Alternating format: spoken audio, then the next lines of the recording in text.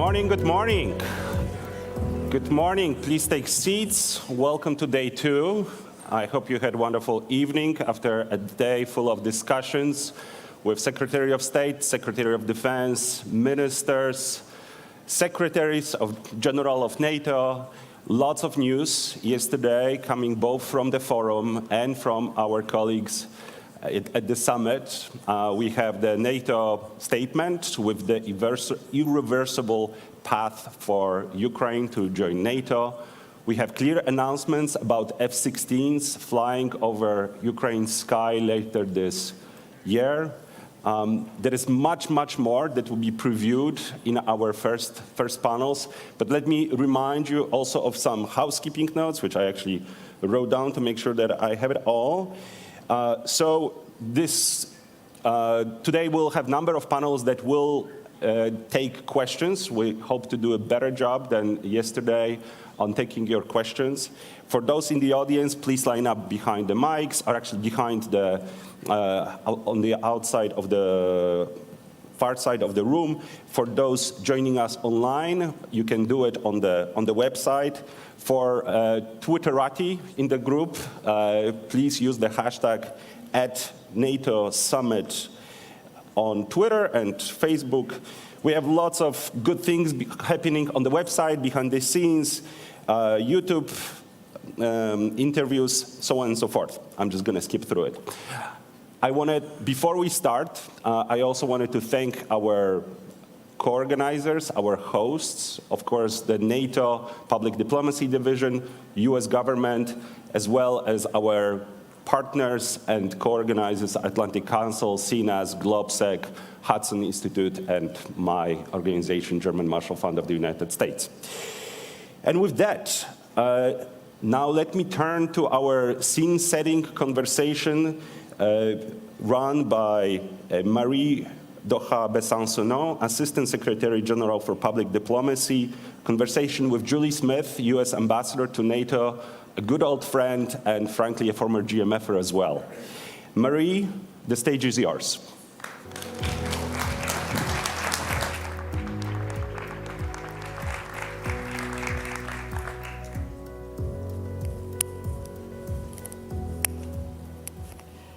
Good morning, dear guests, colleagues, and friends. I hope you have enjoyed last night's reception, and I would like to begin by thanking General Lavigne and his whole team at Allied Command Transformation for making this possible and for offering a truly wonderful reception. Yes.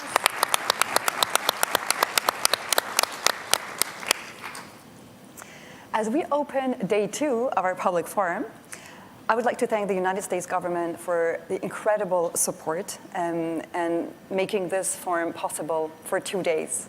I would also like to extend our thanks to you, dear Julie, for the excellent cooperation between our teams in Brussels, which made this possible. Thank you.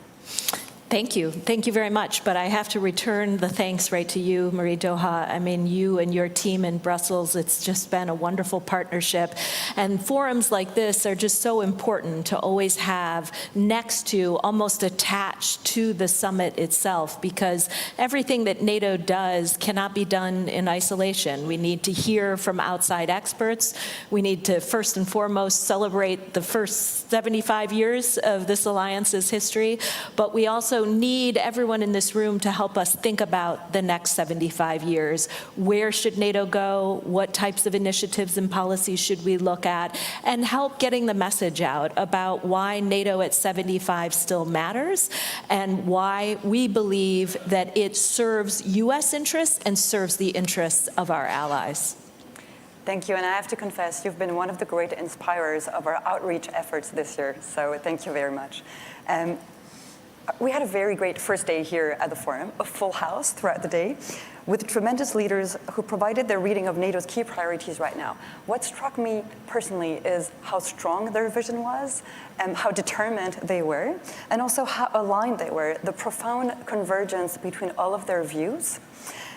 Is this also something that you felt, because you were in the Council for way longer than I was yesterday, is this also something that you felt yesterday? I did feel it in the Council yesterday. So we had a 3-hour, our first session. The North Atlantic Council met at the leaders level. And what was really interesting about that session was to, first and foremost, watch the unity around the table on maintaining our support for Ukraine, first and foremost, keeping an eye on Russia and fortifying ourselves to be prepared to deter, prevent, respond to a variety of hybrid attacks that the Russians are using on a regular basis, either just on the margins or in NATO territory. But above and beyond Ukraine and Russia, what was fascinating about that session yesterday was to hear multiple allies raise issues in their neighborhood. Obviously, those allies towards the south are focused on instability in that region. We had some of our Nordic friends talking about the Arctic and the North Atlantic. Obviously, it depends on where you sit, what your priority list looks like. But there were multiple times during the session yesterday where a Nordic ally would comment on the importance of focusing on the South, and a Southern ally would talk about the North Atlantic. And so, you know, you hear allies talking a lot about this 360-degree approach. Sometimes it might feel like a nice slogan, but it's not a slogan. It's actually the reality of how we operate across the alliance. Day in and day out, we are focused on, first and foremost, Russia's unprovoked war of aggression in Ukraine, but we are able to maintain focus 360 degrees around the alliance and tune in to the challenges that exist across the continent. I think this resonates very well with what we experienced yesterday. What struck me also was the geographical diversity and simply the broad ground that we cover because we are so many. So yesterday we heard from the Spanish Prime Minister about the importance of the southern neighborhoods. We heard from the Slovak Prime Minister who engaged us to be really firm with our eastern neighbors. And then we also heard from American voices, Senator Shaheen of New Hampshire, Senator Wicker of Mississippi. Each one of them is really bringing their own views on why NATO matters to their own citizens. So I think it resonates very well. This was also felt in the NAC, right? Yeah, absolutely. You heard one leader after the next talk about the importance of the alliance, the importance of messaging their own publics on its value and utility, and combating the narrative that NATO's time has come and gone. I think sometimes Russia and other actors are putting out these false narratives either about what NATO's doing, or, for example, Russia likes to often talk about NATO is on the ground in Ukraine, which of course is not true, but they're also trying to undermine societies and our public's kind of overarching perspective of whether or not we need NATO going forward. They're trying to sow divisions across our societies. So we heard leaders talk yesterday about the importance of pushing back against those counter-narratives, and I think we'll hear more from leaders on that subject, particularly on the subject of disinformation later today. That is very dear to my heart, and thank you for mentioning this, and we will have a panel on hybrid this afternoon. So what's in store for us today? So maybe a few words about what we will have here on the public forum. We will be starting with Ukraine. We will continue with new threats and also new partnerships. So we will cover climate change, digital challenges, terrorism, hybrid, emerging tech, working with the industry, and resilience. We will hear from the President of South Korea, from National Security Advisor to President Biden, from our Deputy Secretary General, Myrta Jonah, and from the most senior military voices in NATO. And how about your day? What will be covered in the NAC today? So there are actually two NACs today. It's a doubleheader, and the first NAC will be focused on the Indo-Pacific, and we are excited for the third summit in a row to welcome the 4 Indo-Pacific partners of Australia, New Zealand, Japan, and South Korea. We'll also have the European Union join us for that session.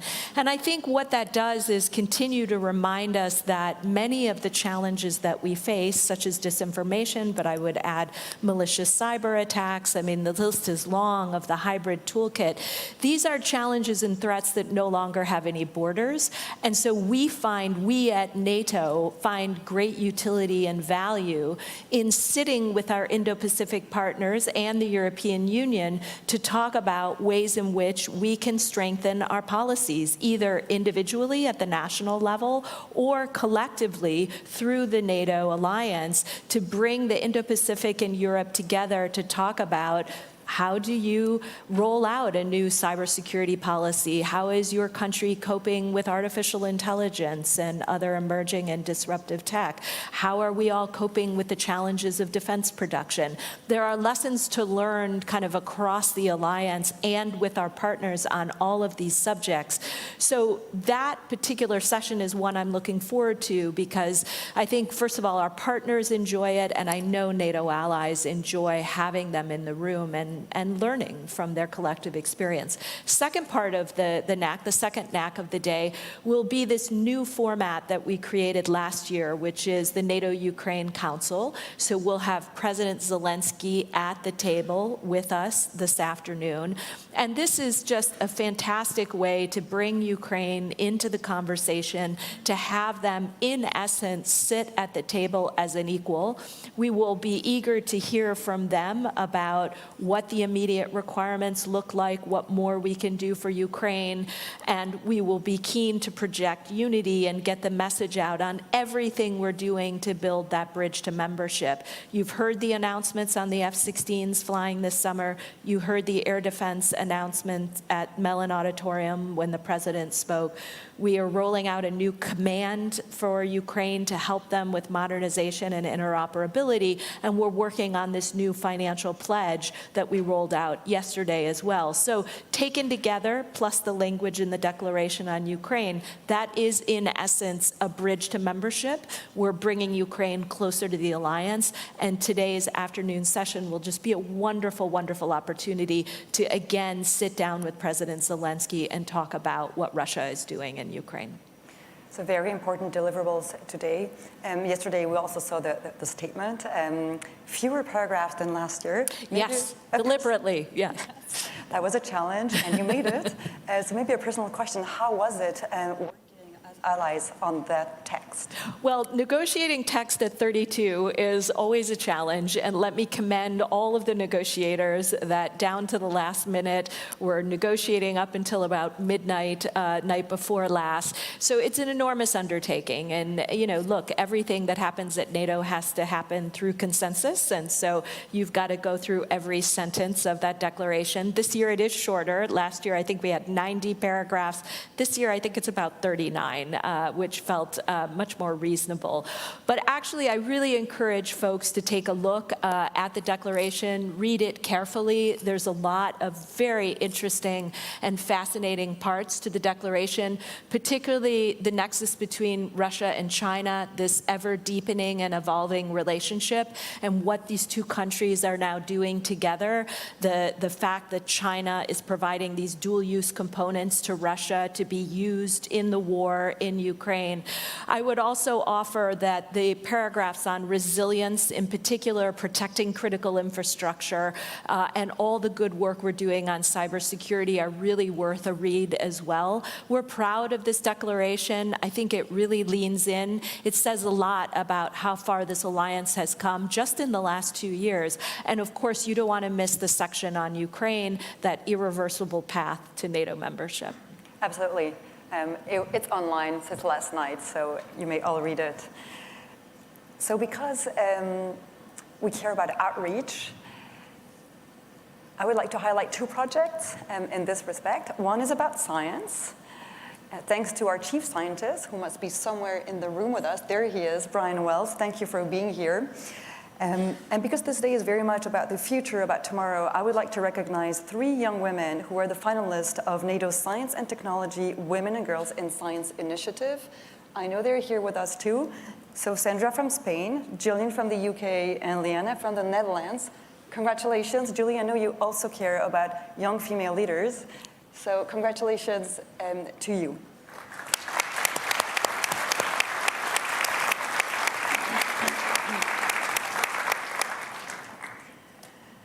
And finally, we believe in arts too. So there will be a physical legacy here in DC, as we did after the Vilnius summit, a big mural. There has been a competition that we have launched. Many artists have actually competed to share with us how they would design and draw peace, freedom, and security. So the artworks can be seen downstairs. Please check them out. And please vote for your favorite one today on the app. And with this, I know you have to head back to the NAC, but if you have a final word. Yes, no, but thanks to everybody who came out to the public forum. Again, many thanks to all of the think tanks that came together, working hand in glove with NATO PDD. This is going to be a great day. I wish I could stay all day, but I'll try to come in and out around the margins of the two NACs. But thanks to everybody for joining us so early this morning, and look forward to hearing how it goes today. Many, many thanks. Thank you. Have a great day. You too.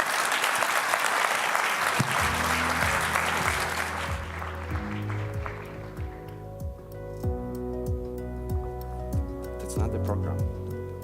Okay. The program is different. Okay, fine. Thank you very much. Good morning to all of you, and welcome to this session. A very quick session, a conversation with Andryi Yermak, the head of the office of President Zelensky. Welcome here, and welcome in Thank Washington. you, Róbert. Thanks. Yeah, thank you. Is that all right? When we first met more than 2 years ago in Kiev, it was, I think, May 2022, so a few months after the full-scale attack on Ukraine in your office, and we've been discussing about the security guarantees and how Ukraine should sustain. I have to say I was really impressed by the leadership and bravery of the Ukraine people, of President Zelensky and yourself. And thanks to President Zelensky and his team, Ukraine 2 years on is still standing. Thank you for your leadership.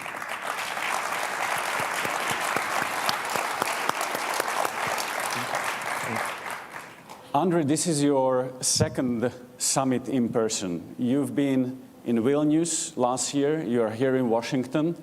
What's your assessment? How did the attitude change? What's your assessment of the summit so far?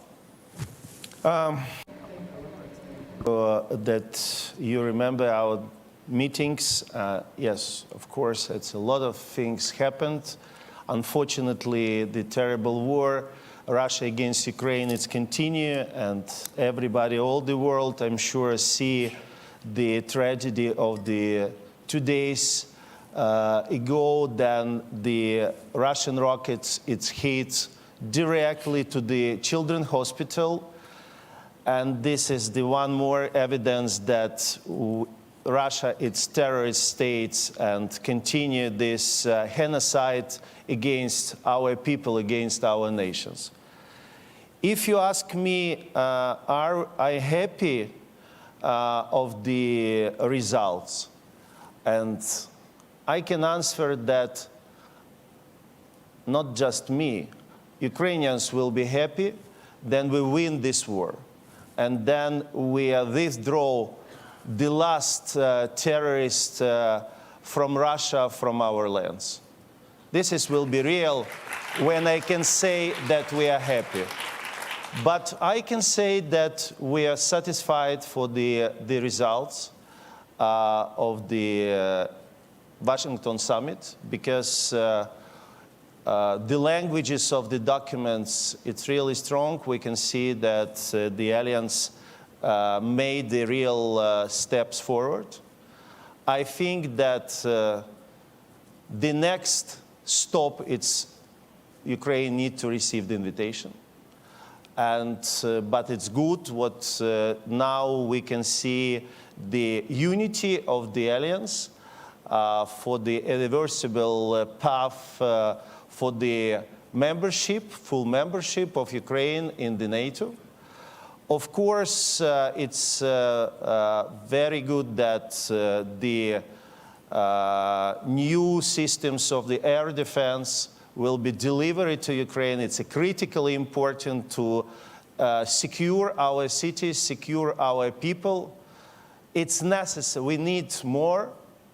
We need more to protect and to prevent that such tragedy which happened 2 days ago never happened, and our children never will be killed by Russian aggressors. Unfortunately, just yesterday, one more child died in the hospital after this tragedy. We are looking for some strong decisions as well today. The summit is continue. Today will be the meetings, the special meetings of the NATO-Ukraine, and the work is continue, but unfortunately, and war is continue. And Ukraine showed during this more than 2 years that we're able to win. And our partners, our friends exactly understand what we need for this. So if I may ask you, there are a lot of talks about getting Ukraine closer to NATO and offering the membership. Well, in Vilnius, you were not offered the membership, but the perspective of the membership. It was said that once you will become the member of NATO, here we are talking about the bridge to the membership. Does the bridge bring you closer?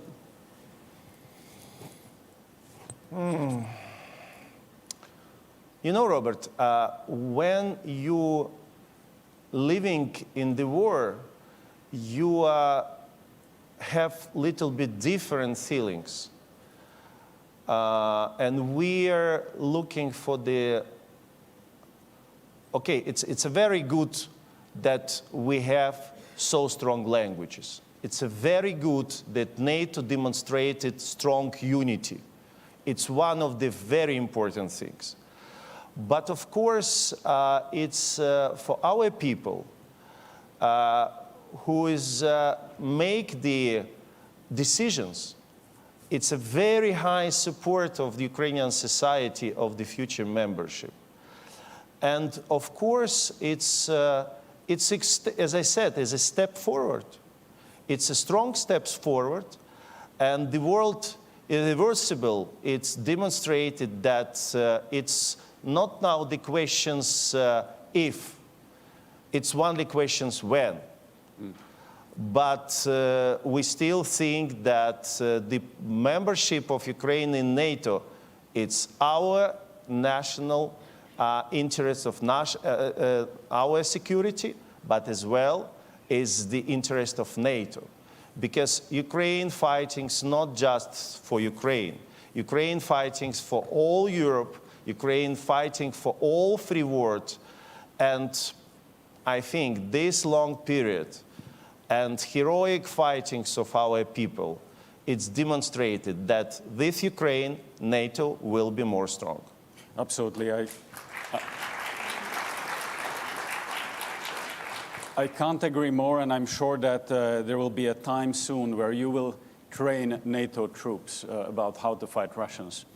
But when we talk about the period until you become the member of NATO and you have the highest guarantees of the NATO membership, the security guarantees, in the meantime, you have been leading the work of Yermak Rasmussen initiative on bilateral security guarantees, and you have signed a number of those. How can NATO countries and NATO as such help you in the meantime for the real security guarantees that you need? Yes, thank you very much. And practically 1 year ago, it was in the Vilnius was agreed historical Vilnius declarations of the security guarantees for Ukraine. And during this year, we have really very good results. We have a lot of very strong bilateral agreements. We have the agreements with all the G7 countries. And we will continue, and just yesterday, our president signed one more agreement with Luxembourg, and we will continue this work. And a lot of countries joined the Vilnius declarations, and thank you very much that you recall how it started. It really started from the documents of our group with Rasmussen and from the Kyiv Security Compact. And during 1 year, once again, it's, I think, very good results. Of course, we always mentioned that these bilateral agreements, it's the security guarantee in the way of the membership of NATO. Because definitely the most strong security, it's a membership of NATO. But in the way, of course, we are working, and we very appreciated that we have these documents, and of course the circle of the countries who is committed to be with Ukraine, to help Ukraine to be prepared for the, not just to finish this war, but to be prepared for any potential aggressions in the future. It's very important. And of course, and plus, it's helped us to make a necessary step to be closer, because most of this country, it's members of NATO. And of course, I think it's logically works for the main goal, full membership. Andryi, the allies have announced a lot of pledges during these days. We've heard here on the stage ministers saying that F-16s, the first F-16s will arrive by summer this year, that you will receive very quickly new Patriots from US and anti-missile defense systems from European allies, that NATO has agreed that next year they will support Ukraine minimum with 40 billion US dollars, so the same level as this year, minimum. But my question is, this all helps you to sustain the country. But the question is, if you would wish one thing which would change the dynamics in the conflict, what would it be to change the dynamics and to help you to win this war? I'm sure that the partners have to take off any restrictions to use these weapons, not just by Ukrainian territory, but have the possibility to answer, including the territory of Russia. Because it's impossible to fight then enemies have any restrictions. Enemy can directly attack to our civilians, children hospitals, schools, and we have these restrictions. I think that it will be a really game changer, and I hope that our partners understand it and agree these decisions as soon as possible. Thank you.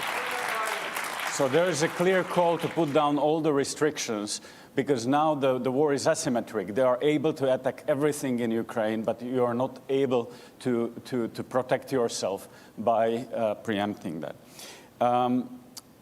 Andryi, we are running out of time, and I have plenty of questions, but let me ask you two questions now. June and July was very important for Ukraine, because you had the recovery conference, peace summit, you had the Normandy, NATO summit. Next week you have EPC in London. What's next? What's next in your strategy and in this international diplomacy? Róbert, again, we are a little bit living in different understanding of reality, because we in the war. For us, it's not next something. We are 24 hours, 7 days, working, living, fighting, because we have war. Every day, our heroes in front line fightings. Every day, our people under attack of the Russian terrorists.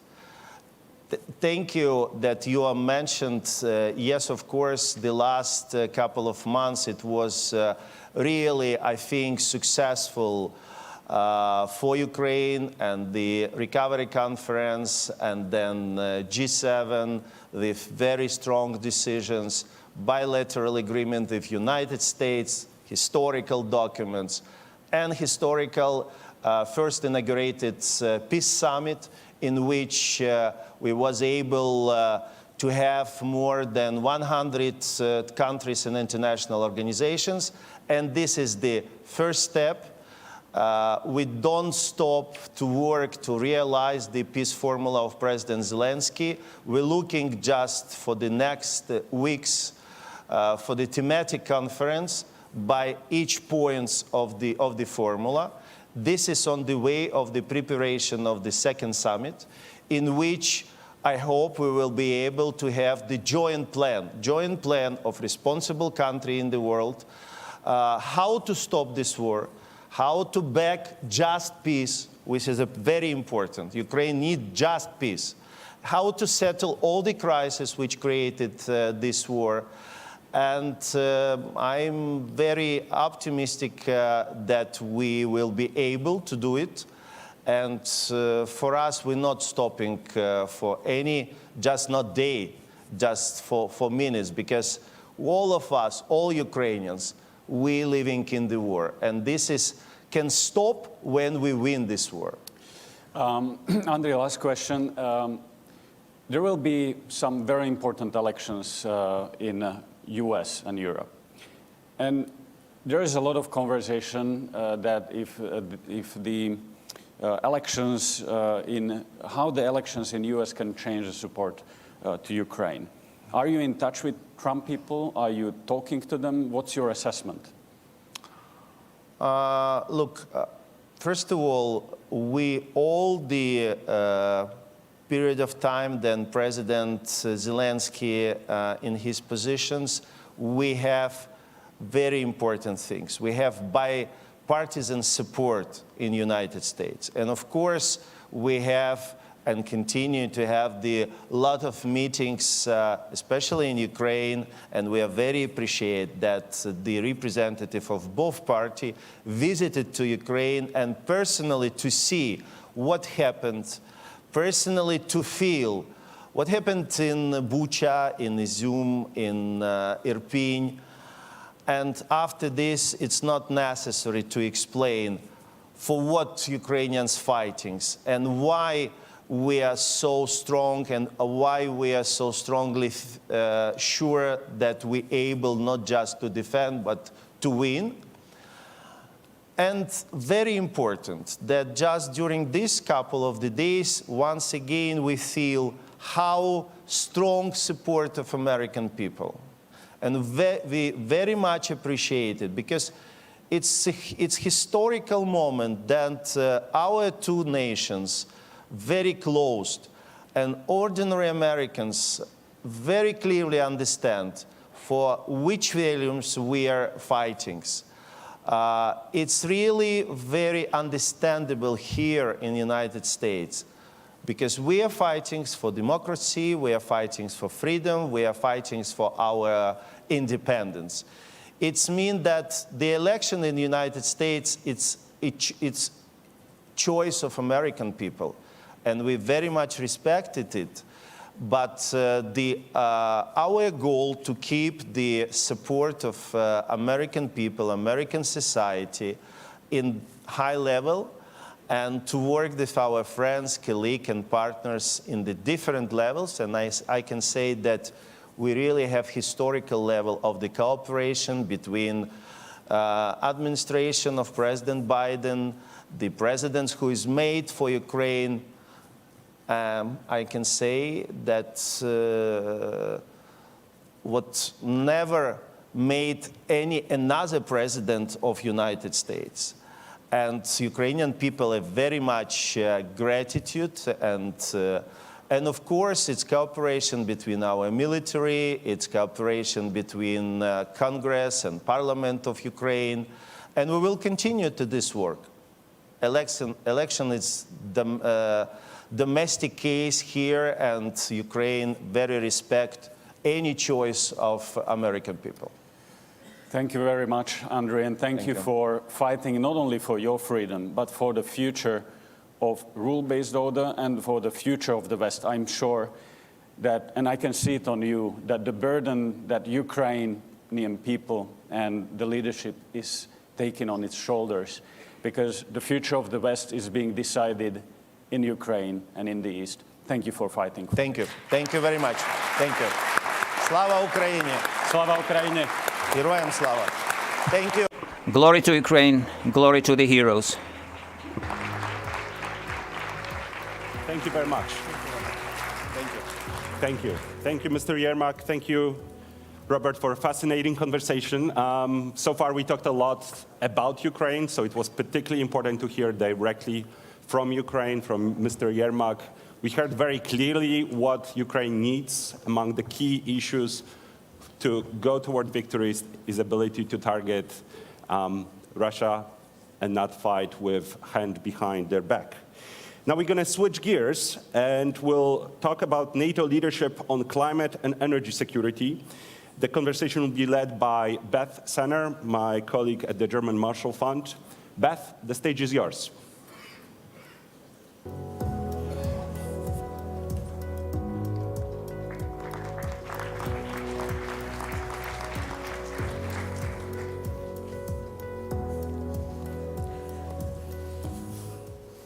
Well, thanks everybody for being here this morning. It was a fantastic day yesterday.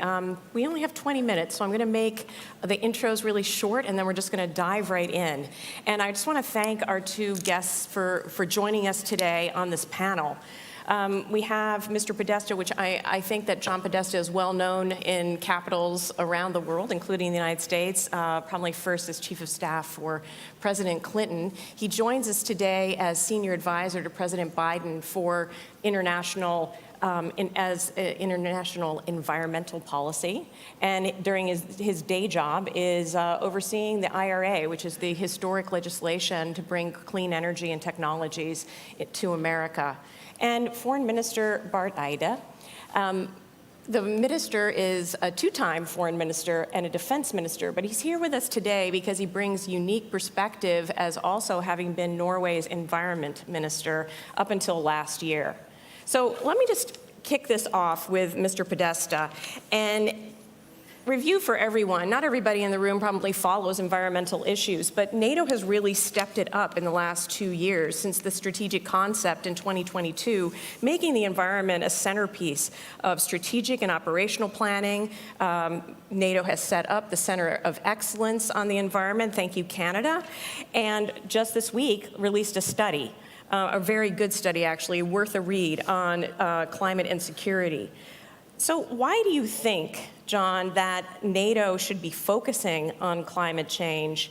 And what do you think are maybe the first, second, third order effects, something here that we're not focused on as much as we should be as a security community? Well, thanks. And I want to start by calling attention to Secretary General Stoltenberg's effect on this space, particularly the Climate Change and Security Action Plan that was developed by NATO, now the third assessment in light of that plan, looking at a range of issues and how climate change is in fact affecting security. If I could take a moment, you noted I was here with President Clinton, and I was here at the 50th anniversary of NATO. At that time, our senior director on the National Security Staff for Africa, Gail Smith, went into the White House briefing room and said that transnational effects like pandemics, like HIV/AIDS, and climate change were indeed the security effects that needed to be taken into account by the security establishment. She literally was laughed out of the briefing room. By 2014, the National Defense Strategy documents recognized climate change as a threat multiplier. Now I'm fond of saying it is now the threat. Why? Because of its profound effect on human security, the ability to affect everything from water and food systems, drought, floods, extreme weather, displacing people, pushing them into conflict, pushing them across borders. Clearly, both from the perspective of what the security environment looks like, climate change is very much a real security issue, and that's why NATO has embraced as a concept the idea that you have to plan for it, you have to train for it, you have to purpose your mission to anticipate extreme weather events. And U.S. is sort of kind of what's next, what's kind of missing. And I think in that regard, we're continuously learning and need to build both intelligence systems and early warning systems that help us plan for stronger responses, but build more resilience into societies, into our militaries, into our domains, to ensure that we can react to a rapidly changing environment. Thanks for that. You know, I'm convinced, but I don't know if everybody at this conference is convinced. This room isn't as full today as it was for some of our other sessions. And so I want to kind of turn it to this question of competing priorities. There are voices here in the United States who have publicly said, and I think also in Europe, who have said, you know, look, the focus of militaries on climate is coming at a cost to our focus on our core challenges, particularly going toe-to-toe with China and Russia. What would you say to that? I would say that those voices are wrong, and that what NATO is doing is right. People live in the physical world, and the physical world is changing massively because of climate change and biodiversity loss. You know, we have two crises, the climate crisis, the NATO crisis. That undermines directly the ability to live in certain parts of the world. You know, it undermines the ability, as John said, to produce food, to have clean water. That can displace people. That will bring groups of people into more tension over increasingly scarce remaining resources. And we have many examples of how the peace dividend in post-conflict situation is also undermined by accelerating climate change. And the militaries of NATO and the intelligence services, for instance, in this country, the National Intelligence Estimate has for several years now said that the effects of climate change is one of the biggest security challenges in the long run, because it's on several levels. The first level is it changes the security landscape that we relate to as security policymakers or militaries or people trying to analyze the situation. But it also affects the ability to conduct military operations. So you know that naval bases are obviously located close to water. Now we have sea rise, and we also have much more frequent extreme weather, particularly affecting shores. There's already thinking about that you might have to move entire massive installations to other places. In my country, and I know it's true for, you can see it even in the war in Ukraine, that the period of the year where you can move heavy equipment, tanks and artillery, in my country, if it's sort of full winter, no problem, steady, good ground. If it is full summer, no problem. But these sort of muddy spring and autumns are getting much longer. So you have also these practical effects. And then, of course, you have the effect of the rest of the world gradually moving into new fuels and new technologies. Shouldn't the military also be part of that? Because who will produce the classical fuel that you need for your tanks if everything has been electrified elsewhere? So there is a lot of challenges on the security level. There are challenges to the military themselves, and there are opportunities for the military themselves in this. So I would say if NATO did not look into this, it would not be doing our job.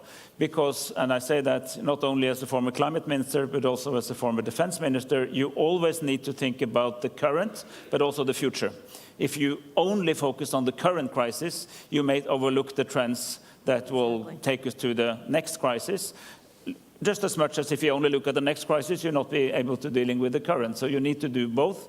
And that's why NATO officially launched a few days ago the center in Canada, which is a NATO center of excellence on the relationship between climate and security. It's already been running for some months, but it was officially launched at the great ceremony at the Canadian Mission. It's placed in Montreal, which is also the home of the recent Kunming-Montreal Global Biodiversity Framework, by the way.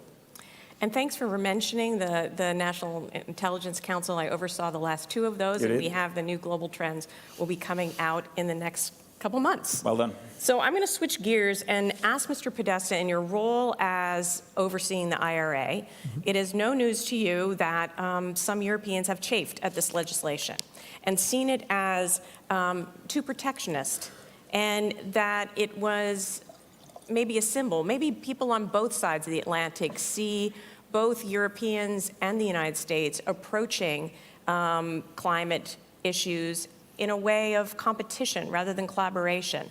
What can you tell us practically, instead of just some of the talk, but practically, what are the things that we can do to really emphasize collaboration between allies to advance this goal?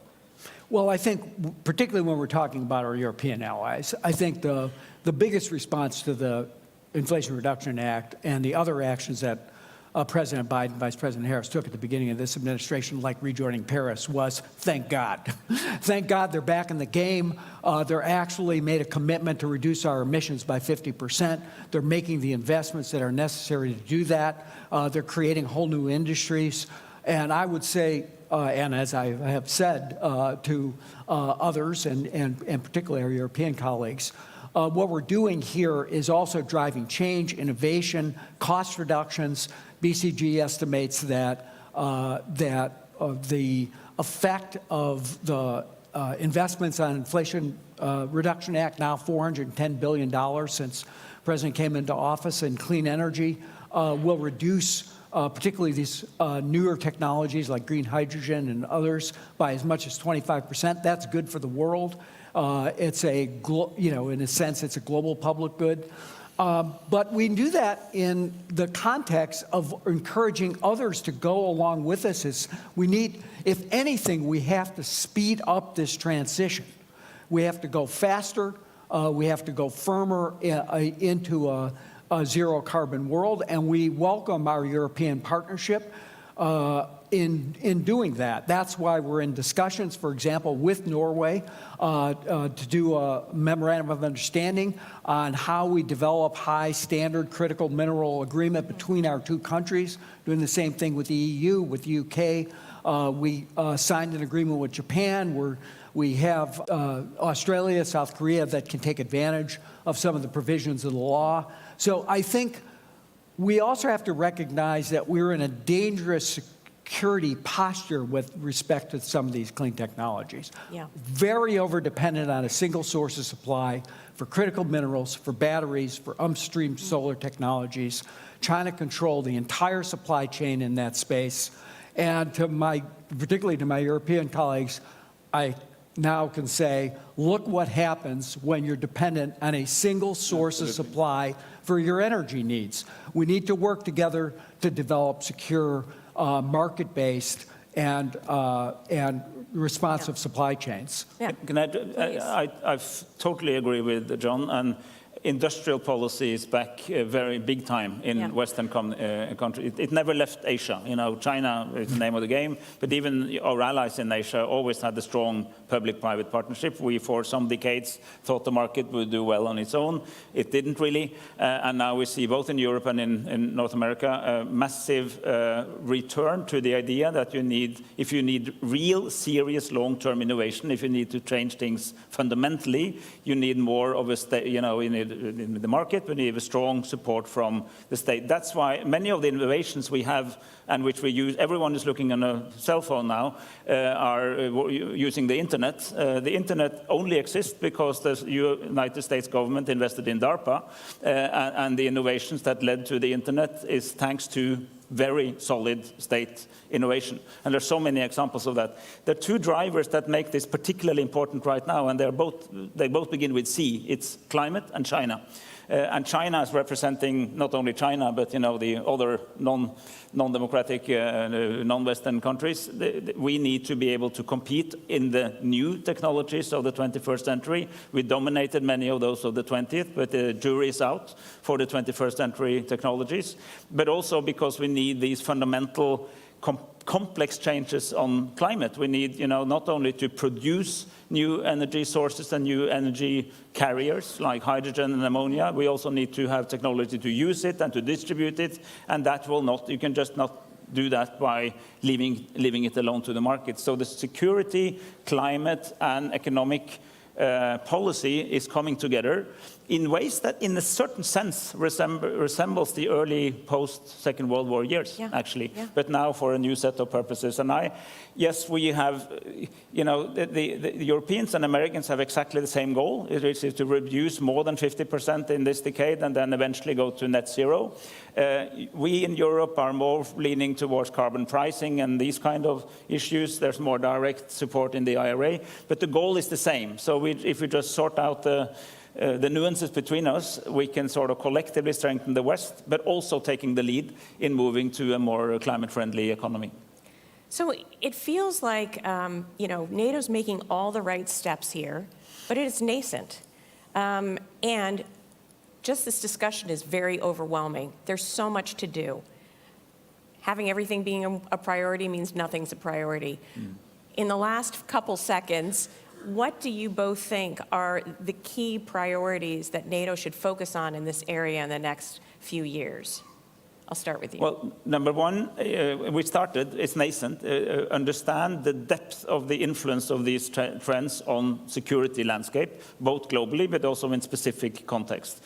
Number two, find out what NATO itself can do to contribute to climate mitigation, sort of reducing impact of its own operations. I mean, here, for instance, new technologies like simulators means that you can learn more without spending, burning so much fuel as we're waiting for the new fuels.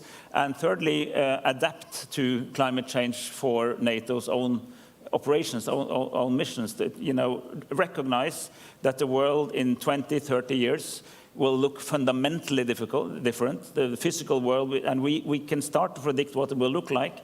So don't build stuff today that will be irrelevant in 20, 30 years, because all major military investments are supposed to be there for at least 30 years. So make sure that you're adapted to the physical world that you will have in 30 years already now. John, last. Yeah, I would say analysis, threat assessment, planning, training, operating together in an environment that's rapidly changing, understanding those mission needs, using the transformation command to basically resource those. And then I would put a big emphasis on early warning, building the systems that will give people the ability, and both our own countries and countries across the globe, the ability to respond early enough that the most extensive damage can be mitigated at the front end, which is a lot cheaper than doing it after the fact. Thanks to both of you. I think we covered a lot of territory in 20 minutes. And thanks to the audience. Appreciate it.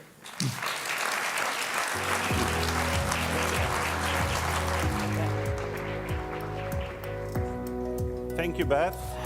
Thank you, panelists, for enlarging scope of our discussion. Climate is certainly impacting the way our militaries train, fight.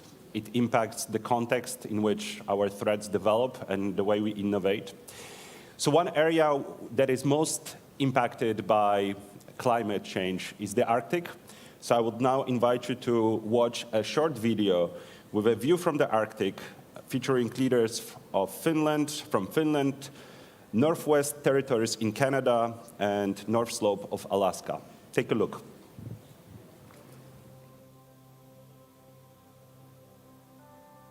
NATO complements Finland's unique concept for comprehensive security in the sparsely populated north. It also brings safety and stability for the northern residents by balancing military powers in a broader Arctic region. The Rangers play a huge role in defense and security, but they must receive financial and capacity support to be competent defenders. Community businesses and entrepreneurs are well positioned to build up infrastructure systems and security workforces. Rovaniemi is the home of Lapland Air Wing and the Jäger Brigade's anti-aircraft unit. Finland's first F-35 fighters will be stationed at Lapland Air Wing. Additionally, Rovaniemi hosts Western Europe's largest shooting range and military training area. we still have so much to learn about the Arctic. The moon is better mapped than the Arctic Ocean floor. NATO has had a very good record of supporting science over its history. Arctic research is something that is still very, very important for the security of all of our nations. The uncertainty of climate change in the Arctic needs a holistic, Indigenous and Western science approach and understanding of the land and climate devastation. As climate change progresses, natural resources and maritime routes in the Arctic region become more easily accessible, increasing tension in the area. We have to realize that the Bering Strait is really the Bering Gate. Global impacts on the Arctic need global solutions and speedy collaborative efforts to defend and secure Arctic homelands and protect the human rights of Indigenous peoples and Northerners that make the Arctic their home. Thank you for joining us for this video. For our virtual participants, you can now tune in for conversation with youth voices from Ukraine and a conversation with General Philippe Lavin, Supreme Allied Commander Transformation. And for guests here, please feel free to join us for a coffee break, get caffeinated, get some conversation going, and meet us here in 30 minutes. Thanks.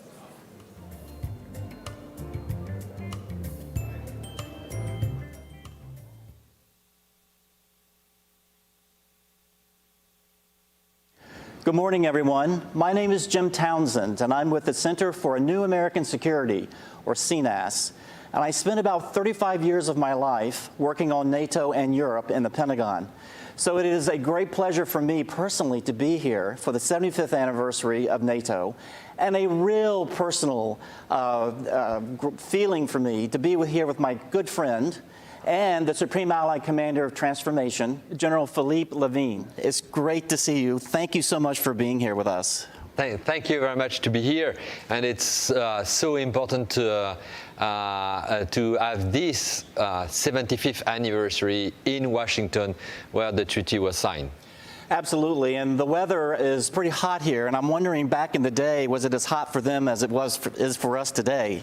Oh, I don't know, but it's the same weather I've got in Norfolk, Virginia, where I'm living. So it's and I've got no jet lag. So I'm the local man of this summit. Well, that's a great position to be in. Yeah. And just based on what you said about being in Norfolk, you've been there for 3 years as the SAC-T, as the Supreme Allied Commander Transformation. And a lot of you probably know SAC-T, or ACT, Allied Command Transformation in Norfolk, is in charge of keeping the alliance looking forward and keeping the alliance in a state of transformation to make sure we don't get mired in the past and that we're always alert for the threat coming in the future and how to handle it. So, General, my first question for you is, you've been there 3 years.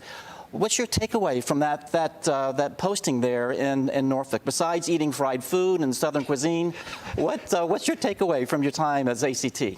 Yeah, thank you very much for this question, very important question. But back to what is ACT, what we are doing is, you know, we love acronyms in NATO. It's Allied Command Transformation, but I pitch ACT with the A for anticipation. What is the new reality? What are the drivers of change for tomorrow? And of course, then we have to propose to the nations and to NATO how to keep the edge. Because the aim of transformation, the aim of all this is to keep the edge in order to protect our 1 billion people, in order to preserve peace and stability. So anticipation and then concept to capabilities. We can talk about cognitive warfare, multi-domain operation, digital transformation, to capabilities, because at the end we need capabilities for our warfighters. And of course, 95% of the capabilities are developed by the nations.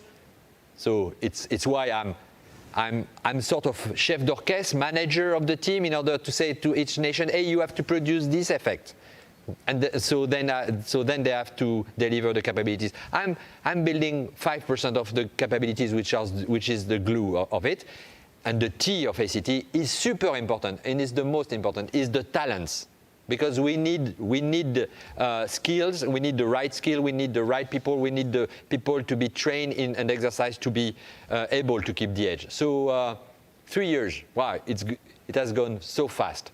But 3 years, my perception is when I jump into this job, NATO was strong to have this team, strong to have this type of processes, exercising. But today, NATO is stronger. And tomorrow, NATO will be even stronger than today. Why? Because we have refocused. We have refocused on collective defense, which means more able to deter, be stronger in our defense. Of course, we can talk about, and I'm sure that Chris Cavalier has talked already about operational plan, C2, command and control, and forces. But we are also, we've got plans to tackle the future of the challenge of the future. So we will be stronger, and we are stronger with 2 new allies. When I arrived in these 3 years, I've made 3 military integration: North Macedonia, Finland, and then Sweden. It's fabulous. It's fabulous. It's fabulous. And we are stronger because our nations, our political authorities are committed on defense and deterrence. They are, and it was said, committed with more defense spending, 23 nations above 2%. So that's what I'm taking from these 3 years. But the big thing is, it's good to have 75th anniversary, but we need to protect our future. We need to continue to keep the edge. And the new reality is, what I say, it's more faster everywhere, interconnected. So how to deter in this new world? How to keep the edge? We need to produce more, not only capabilities, but more training, more interoperability. And the way we are going to do that is through a multi-domain operation alliance enabled by this necessary digital transformation. Well, that's a lot. I think I have 1,000 questions, and I'm sure you all do out there in the audience as well. But let me ask you something about industry, because I know that's a very important part of what you do. It's something that a lot of people think about when they think about NATO, but it's become really important now for the U.S. defense industry and those industries in Europe as well to work together to try to help you deliver on the future, develop those capabilities. So as you leave now at the end of your 3 years, do you see the relationships between NATO and industry and the transatlantic industrial relationship? Is that now more cooperative, helping out to try to help us face the future? Are you seeing progress? Yes, I've seen progress, but it's not only this community of interest. We are working with other community of interest, academia, young people, research lab. We've got MOU with different labs, either in Europe or in US, Johns Hopkins University, MIT, etc., etc. So I think it's all this world has to work more and more collaboratively in order to propose, to help us to get at the pace, but also at the scale what we need. Because, as I say, we need more and faster. And and of course there are. If I'm taking the example of space. Space is, and especially the new space. We need the civilian, the private sector in order to help us to build either our situation, our space domain awareness. We need it for high connectivity, low latency for autonomous system. We need for the new command and control we are going to deliver. We need to work. But how to do that? It's by opening our military exercises, training, experimentation, brainstorming. We have to be all of us around the table. And yes, we have done some progress, but there are so much things to do again. So I'm very confident there is a way, there is a will, so we will succeed. Well, let me ask you a question about the future. Based on what you just said, you've got a pretty good idea of what NATO still needs to do and the work ahead.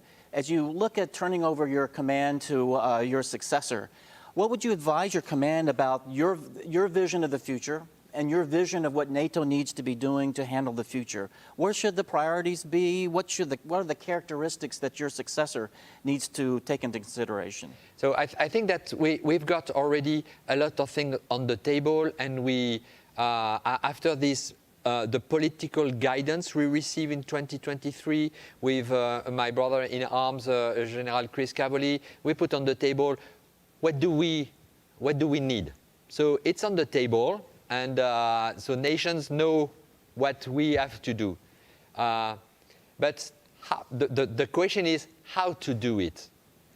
For example, when I'm talking about digital transformation, data centricity, data is the fuel of tomorrow. I will tell him, well, military, we have to continue to do a lot of things, training, exercising, thinking about the future and translating in requirement. But we have also to work with our political authorities to share more the data in order to be stronger together, for example. I will say him, continue to work with the civilian society because, for example, resilience is, we've got a huge interdependency between military resilience and civilian resilience. If I'm talking about cognitive warfare and misinformation and disinformation, it's an all society approach. So I will say to him, work and be sure that everybody is working together because it's not only a military solution, it's an all society approach we need to have. Well, General, we're running out of time, but I just want to say that what you just said makes me very much want to come back into government and work for you at ACT. But you're going to be moving on, and we're going to miss you very much. I know ACT will, and I know NATO headquarters will. And I look forward to hearing more from you in the future as you go on to your next assignment and take on the future from wherever you end up within the French military. Yeah, thank you so much. Well, thank you. Thank you. It was a great honor, but also, as you see in my face, a great pleasure. And I will keep going to serve and to protect our future. Well, I'll send you some fried seafood next year because I know you'll miss it. Thank you so much. Thank you. Great to see you. Thank you.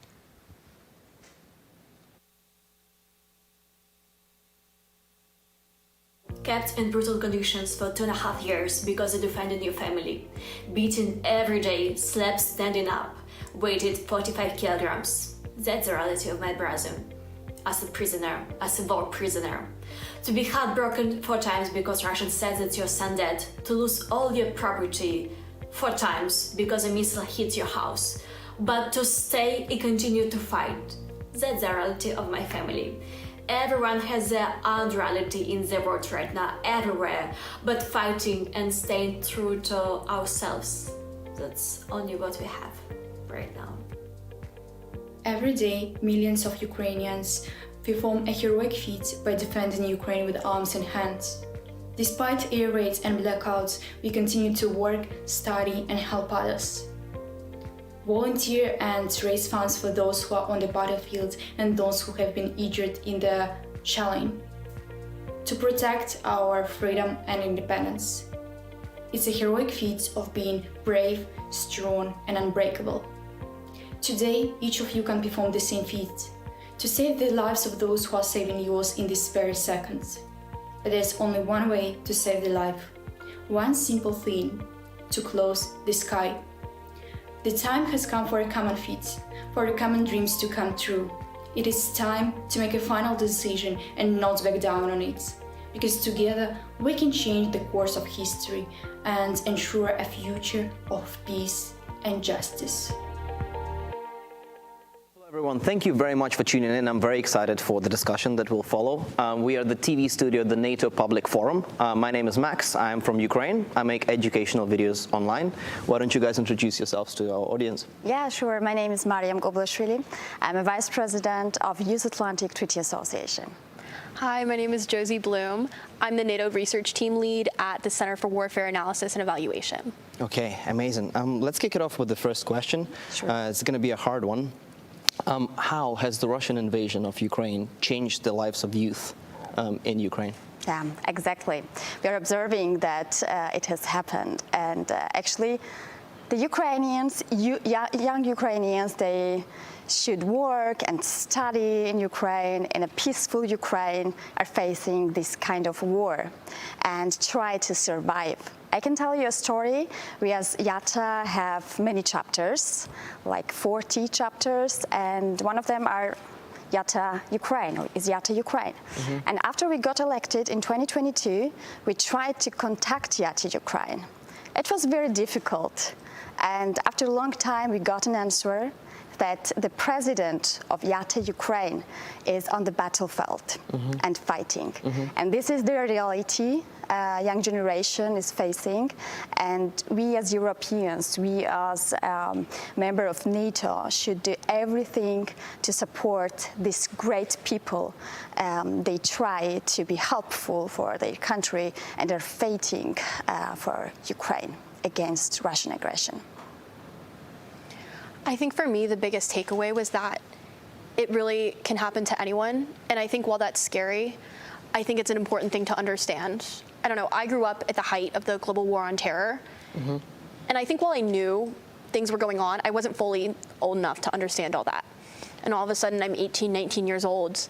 Even just at home, scrolling through TikTok, I'm seeing videos of Ukrainians making things like get ready with me to go to the bomb shelter, or they're doing days in their life mm-hmm. where they get attacked halfway through. And it really honed into me that this can happen to anyone, and that for many people over in Ukraine, that is an unfortunate reality.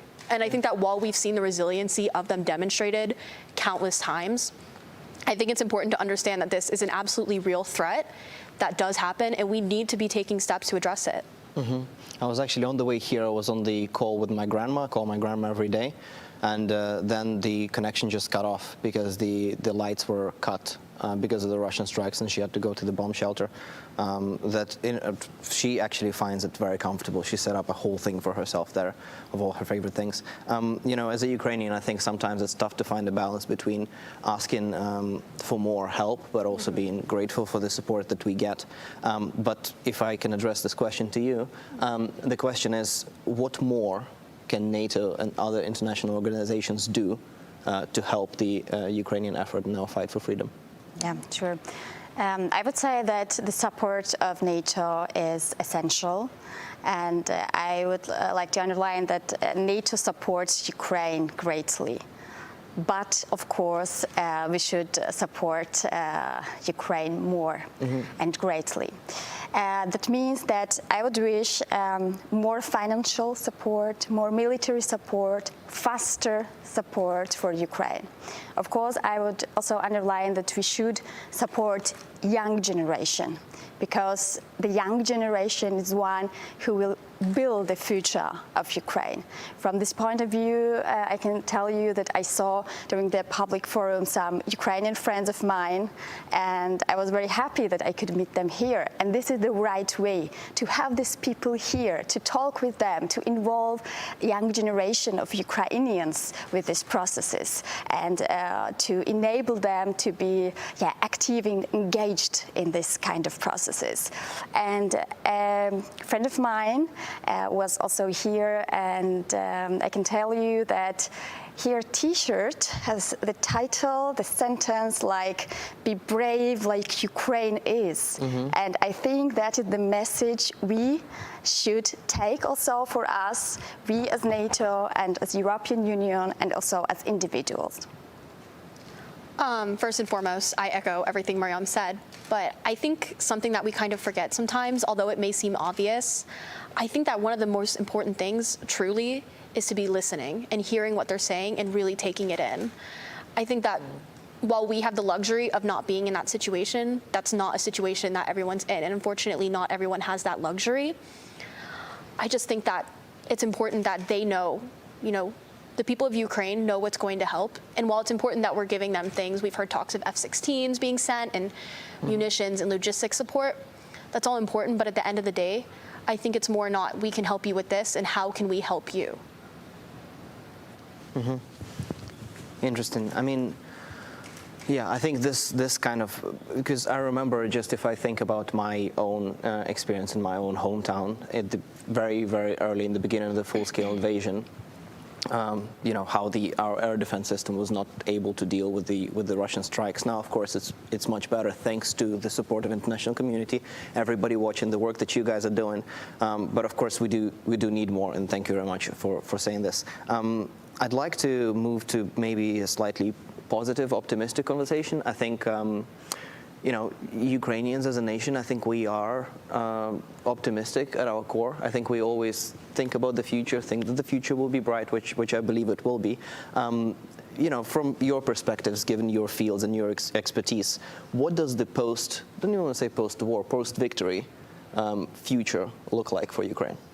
Yeah, that was actually very nice that you said post-war, post-victory. This is essential. So we should often mention this kind of words, not what will happen after the war, no, what will happen when Ukraine will win. And this is essential.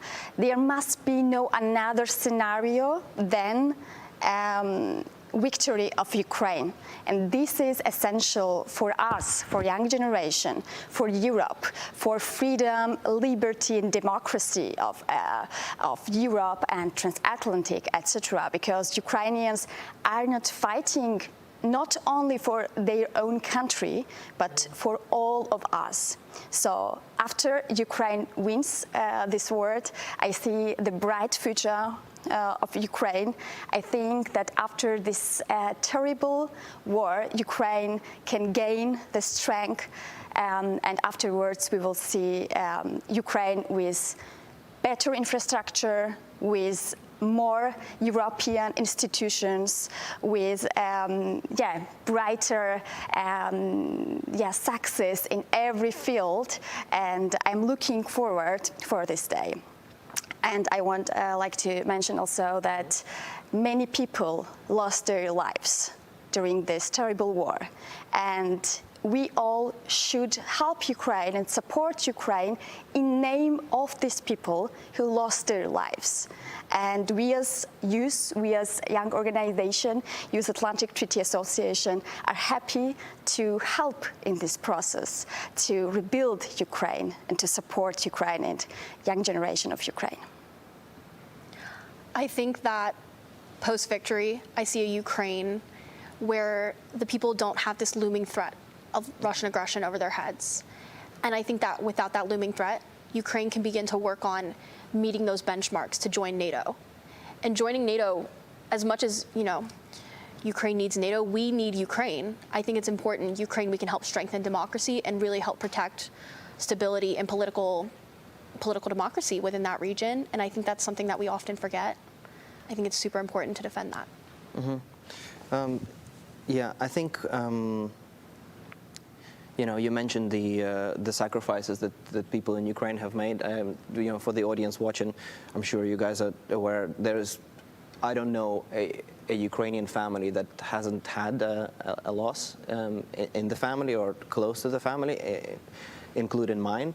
And, you know, I think it's really great to see at this summit a lot of really positive, strong, bold support for Ukraine. But as you have mentioned, what we're looking for are also actions, but also not just today, on the day of the summit, but also most importantly on the other 364, right? 364 days in the year. I wonder maybe if we could finish with a slightly different question.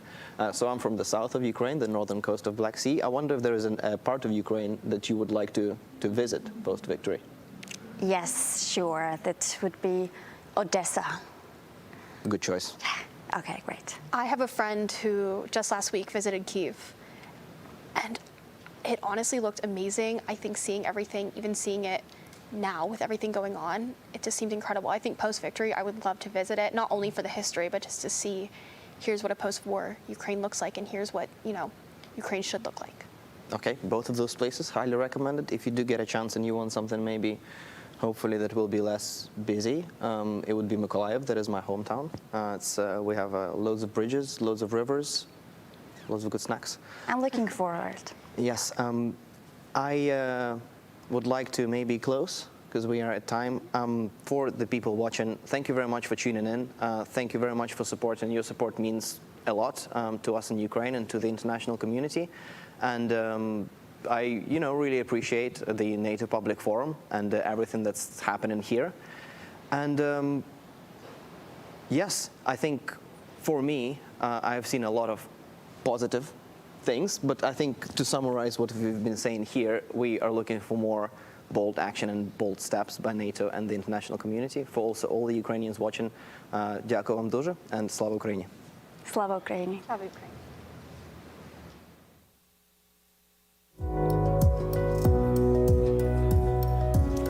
Hello, everyone. We are now resuming our programming with a session on NATO in a digital world.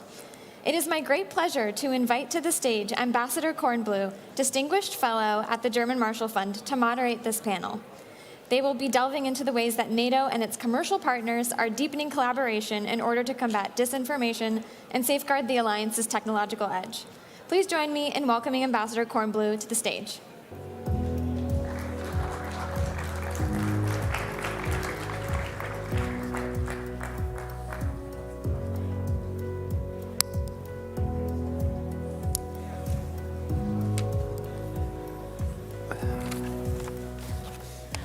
Welcome everyone to this panel on NATO in a digital world. We have the perfect panel to discuss this topic.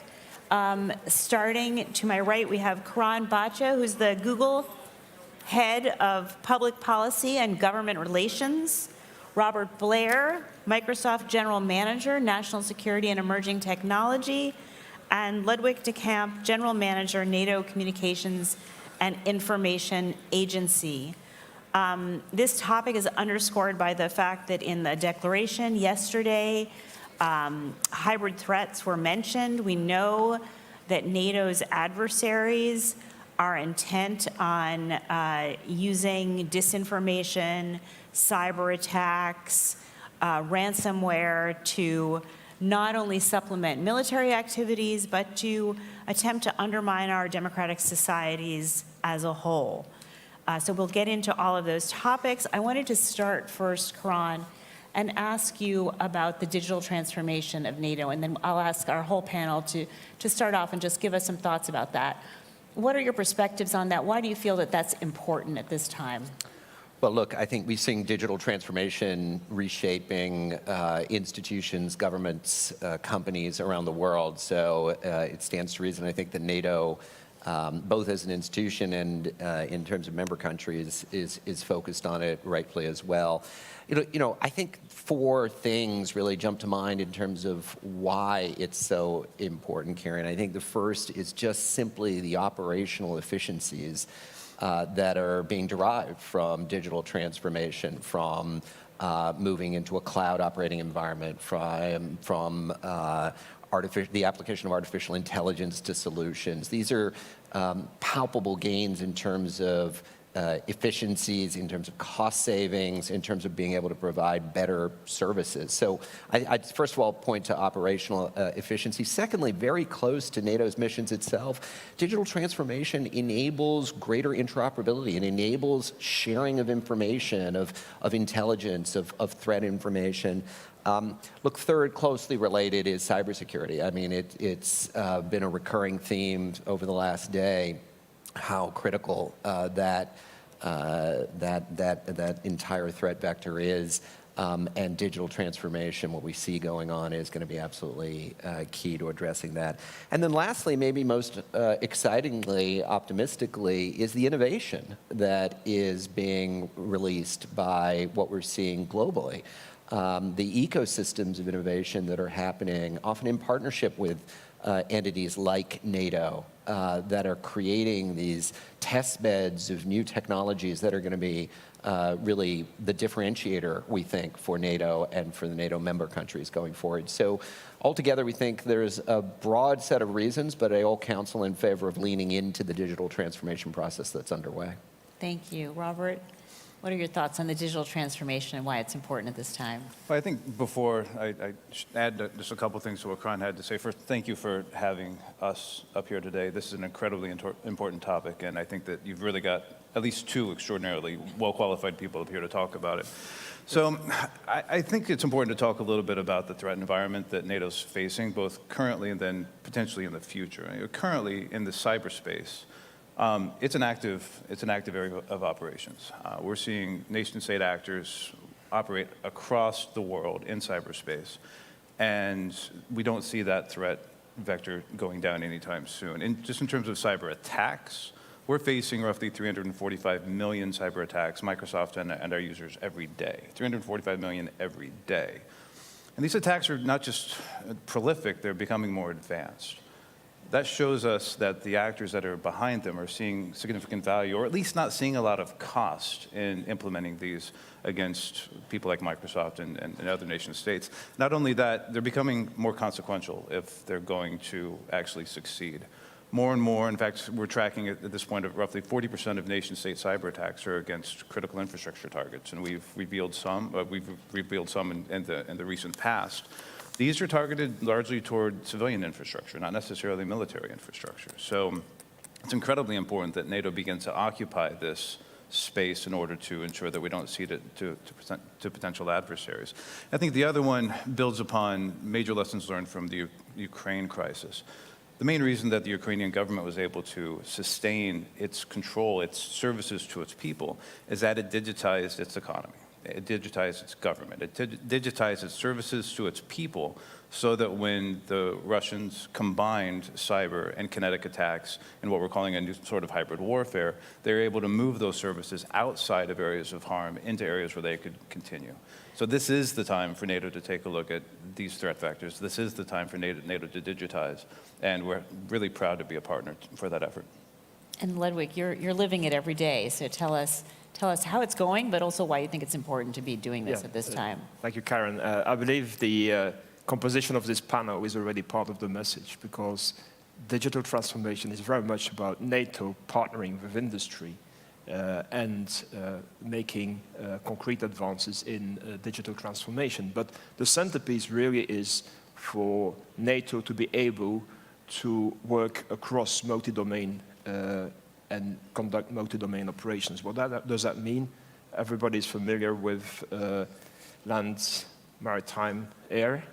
We added to that as domains of operation cyber, which is not just cybersecurity, it's a cyberspace domain, so the information domain, if you wish, and in addition to that also space.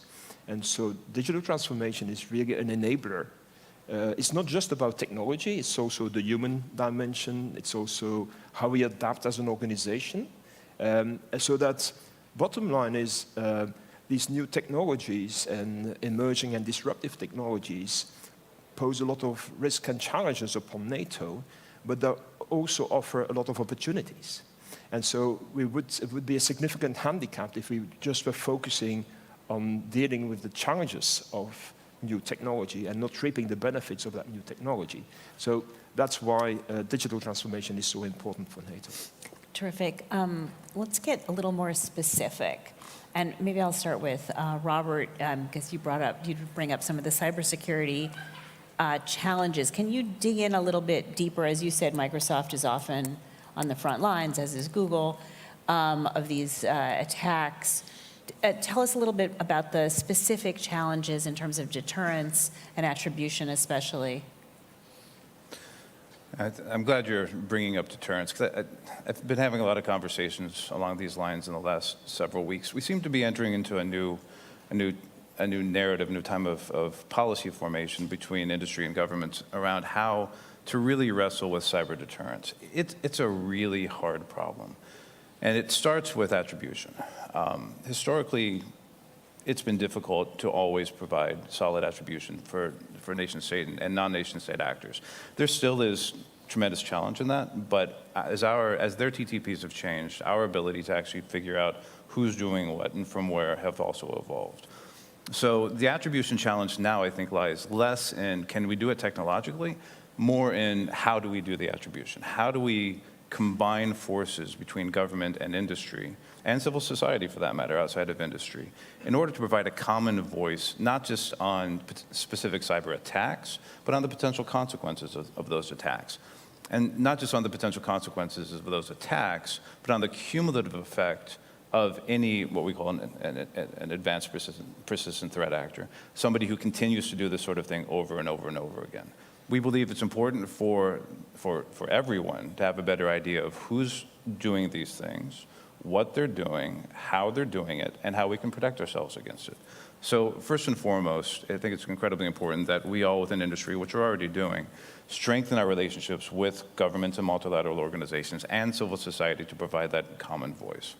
I think once that attribution challenge has been addressed, it's important for governments to begin to lean very hard into a conversation on red lines, the sorts of cyber attacks that cross those red lines, and then the consequences that need to come about. And those consequences need to be applied, and they need to be applied across all government actors. There are certain things that industry can't do. We are limited to defensive actions. And the quote that I said earlier, 345 million attacks a day, if you look at it, we talk about 5 nines, right? 5 nines as being the epitome of reliability in any critical system. So that's 1 in every 100,000 events. We can stop everything besides 1 in 100,000 events. If there's 345 million attacks, that's still 3,450, if I did my math right, 3,450 attacks that make it through every day. That is an unacceptable level of penetration. And we think it's much lower than that based upon our stats. But still, as the number of attacks go up, it's important that we move away from an attempted deterrence by denial, which is where we are today, to deterrence by consequences. And that's something that only governments and multilateral organizations can step into and achieve in cooperation with industry and civil society. Okay, great. We'll turn back to Ludwig in a second. But Karan, you have released a video and a white paper that I've seen on cyber defense, how to support cyber defenders. Can you talk a little bit about that? Look, what Rob describes, we're certainly seeing as well. We have, long been, by virtue of our significant consumer set of products as well, intensely aware of this set of threats. We're defending, the personal information of billions of people every day at Google around the world. So it's a threat that we've been acutely focused on for a long time, and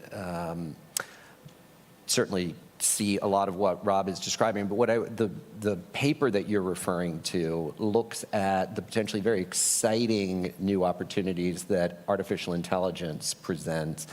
And it certainly can be AI. I think we've discussed previously in forums like these, presents threats.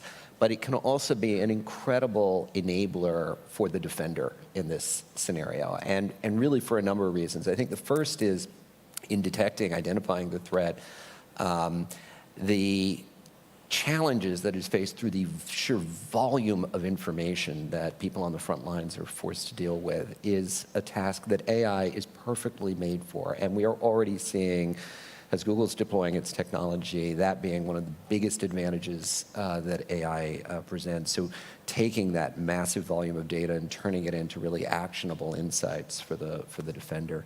I think the second thing, not just in the threat detection category, but in the response category, AI has got this extraordinary capability of helping people writing code, doing it better, doing it more securely, doing it faster. And that has allowed the systems to become more robust in a way that's really a bit of a game changer. And then lastly, it's simply a question of the time savings, the focus that AI allows, the alleviation of repetitive, tedious tasks to allow for the defender to really be at the forefront of, strategically acting against what the biggest challenges are. And so the combination of those things are one of the reasons why at Google we've been investing in AI for cybersecurity in a way that we think is going to be, in partnership with entities like NATO, a game changer. Terrific. Ludwig, I want to also put on the table disinformation, because I know that's part of, as you've said, part of cyberspace and the challenges of cyberspace. You know, in the US, just in the last days, the Department of Justice deterred or dismantled a bot network that was Russia was using, powered by AI, to try to sow discord in the US. So this challenge of disinformation is not going away, and China, Iran, you know, others are learning all too quickly how to sow discord in our democratic societies. How does NATO think about this topic, and tell us what you're doing about it? Yeah, okay, AI was mentioned, and of course it poses threats, as was mentioned, also in terms of coding and cybersecurity and so on. But we also want to see how it can help us with our situational awareness in cyberspace, and that includes misinformation, disinformation campaigns. And so NATO has adopted a strategy with regard to AI. First, as part of that strategy, and we're working very closely together with industry on this, is responsible use of AI. So we have agreed on a number of principles for responsible use, but also we said we want to do AI in a step-by-step approach on concrete use cases. And one use case is exactly that, Karen, is created an analytical tool with industry so that we have a better insight into information domain, public media, and so on, social media, and so on. And also we can identify misinformation and disinformation campaigns, that then we pass on that information to our colleagues from public diplomacy so that they can take counteraction. And that is an AI-enabled platform that we have developed together with industry that provides that level of insight. That's just one example. I have several other examples where NATO is step-by-step implementing in real terms through these use cases, AI. Give us one more use case. Well, we have a... I just think it's important for people to really understand what's happening every day. Yeah. Well, part of the challenge is also because AI is very much a learning environment that learns from data, widespread and data available. And that's why the computing power and so on is so important, and also cloud is so important. But also we have in NATO classified information, operational classified information, and what we have done is a use case on creating a NATO-owned environment where we can upload up to NATO secret data that allows us then to run AI tools on that data. And there's a broad application of that. For instance, better understanding the situation in Ukraine is one case in point where we are sitting together with military commanders.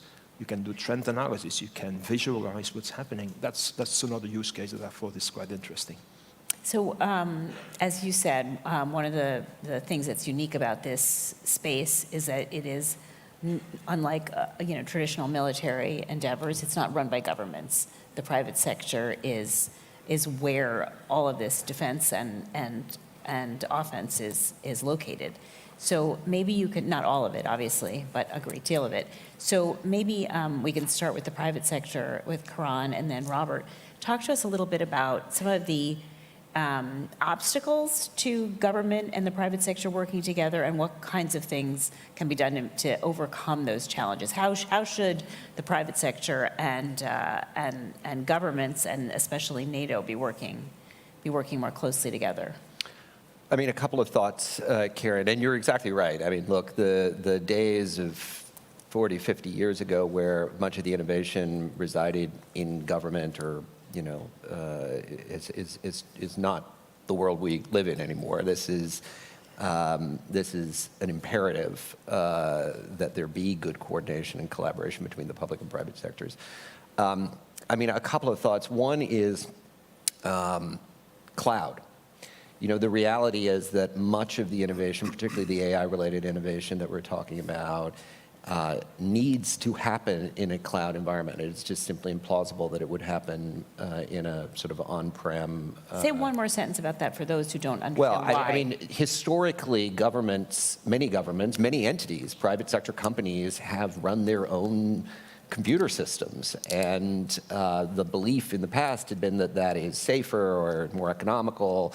We know today now that it is none of the above. It is, moving into a cloud with the redundancy, the resiliency, and the efficiencies and the security that it provides is better. But it is also core to enabling the AI applications to be designed and run. So I do think that as we're seeing part of this digital transformation, our government's moving in that journey to being a cloud, a cloud-hosted sort of organizations. And look, from Google's perspective, we're excited by that. We're a cloud-native company. We, basically all of our services from the inception have been in the cloud, and we think that that set of skills is something that would enable us to be able to serve NATO members, NATO institutions, and others. But it is going to require companies coming to the table with governments and getting that confidence and making that step forward. So I'd say cloud is a big area.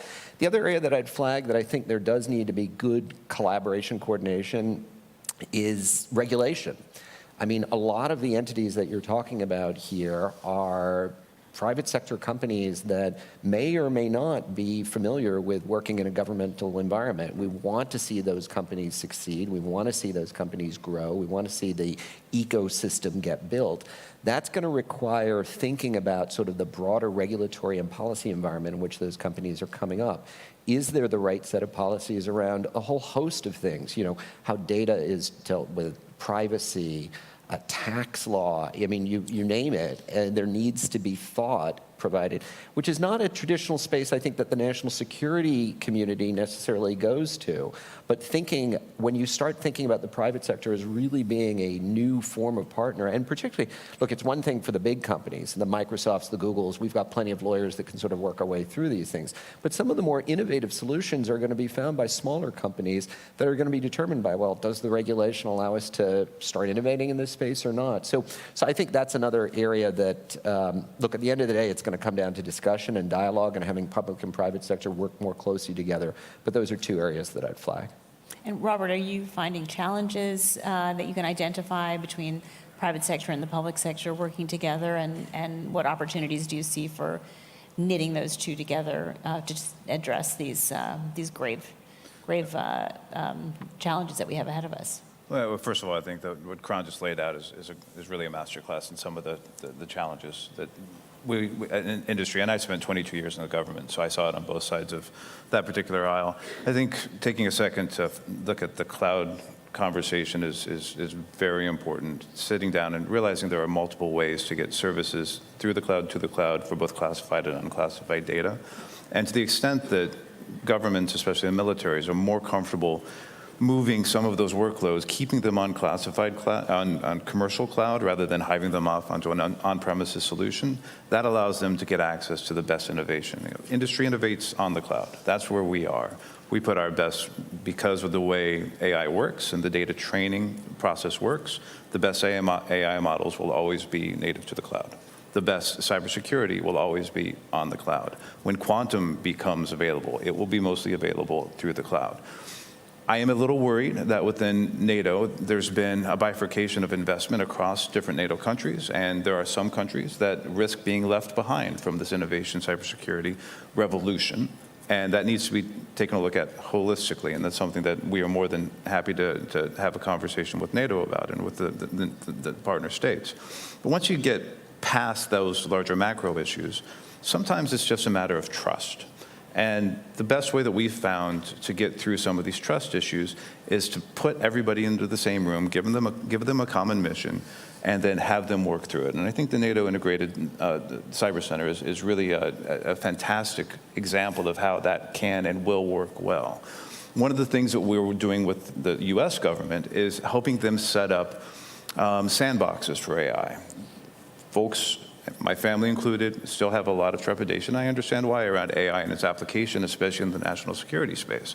So one of the best things we can do is sit down in a safe environment, learn about the needs from the military, put our best engineers toward it, and then play with those ideas in a secure environment where nothing's going to get hurt. That builds up trust in the defense side of that house, that builds up trust in the industrial side of the house, and we begin to think through longer-term investment processes that incorporate both your need for longer-term planning and our need to make sure that we take care of our shareholders.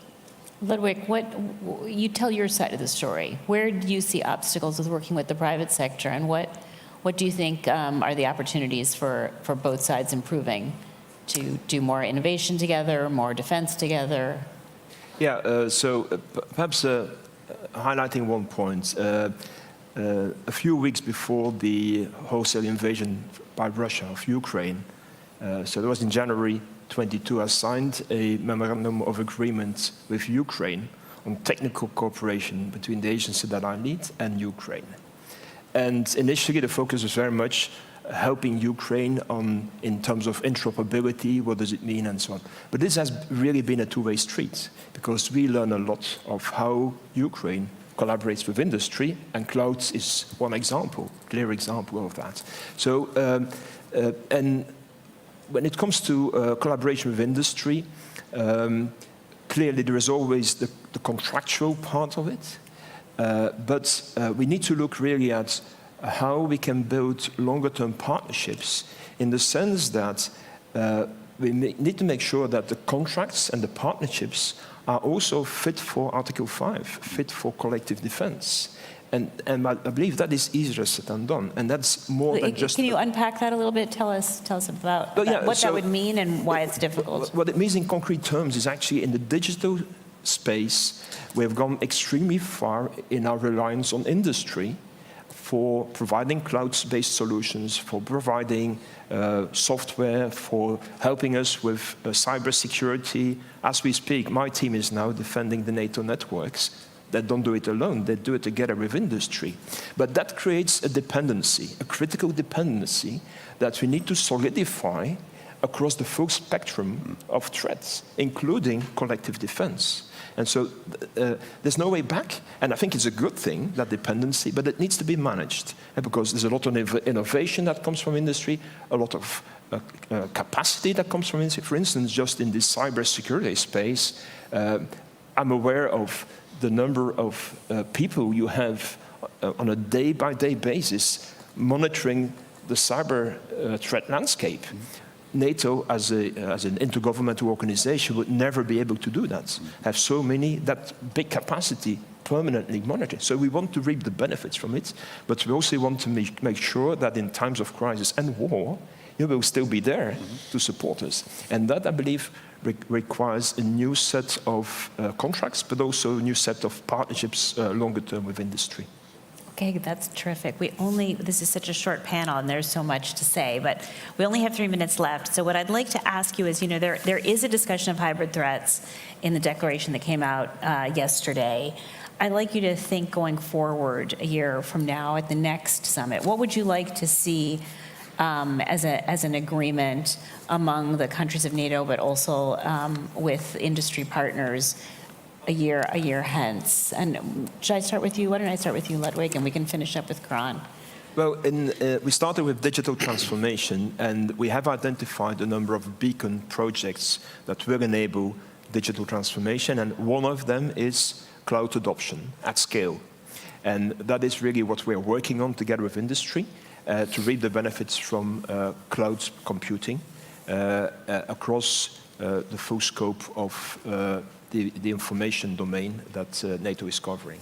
So that is going to be definitely a main line of effort that we will take forward, and hopefully we'll be able to report some good progress on that. NATO wasn't among the first adopters of cloud computing, but now we are accelerating it, and we also are learning from perhaps the mistakes that others have made and not make those same mistakes. So, but that is definitely something on which I believe we will move forward, again with the help of nations, because a lot of nations have gone through that experience already, and they can inform us about the do's and don'ts. So Robert, it sounds like NATO is taking your advice on the cloud. Same question, but I guess I didn't put enough urgency behind it. I mean, there's a lot happening. So a year from now does not mean, we're all going to be sitting around thinking big thoughts, and then a year from now we'll come out with a new statement. Russia's very busy in Europe. China's out there. What would you like to see NATO urgently work on over the next year, so that a year hence we're in a different spot? I'm going to have to repeat myself a little bit. I think cyber deterrence is urgent. It's an immediate threat. There are many much smarter than I who are looking at what's going on in cyberspace as really phase 0 activities, so pre-kinetic activities.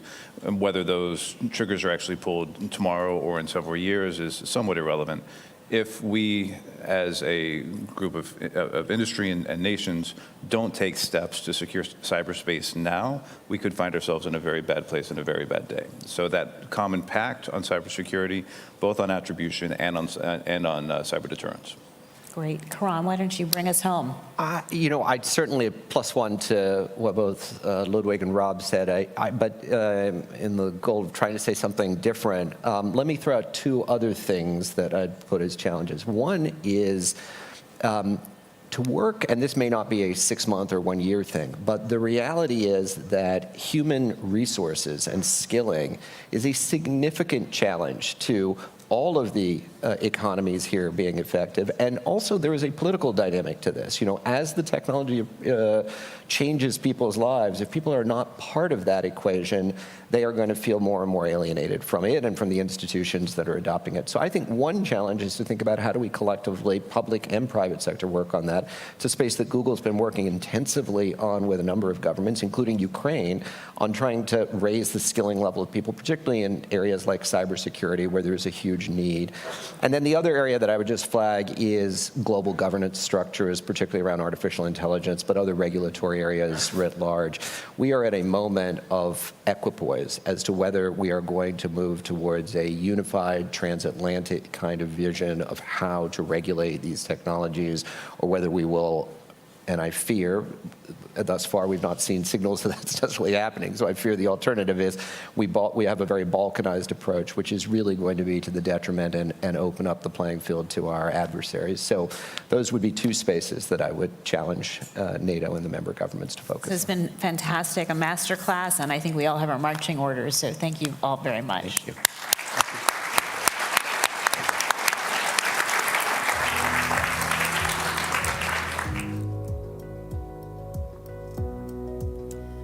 Ambassador, thank you for facilitating an interesting discussion, and panelists, thank you for bringing in both the private sector perspective and NATO's.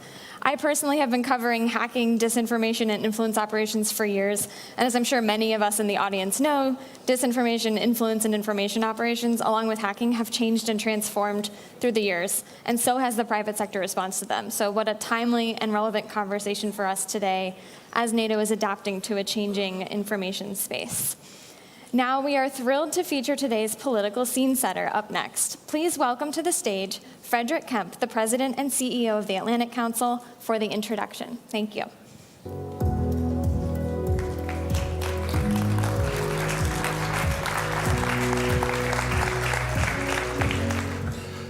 Good morning, everybody in the room. Good afternoon in Europe and all around the world joining us virtually. Throughout its history, NATO has stood as a major force for good, advancing peace, prosperity, and freedom across the Euro-Atlantic and beyond. U.S. leadership has always been a central pillar in strengthening NATO's collective defense, maintaining stability and security, and promoting peace since the alliance's inception in 1949. What we've learned the last 2 days, and what we all know, is that the alliance faces new challenges, and we face a host of new challenges to the global order, maybe the biggest threat to the global system since the 1930s. President Biden has called this an inflection point.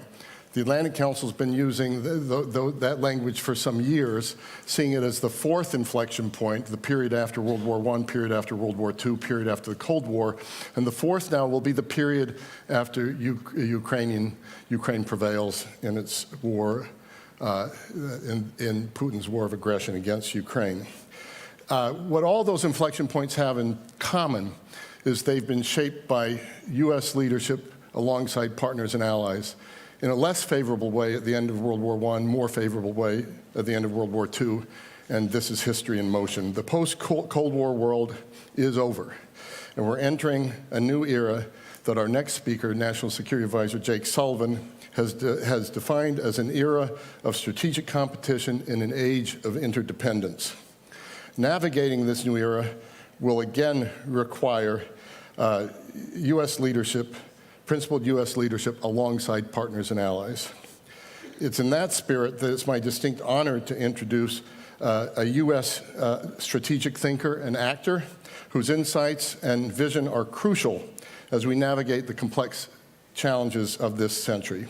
His dedication to safeguarding international cooperation and advancing collective security has been unwavering. Jake Sullivan's career is marked by high integrity, intellectual rigor, a deep commitment to diplomacy, strategic thinking, and the pursuit of peace and stability.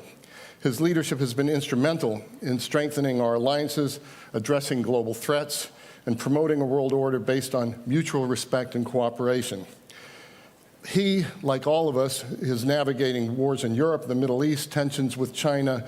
Seldom has a national security advisor dealt with so many challenges simultaneously as has the Biden administration. Earlier this year at the World Economic Forum in Davos, Jake rightly contextualized this inflection point in which we find ourselves today. He said, and I quote, "Nothing in world politics is inevitable. We are in command of our own choices to shape the future for the benefit of our fellow citizens and future generations to come." And that's why we're here today. That's why we're here all week, to make the right choices that shape that future. So with that, ladies and gentlemen, please join me in welcoming the 28th Assistant to the President for National Security Affairs, Jake Sullivan.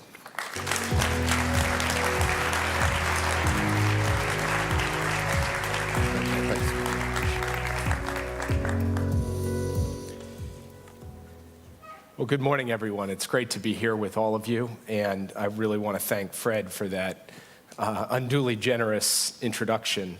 But I especially want to thank the entire team who made this forum possible, because this forum is a critical pillar of the summit. Every think tank, every sponsor, every NATO leader, every partner, every participant, and frankly, every citizen who has participated in this forum, either live or virtually, over the course of this summit. I'm honored to have the chance to be here to just say a few words to such an impressive group. I know that one thing that has been on all of our minds throughout this summit and in the lead up to it is Russia's brutal war of conquest against Ukraine. Where are we and where are we headed? Just a few months ago, the situation looked extremely grim.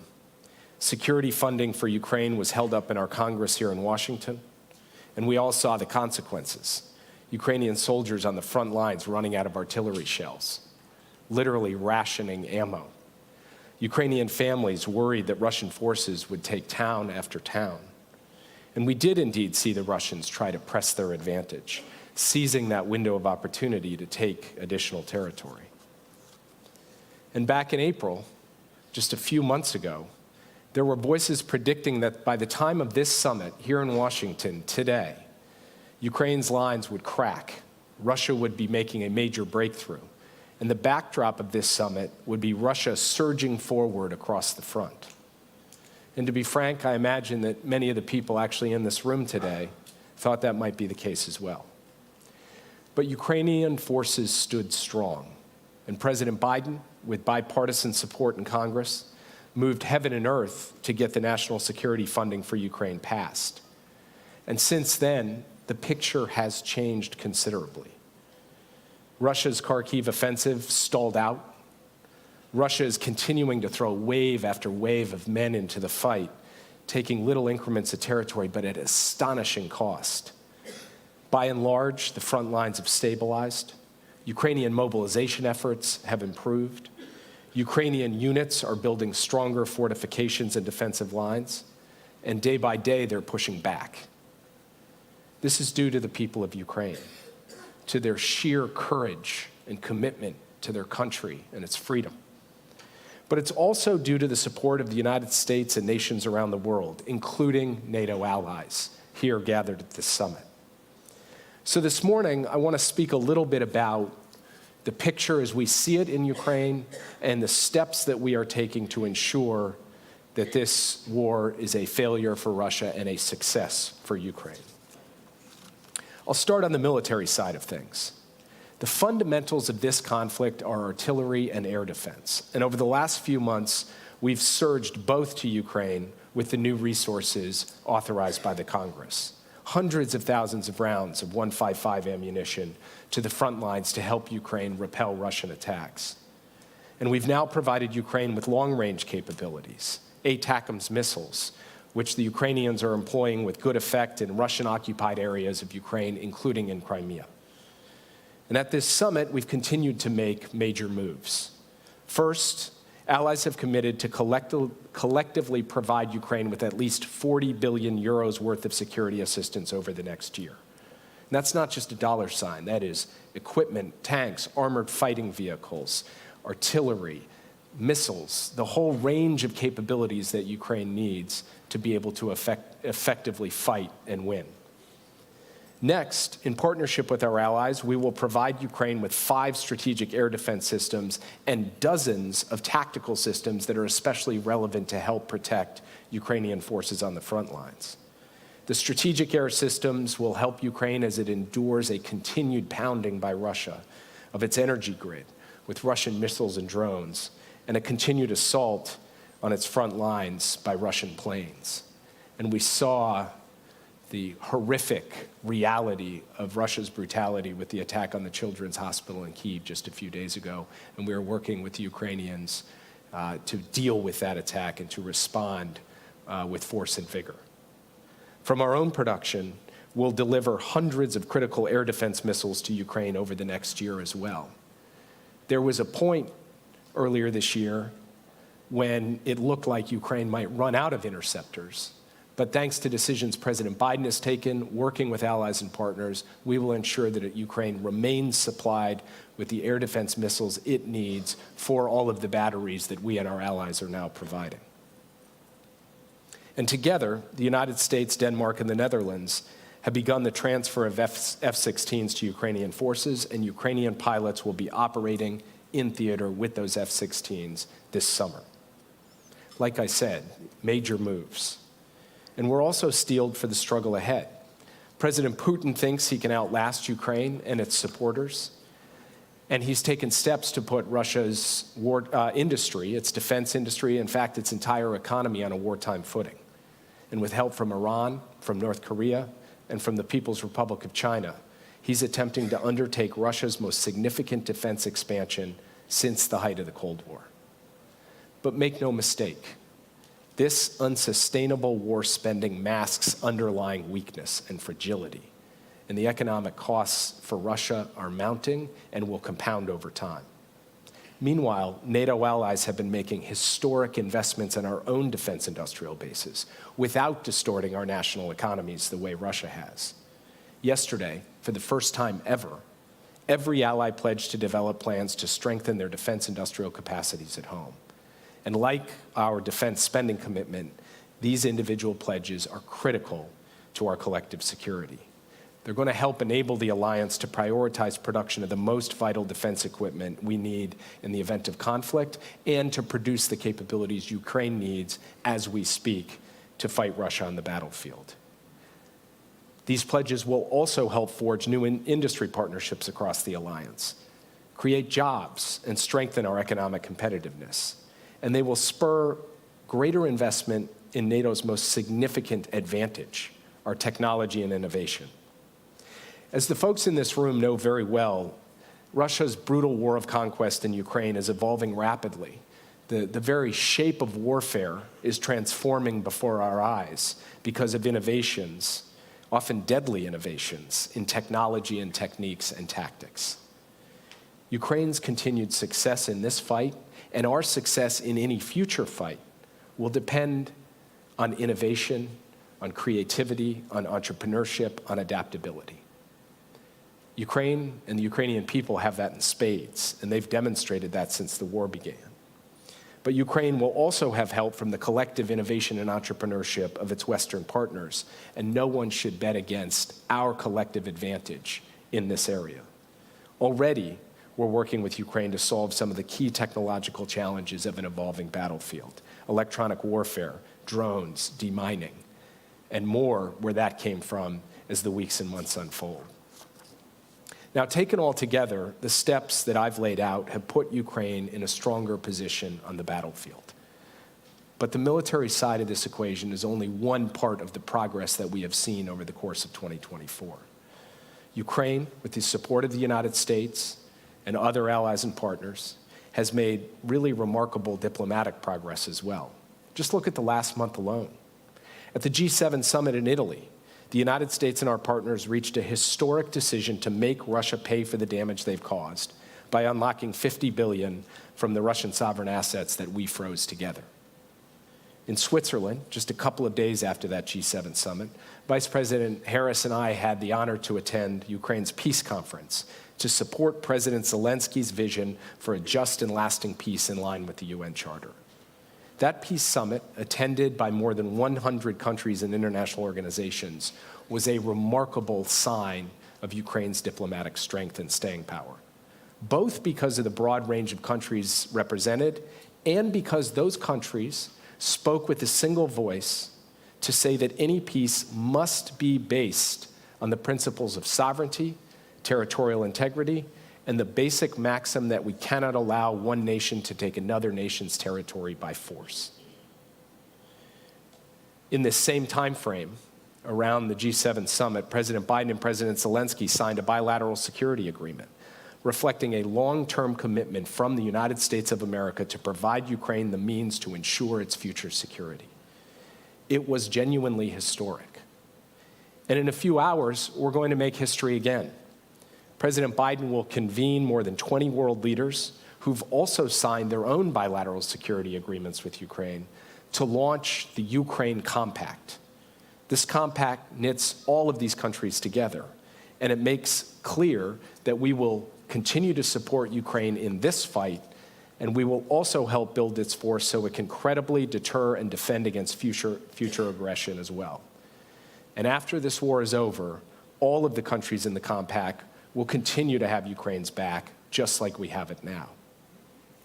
Over the last couple of days, NATO has come together to announce new measures of long-term support for Ukraine. And the session this afternoon of the NATO-Ukraine Council will put these on full display. This includes a new NATO military command in Germany, led by a 3-star general, who will launch a training, equipping, and force development program for Ukrainian troops. Secretary General Stoltenberg will appoint a new NATO senior representative in Kyiv to deepen Ukraine's institutional relationship with the alliance and engage with senior Ukrainian officials. The alliance reaffirmed in its communiqué yesterday that Ukraine's future is in NATO.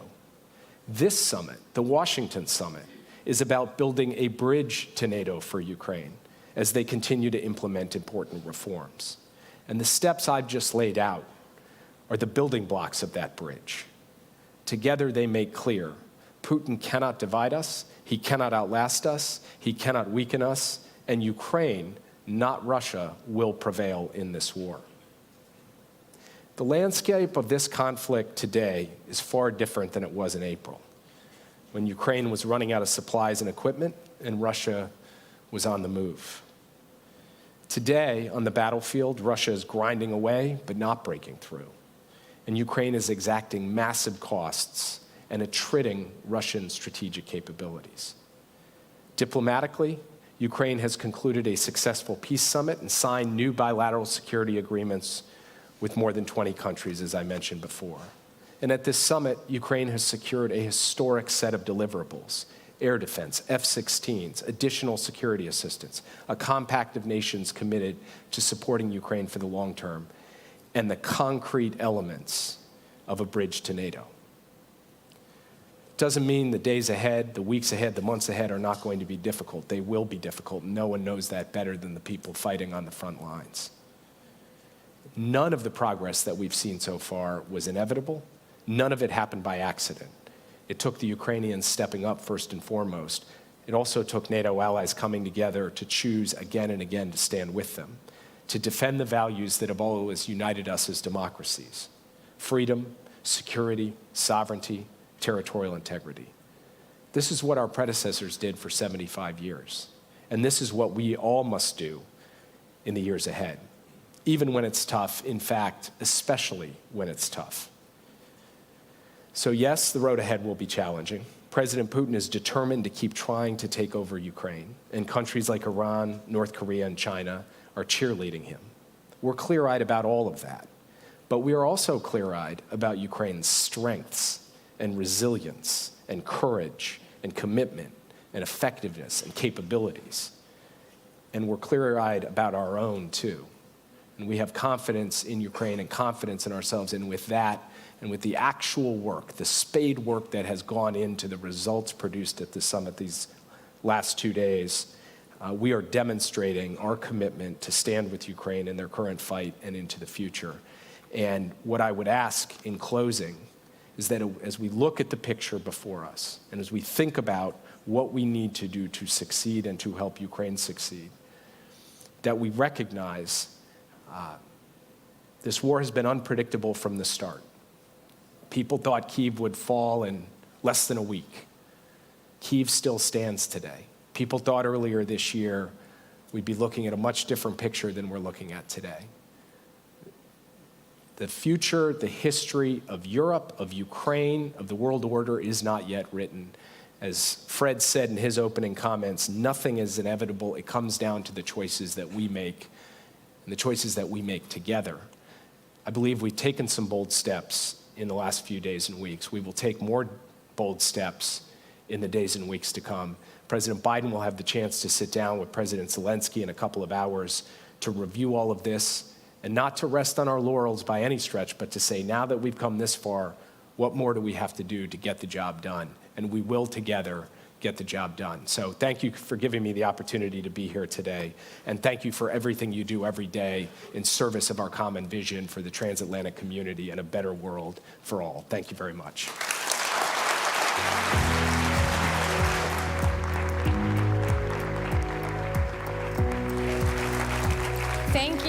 Thank you, Mr. Sullivan, for that lay of the land at this crucial time for Ukraine.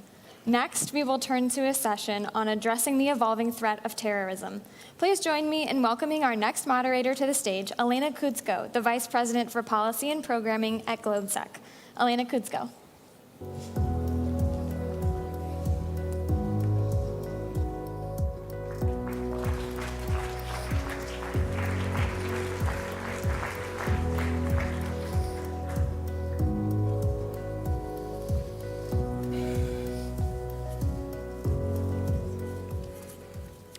Hello, everyone. Thank you so much for staying with us for this conversation. We all remember that the first and so far the only time when Article 5 of NATO was invoked was in response to 9/11 terrorist attacks against the United States. Today, national security frameworks, but also NATO, are prioritizing great power competition in their thinking about addressing security threats. Yet we saw also in the communique that was adopted yesterday that fight against terrorism remains a high priority. It definitely contributes to all three core tasks of the alliance. NATO also endorsed yesterday some of the new updated guidelines and frameworks on how we can better fight terrorism. We're very fortunate today to have two people who are very well positioned to help us understand it all. We have Tom Goffus, who is Assistant Secretary General for Operations and also NATO Secretary General's Special Coordinator for Counterterrorism. Welcome, Tom. And we also have Nick Rasmussen, who is Counterterrorism Coordinator at the Department of Homeland Security at the United States. Welcome, Nick. Thank you. I want to start us off by having a bit of an assessment of the global threat environment and how terrorism features into it. Tom, I'm going to go straight to you. Can you share your thoughts on how you see the threat environments? Who are the actors, maybe activities and means of perpetrating or preparing the attacks that we should all be most worried about now? Thank you, and thanks for having me on the panel. As you've indicated, NATO looks at terrorism and takes it very seriously. And so we've been looking at the threat environment for a while. And I'd say in general 3 big trends that we see. The first one is a more aggressive misuse of technology, especially emerging disruptive technology. Think 3D printing, drones, social media, the use of online to recruit, all of those kinds of things, which mean we need to keep up with that and use those same technologies to counter terrorism. So the first one is more aggressive misuse of technology. The second trend, I would say, is that the big attacks still happen, but it's moved towards smaller lone wolf attacks, if you will, where they share ideology and inspiration, but they're not directed to by or part of these larger networks. And that increases the challenge in some ways because it's harder to collect intelligence on individuals, and it's harder for law enforcement to have conclusive evidence in order to intervene before an attack happens. So I think this move towards smaller, and we've had big ones, and we continue to have big ones. 9/11, we had Paris in 2015, Brussels in 2016, and Istanbul in 2017 that were all larger. But we need to get our minds around these smaller attacks and how we do that. One of the key pieces on that is simply law enforcement, military, and intelligence need to talk more. And then the third and last thing that I'd point out is the move south of the center of gravity. For example, the global terrorism deaths in 2023, 48% of them were in the Sahel. In 2007, it was 1%. So that tells us that things are moving south. They follow chaos, they follow disruption, and we've had the most number of coups in North Africa in probably the last 6 decades. So those are the 3 big trends that we're looking at and trying to get ahead of and get our arms around. So that's Thanks so much. Nick, do you share this assessment? Sure. If you were talking to an American counterterrorism official, one of my colleagues across our counterterrorism community at present, you'd hear words like heightened threat environment, elevated threat environment, a more acute threat environment, a more challenging threat environment. And it goes to all of the issues that Tom just highlighted, but it also goes to the diverse array of different extremist ideologies that we're confronting in the terrorism world at present. So not only do we continue to face challenges from our foreign terrorist organization adversaries, ISIS, Al-Qaeda, and the global enterprise that is represented by each of those organizations, but we also, in many of our nations, perhaps even most of our nations across the alliance, have a set of actors that we would probably describe, using our terminology, describe as being motivated by racially or ethnically motivated violent extremism, something aimed at targeting some community based on the race or ethnic origin. And so the terrorism landscape gets wider and wider. And it's a bit of a contradiction or a conundrum, because I think we could certainly all point with pride to tremendous success that we've had, both as individual nations and as an alliance, in degrading some of our terrorist adversaries like ISIS and Al-Qaeda, and taking some of the sting out of the threat that those organizations represented for most or much of the period since 9/11. And yet here we are still facing those same sets of challenges. And I'd particularly point to ISIS-K, the ISIS branch located in the Central Asia region, to include Afghanistan, as being a particularly acute and elevated threat concern at present. We've seen that group prove its ability to carry out lethal attacks in places like Russia and in Iran. And certainly there have been disrupted plots across Europe that have had an ISIS-K footprint or fingerprint attached to them. So all of that, if you talk to counterterrorism professionals, leaves us in the place we always are, worried, watching, and trying to do everything we can to manage and mitigate risk. Tom, can you help us understand a little bit the interconnection between the great power competition and the terrorism threats? The communique emphasizes once again that, of course, all the threats are interconnected. How are you thinking about the big conflicts that are happening either in Europe, in Ukraine, or in the Middle East? How do they fuel motivations or maybe means of actors to commit acts of terror? Great question. And part of it, and we've seen this in places like the Western Balkans, where some of the actors think that we're distracted by Ukraine. Those are exact words that some leaders in the region have told me. And what I do is try to refocus them on what are the biggest threats to NATO. Our number 2 document after the Washington Treaty is called the Strategic Concept, came out in 2022, and for the first time, terrorism was named as one of the primary threats.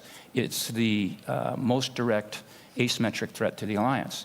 And we now have defense plans, both for Russia and for terrorism. We have the most detailed plans against Russia in 30 years and the most detailed plans ever for terrorism. So we see it, if it's not straight inspiration, it's distraction. And we need to keep our eye on that and what's going on. And I think Nick put it well, the potential for ethnic or racial targeting, terrorism, if you will, goes up whenever they feel like great powers are invested in other places like Ukraine. But trust me, we're paying close attention to it. Nick, do you want to jump in? Sure. I think our intelligence community has began to kind of speak more openly and publicly about what we see in the intelligence world, which is some of our great power adversaries or competitors actively engaged in efforts that have the effect of undermining social fabric and social cohesion across our societies. And those are, of course, the very factors that contribute to extremism and that bring people into extremist narratives and extremist mindsets that lead them down a pathway towards potentially being an operational actor in the terrorism space. So I think that's done in both subtle and unsubtle ways, and I don't need to explain that to most of this audience. We see that playing out across many domains, not just the terrorism domain. The other thing I should circle back to, just to touch on, because we didn't talk about it in the very first question you asked, was the impact of the conflict in Gaza on the global terrorism landscape, I think, is hard to understate. One of my colleagues in our intelligence community has used the words, it's been kind of a supercharging of the global terrorism enterprise, and it certainly came at a time when we didn't need that. And I say that, the global terrorism enterprise, because even terrorist organizations which are not directly tied or connected to the Israeli-Palestinian conflict or the ways in which that conflict might ultimately be settled, are still finding ways to take advantage of that narrative, the narrative that has sprung from events in Gaza since last October, and use it to animate, recruit, expand their reach to certain populations that were beyond their reach previously. And so it's just become an exacerbating factor, something that we didn't need on top of an already complicated threat picture. That's a very wide array of challenges. And Tom, going back to you, of course, NATO cannot address them all by themselves. You already mentioned that there is a family of plans, including a plan for the South, that's specifically connected to the threat of terrorism. Can you give us more insight what NATO is doing about terrorism, what it can do, and maybe a few words about your role to coordinate it all? Yeah, thank you.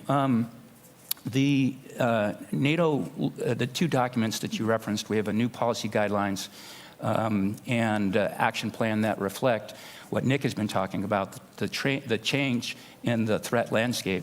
And the idea that NATO looks for as an international organization is, how can we add value? How can we best do that? And these documents help us circle in on 3 main areas. The first main area is shared awareness.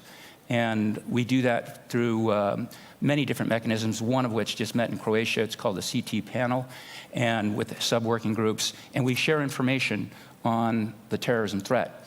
The latest attacks in Russia, allies got together, shared the information, so that we're on the same playing field in terms of knowing what's going on out there. The second area that we work on, as I talked about the misuse of technology, is our use of technology to counter terrorism. So we're working on counter-drone technology, biometrics, shared battlefield evidence, and technical exploitation. And then the last category, and this is one where we're very active, is capacity building. Specifically, we're focusing, as things moved south into the Sahel, on some of our southern neighbors and partners like Mauritania, Tunisia, Jordan, all have lines of effort that work on capacity building for counterterrorism. With Mauritania, this is what they've asked for and what we can provide, which is maritime domain awareness and the ability to conduct intercepts in the maritime domain if needed. So capacity building is one of the big things NATO does. It's our outreach. We also reach out and engage the EU, the UN. We actually have a capacity building package with the UN to help them train peacekeepers on counter-IED, for example. So those are the three areas: awareness, shared awareness, capacity building, and then capability development. Nick, two things that Tom said, and I want to follow up in depth with you. First one, intelligence sharing. That's a famous, maybe blind spot that we have in the alliance. We have so much of it, and yet we're not that good at sharing it, both between the countries, but also within the countries. Can you give us assessment? Are we making progress? Have we gone better at that? And maybe where do you still see challenges? Sure, it's a great question, and I think let me put that also in the context of a resource environment that looks different today from a counterterrorism perspective than it has looked for most of the post-9/11 period. If you think of most of the post-9/11 period, terrorism or counterterrorism resource requirements would have been at the front of most any line to be met across our various systems, certainly here in the United States. Now, of course, there are a wide array of pressures on the resource pie. Great power competition foremost among them, but other national security challenges we face. So in the counterterrorism domain, we're having to either hold steady or in some cases even make do with less. And I'm getting to the point here because that puts a premium on cooperation and engagement with partners even more so than ever more so. We are not in a position globally in every place, in every country, at every time to gather the kind of intelligence we would need as Americans to carry out to meet our counterterrorism objectives. We need to be partnered with not only longtime friends and partners like we have in the alliance, but also sometimes non-traditional partners that we work with in specific regions around the world out of shared interest in preventing terrorist attacks. So I guess I would say a lot of the intelligence sharing that we do will still happen most effectively in slightly narrower bilateral channels than it will happen in large-scale multinational fora or settings like NATO. That said, establishing that common shared understanding, that shared intelligence picture that allows us all to resource appropriately, identify priorities appropriately the way Tom was describing, that's an essential pillar of cooperation in a context like NATO's. You're in a very tough spot. It seems like you have a broader set of challenges in front of you, very different ones, but fewer resources to address them. So thank you for the work you're doing. And I'll stick with you for another point that Tom was mentioning earlier, and you alluded to it as well. It's the impact of emerging technologies on the terrorism. We talked about that there's things like 3D printing, social media, that all affect the ability of terrorists to perpetrate attacks, plan for them, recruit people. What's your take on that? But also, can you tell us a little bit how we can be using technology to address the very same threats? Again, great set of questions, great set of, important set of challenges. I think one of the things that we as the United States and we as Western partners have long enjoyed is a technological advantage over our adversaries, to include terrorist organizations. I would argue that that gap is narrowing, not in our favor at present. And you just simply need to look at some of the modern technologies that are available to you on your cell phones as evidence of that. If you can communicate with your loved ones in an encrypted application that is outside of a government intelligence organization's reach, so can fellow or conspirators looking to carry out a potential terrorist act. And you've certainly heard our FBI Director, Chris Wray, and other members of our intelligence community speak to the challenge that encryption places on us in terms of getting ahead of terrorist plotting, being able to gather the kind of anticipatory warning and intelligence that would allow us to disrupt plots before they take shape. That's not to say or argue that we shouldn't be looking, or that we shouldn't be embracing these modern technologies to include encryption. They enable a wide array of very positive things as well. I'm just pointing out they come with challenge as well. And I guess the way I look at the technological challenge right now is a bit of cat and mouse, or a bit of a race to try to stay one step ahead of our terrorist adversaries, so that that technological edge that we've enjoyed for most of the last 20 years in the post-9/11 period does not get narrowed too significantly. And then lastly, some of these tools are also tools we can put to use in our own defense and to enhance our own counterterrorism capabilities. Artificial intelligence is now being put in service of efforts to look at large data sets that will help us assess patterns of terrorist movement and migration across the globe, for example. Help us understand what populations of concern might be worthy of greater intelligence focus. We can use these modern technologies to help us be more effective and more efficient in our intelligence work as well.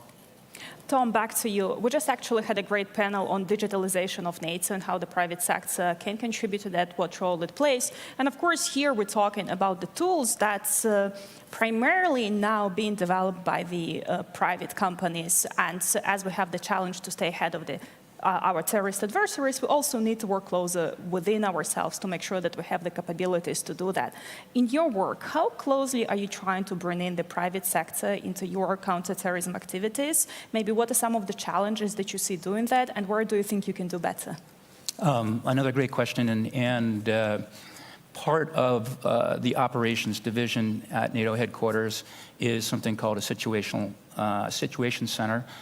awareness center, and we are actually licensing some of the AI tools for data mining in order to keep track of the information space, what's going on in the media space. The challenge is it's not just one hat that does this, and I know Nick runs into this as well, is you find yourself continually crossing lines, bureaucratic lines, in order to get the information and take the appropriate action.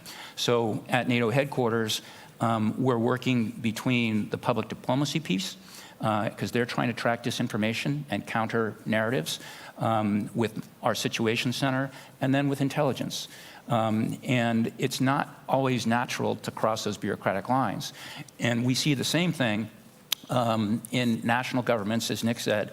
Within a government can sometimes be harder than going between governments, frankly.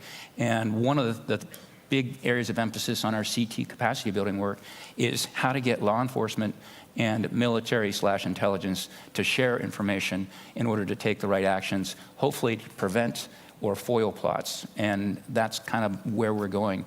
Primarily right now, we license the tools that are AI driven and developed, especially in the information sphere. Nick, we mentioned several times the importance of cooperation between different states who are trying to fight terrorism. And we referred also that we went as far as trying to share the intelligence information with Russia ahead of the terrorist attacks that we saw are being planned. What is your way going forward? How much scope we can to cooperate with our adversaries like Russia or Iran on countering terrorism, and what form and shape this cooperation can take, if at all? So it's been publicly reported, as you suggest, that information was shared by the United States with Russia in advance of the Crocus attack in Moscow. And that may have been surprising to some observers, but from my perspective, having served in senior roles in government, that was a simple policy matter. It was, we have an obligation when we are in possession of information that will prevent loss of life in a country, even a country with whom we have very difficult or even adversarial relations. And I can think of numerous occasions over the last 20 years where we've been in a similar position, where we've shared, sometimes directly, sometimes through third parties, information that was designed to save lives or prevent a terrorist attack from happening in a country with whom we had very difficult relations. That does not automatically translate into a cooperative relationship.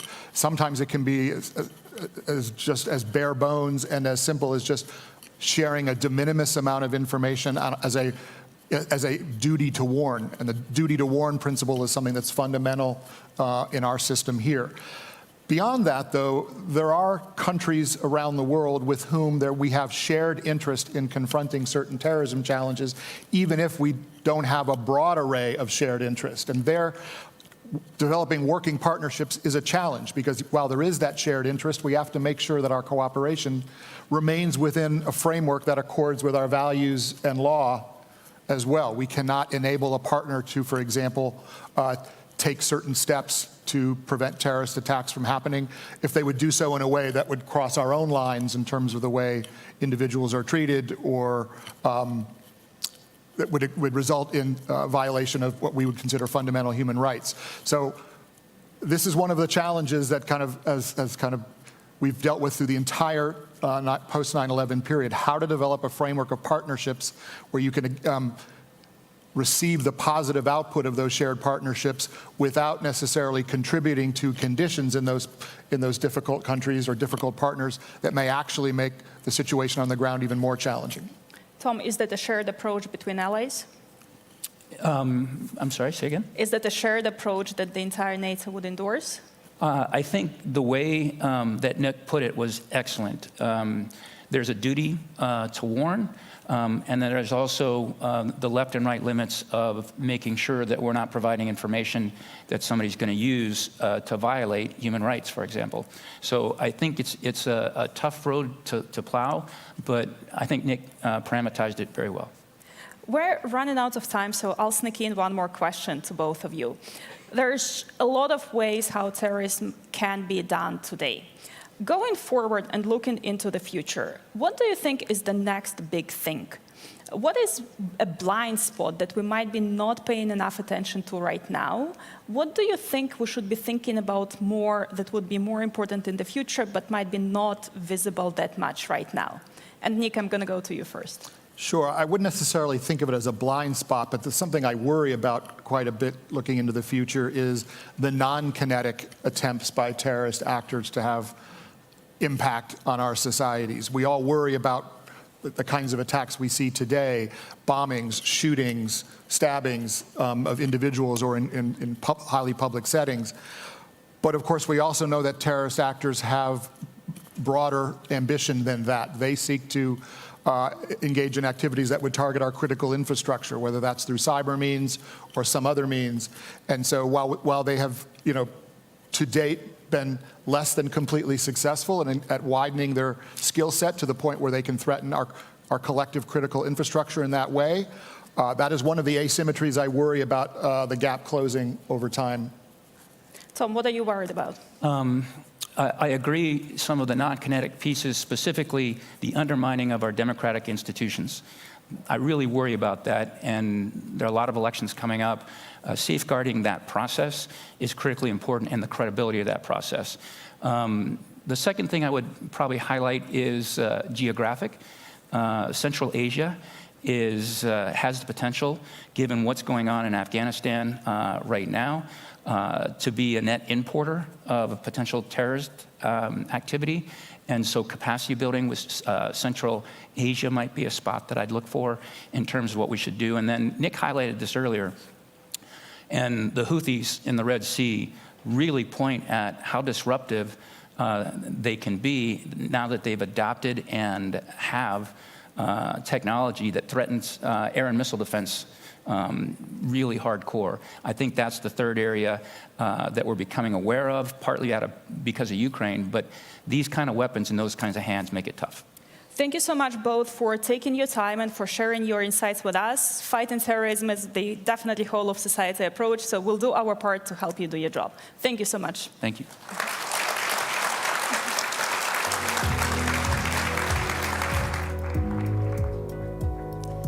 Thank you all for this ever-evolving discussion on addressing counterterrorism. We've seen the conversation about counterterrorism evolve from the post-9/11 era to a shifting conversation about great power competition. But as our esteemed panelists noted, we still know that terrorism is an ever-present threat, from the shooting attack in Moscow recently to a number of ISIS-K plots disrupted in Europe, to evolving goals and targets, as our panelists mentioned. So thank you to the panelists. Our next session will be moderated by Martin Sklenar, a distinguished fellow at GLOBSEC. Please join me in welcoming Martin to the stage.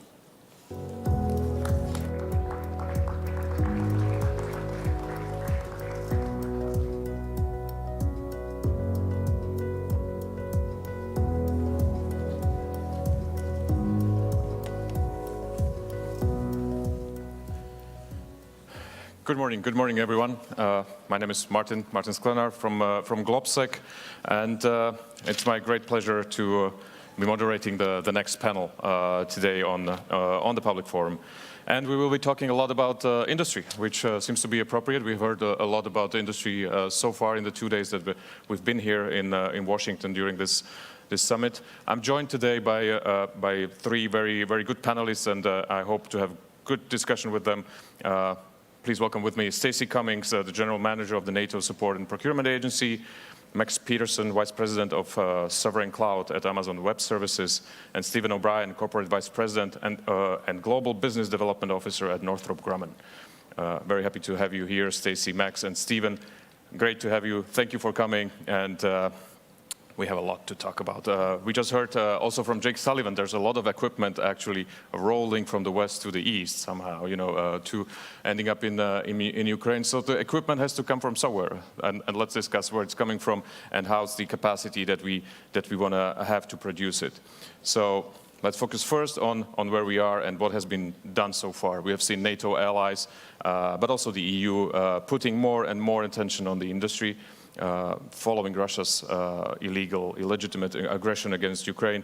We have seen defense budget rise. We have, as part of NATO's defense investment pledge, including the commitment to spending 20% of that. And this is, some large amounts of money that are going into modernization of the equipment. And we have seen orders. We have seen actually orders being placed, significant ones, and we have seen political statements from NATO allies and NATO officials on the need to expand industrial capacity.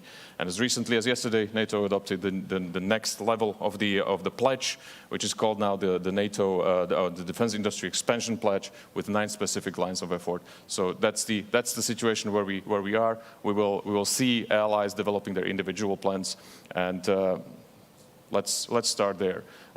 Allies will let us know what is actually the demand. How do we set this what do we do with the demand now? How do we define it? What is the situation, Stacey? If you want to share with us how did the role of the industry change after the aggression in Ukraine? How is it connected to deterrence and defense that we talk about so much at this summit?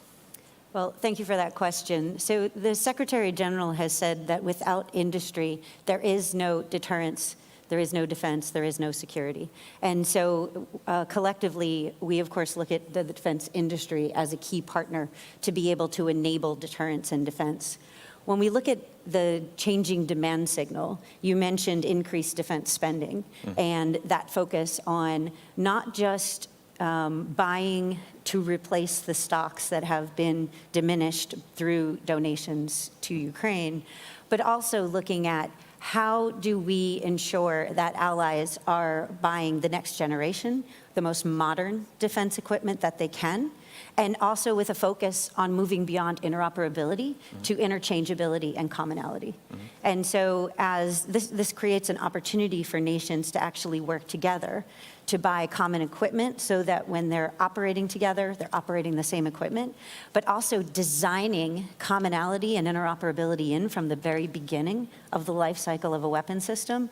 And that's where my agency, NSPA, can play a very strong role in aggregating demand, but also in bringing together common requirements and sending that demand signal to industry in terms of a contract, a funded contract, which allows industry to make the investments that they need to increase capacity, and it allows nations to buy together and get economies of scale at the same time, and I'll repeat myself, a common solution that has the benefit of commonality in operations, but also from a supply chain perspective. Great, thank you very much. And we'll speak about the signals. They seem to be important in this discussion.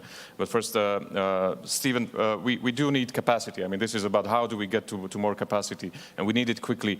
How do we do that? How much has the industry already done? Please share with us. Well, we've invested quite a bit, and I think you've got to be innovative beyond that. For instance, I was at the Ukrainian embassy yesterday, where we have an agreement now for the first U.S. company with co-production in Ukraine. Signed for the first time, will we be producing it in Ukraine by Ukrainians with the cooperation of a U.S. company, in this case, Northrop Grumman. And those kind of innovative approaches not only help Ukraine meet its desire to be part of the arsenal of democracy, but it also expands capacity that we need desperately across the world. So it's not just the capacity we're looking for in the United States, it's those co-productions, co-development, and partnerships that are going to expand capacity across the whole region in the arsenal of democracy, because it's no longer in one particular country, it's worldwide. Great, thank you very much. And well, Max, how do tech companies come into the picture? And how do you add to deterrence and defense in this sense?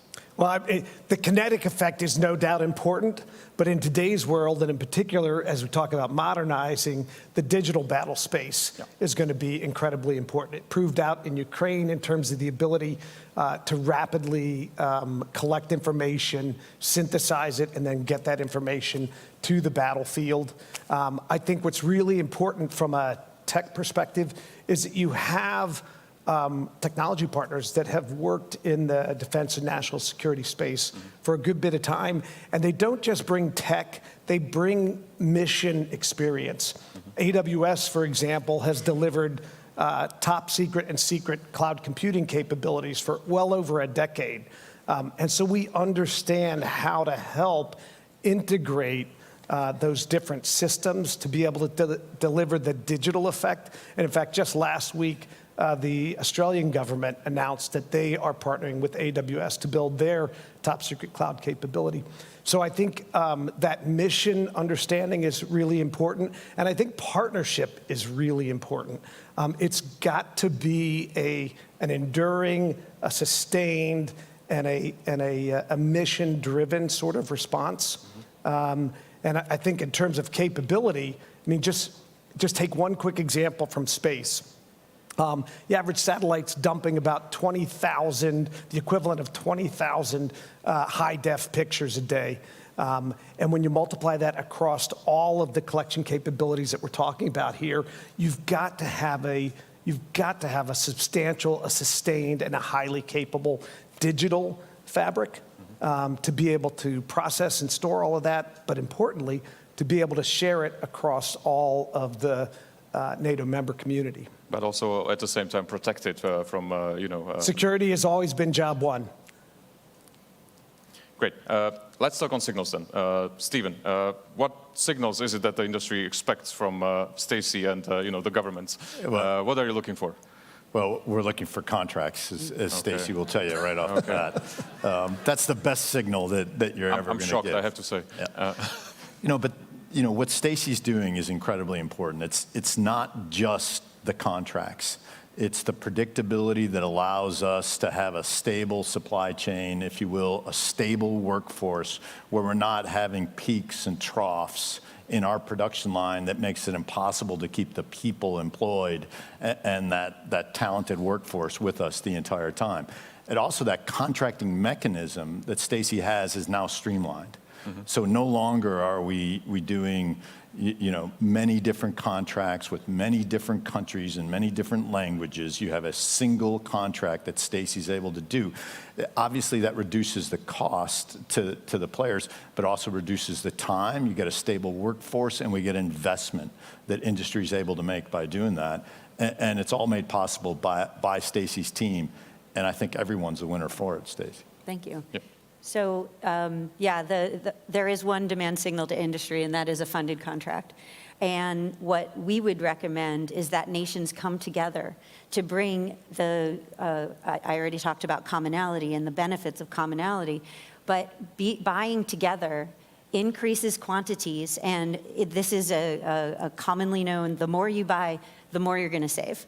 And so if we can bring together multinational, large quantities with multi-year commitments, with assured quantities, then we can get the best possible price from our industry partners, because they can optimize not just their production line, they can optimize their workforce, they can also optimize their supply chains. And just a great example of this is where we entered into a contract late last year for Patriot GEM-T missiles. And we bought at a quantity that allowed industry to invest in not just new capacity, but an entirely redundant supply chain. But you have to have the quantities in order to create the right incentives for industry to be able to make that investment. And we can't be entering into contracts with assured access for 1 or 2 years. We really have to be able to give that assured access in years 3 through 7, 3 through 10, because that way, again, not only are we giving the right incentives, but we're going to get the better prices that way. And when you get better prices for things like Patriot missiles or Stingers, that means you can buy more. That means that you can fill up your stockpiles, and it means that nations have the confidence to be able to make those donations that we've been talking about to Ukraine. Can you share with us an estimate how much more the agency is now actually procuring from the industry than before the Ukraine happened? Sure. In 2021, we executed 3.6 billion euro in funded contracts. In last year, we executed 10.6 billion euro in funded contracts. So that's significant increase. That's significant. So the signals are there. They're being picked up. The money is on the table. But to make it happen, to fill the contracts, you still need investment. I mean, you have to invest in producing the capacity. And that's where, with every investment, some risks come into play. Let's discuss. Who's willing to take the risks? It seems that it is pretty straightforward, right? I mean, the situation is bad. It's not going to get better very soon. So who's going to be taking what kind of risk? Stacey, do you have you're like in the intermediary position between the governments, the most customers, you being a customer as well, but still, how does it look from your desk? Who should take the risk? So there has to be a balance in risk. One side or the other can't take all of the risk. We have to understand the dynamics of the defense industry. That's different than the dynamics of a commercial industry. And so risk is measured in a different way for a commercial company than it is for a defense company. Defense companies have one customer, and that is the government. And so the type of risk that we expect industry to take is different than the type of risk we would expect a company that has a new technology or that is delivering something where you can have the entirety of the market is available to you as a customer. So that risk has to be balanced, but there are tools available. So we can take, for example, a tool in the United States called the Defense Production Act. So the U.S. has specific tools that allow them to make investments, and I see the European Union making those same types of investments in industrial production, creating those incentives to reduce the risk for industry to make those investments in capacity. There are other things we can do around contracts. So we can have contracts with incentives in them. We can have contracts that have pricing based on quantity bands, again, to create those incentives. So the more you buy, the lower your price is. And we can also create contracts with innovations in cash flow. So that way we're sharing the risk, but we're also creating the environment where the defense industry has the confidence to make investments while the governments are making those purchases to get the products that they need at the right price. Okay. Yeah. Max, Stephen, what's the industry's take on this? How much risk are you willing to take on? Well, we actually pioneered a slightly different model where what we do is we work on understanding deeply what customer demand is, and then we build in advance to that demand signal. So we just announced a 7.8 billion euro investment in Europe to build a European sovereign cloud.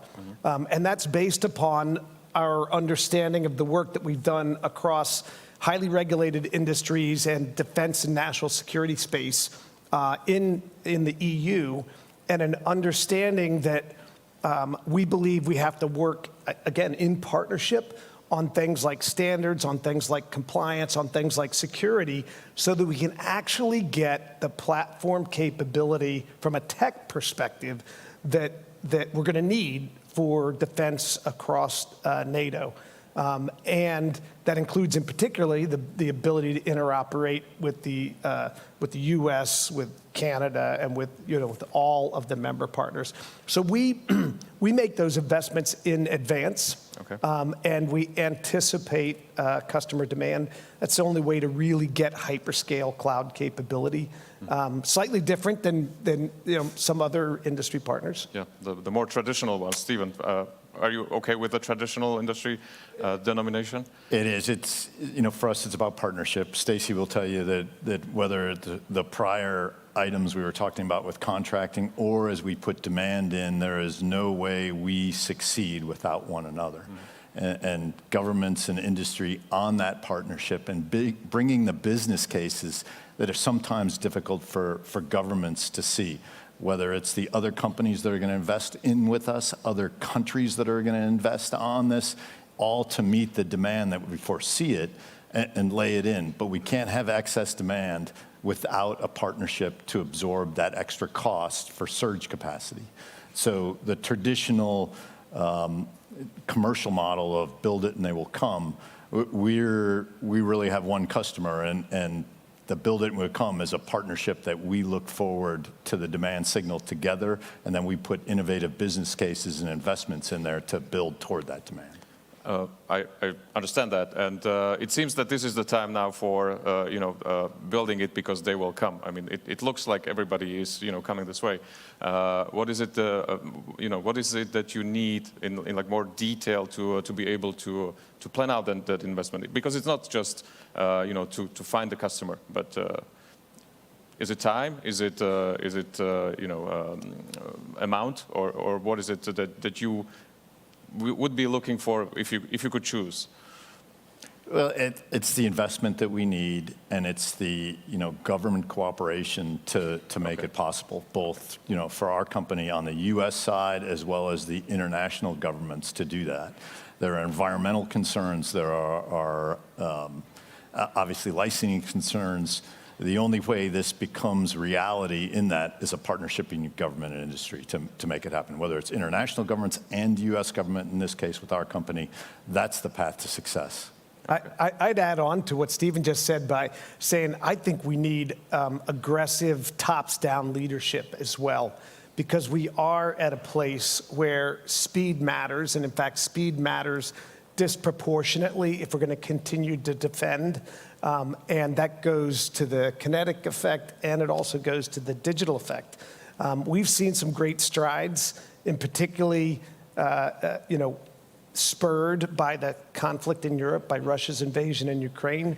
But I still think that we need to move faster and with a greater sense of urgency across that spectrum. So I think that's another key ingredient. I fully agree. Let me try to put in a little bit of a government perspective. I used to work for the Slovak government a little bit, and the phrase that is missing from this discussion is public procurement, I guess, because if we talk about time, that usually puts on the brakes just a little slight amount to the urgency and the top-down approach.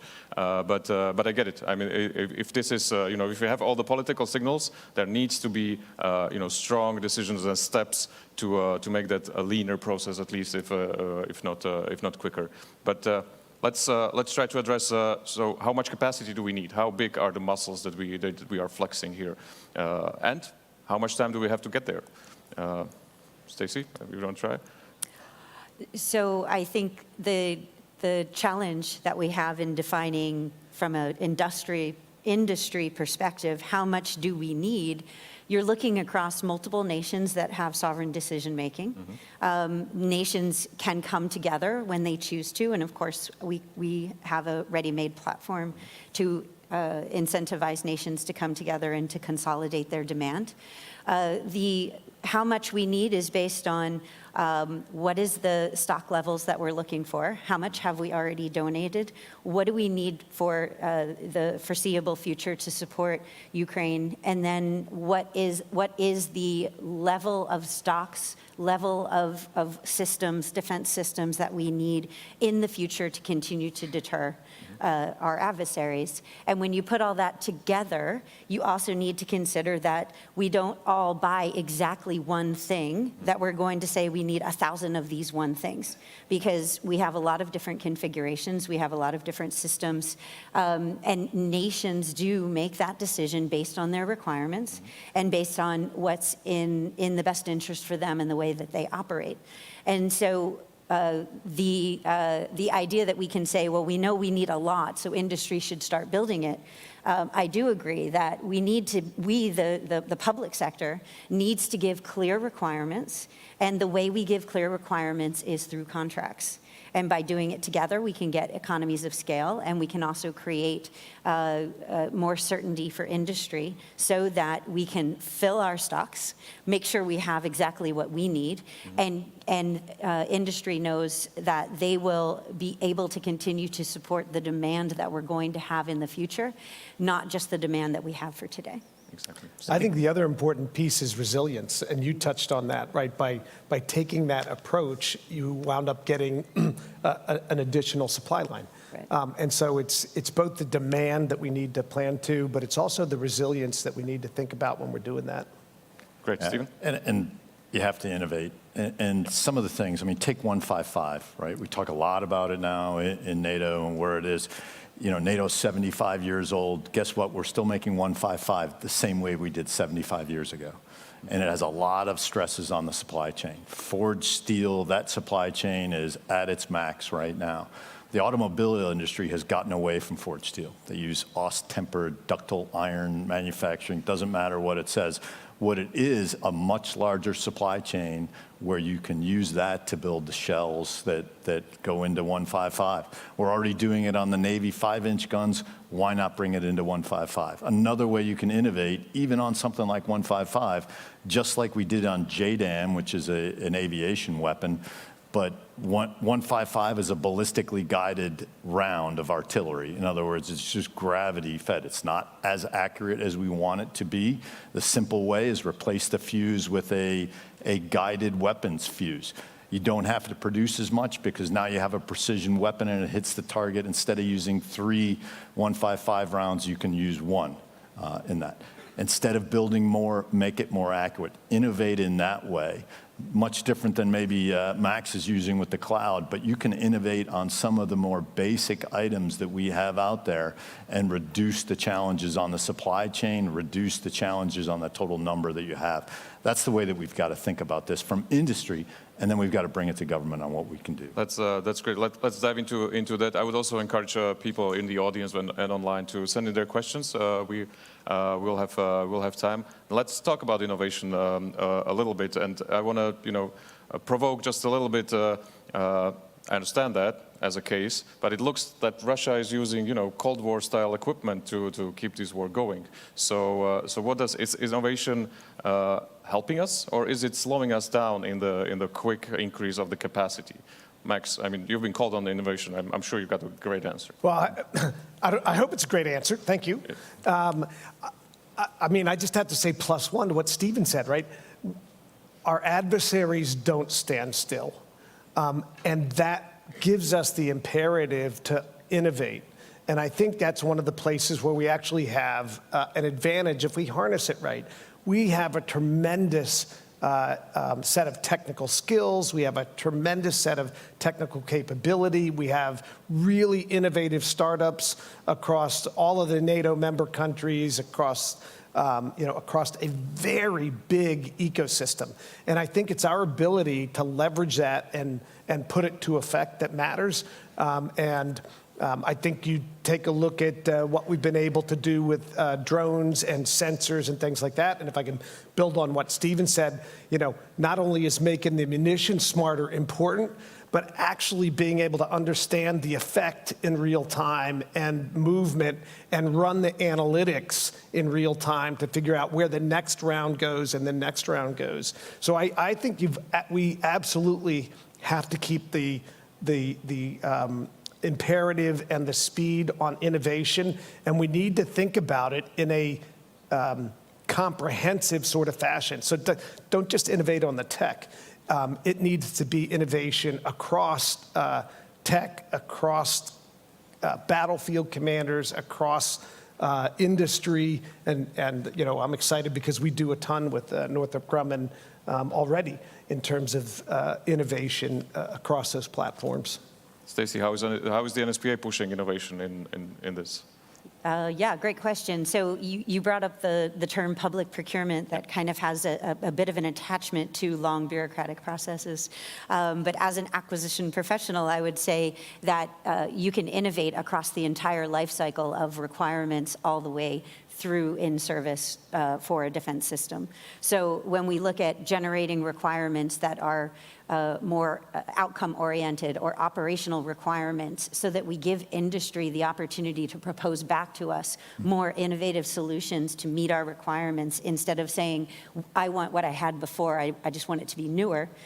We can actually create defense systems that are that are iterative in nature. So we can meet the requirements of today, but be prepared by designing in an iterative process like open system architecture, by bringing in small innovative companies to be able to do parts of the defense system, especially in the software enablement side.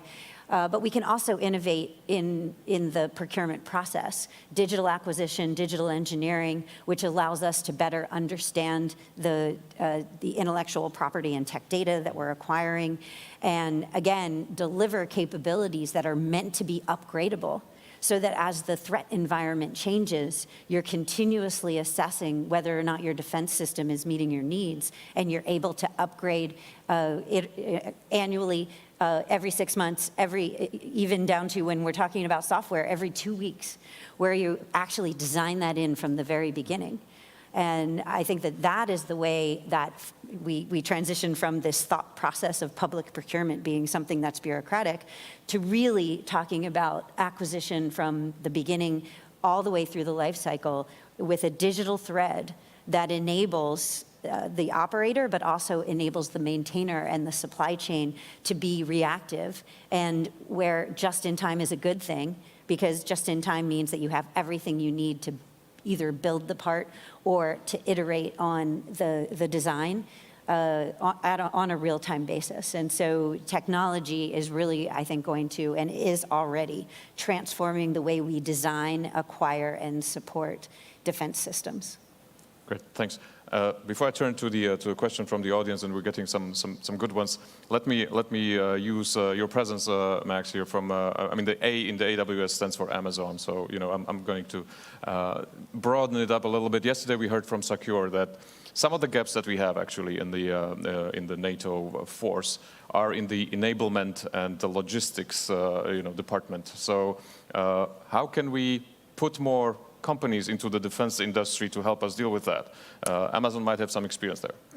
We do have a little bit of logistics experience, that's true. And we have, internally, we call it a one-team approach, where we take a look at customer requirements and we try and bring all of the capability that Amazon and not just AWS has to bear. We do a lot of work with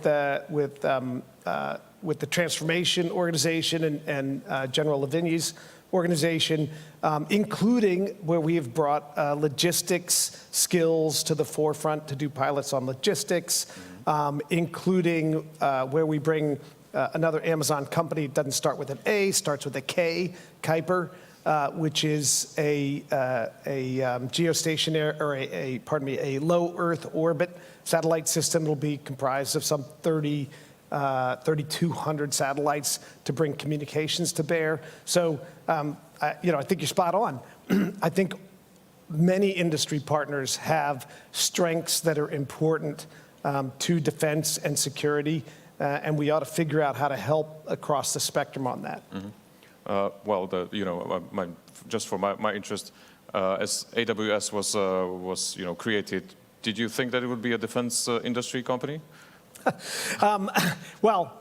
I guess what we didn't say is that prior to running the sovereign cloud business at Amazon, I ran our worldwide public sector business for 12 years. Okay. So I started when there were only 4 people in the AWS government business. So yes, okay. I believed that there was a place for cloud computing and tech in government and in defense pretty much from day one.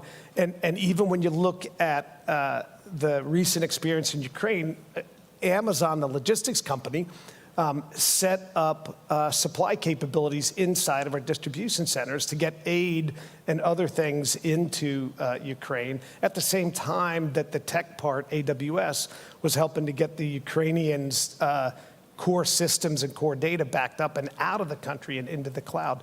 So, it's not a new thing. Perhaps we don't talk about it enough. Okay, thank you very much. Let's get into the questions. We've got one from Stuart Atha. I hope I pronounced it correctly. And we've been talking about this, but how do we encourage nations to accept a common approach to certification and qualification? If they did interoperability through standardization, would improve. if they did, interoperability, standardization would improve. How do we encourage them? How do we tell nations? How do you tell nations, Stacey? This is this is what the NSPA does. Join.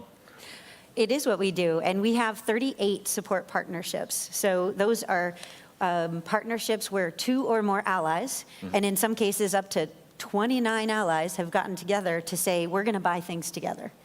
And I think the best way we can encourage allies to do that, to bring together their requirements, is by being able to deliver on the requirements that they've given us, getting them the best possible price, and also just making it as easy as possible to come and work with us. So we're a customer-funded agency, and so nations have to choose to come to NSPA. And although, of course, I'm the GM of NSPA, and I'm going to say that it's a great place to come and bring requirements together, I would encourage nations to work together even if it's not through the NSPA platform.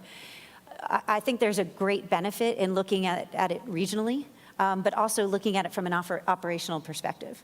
If you're going to operate together, then you're going to want to operate common systems, because interoperability means that you can talk to each other, that you can work together.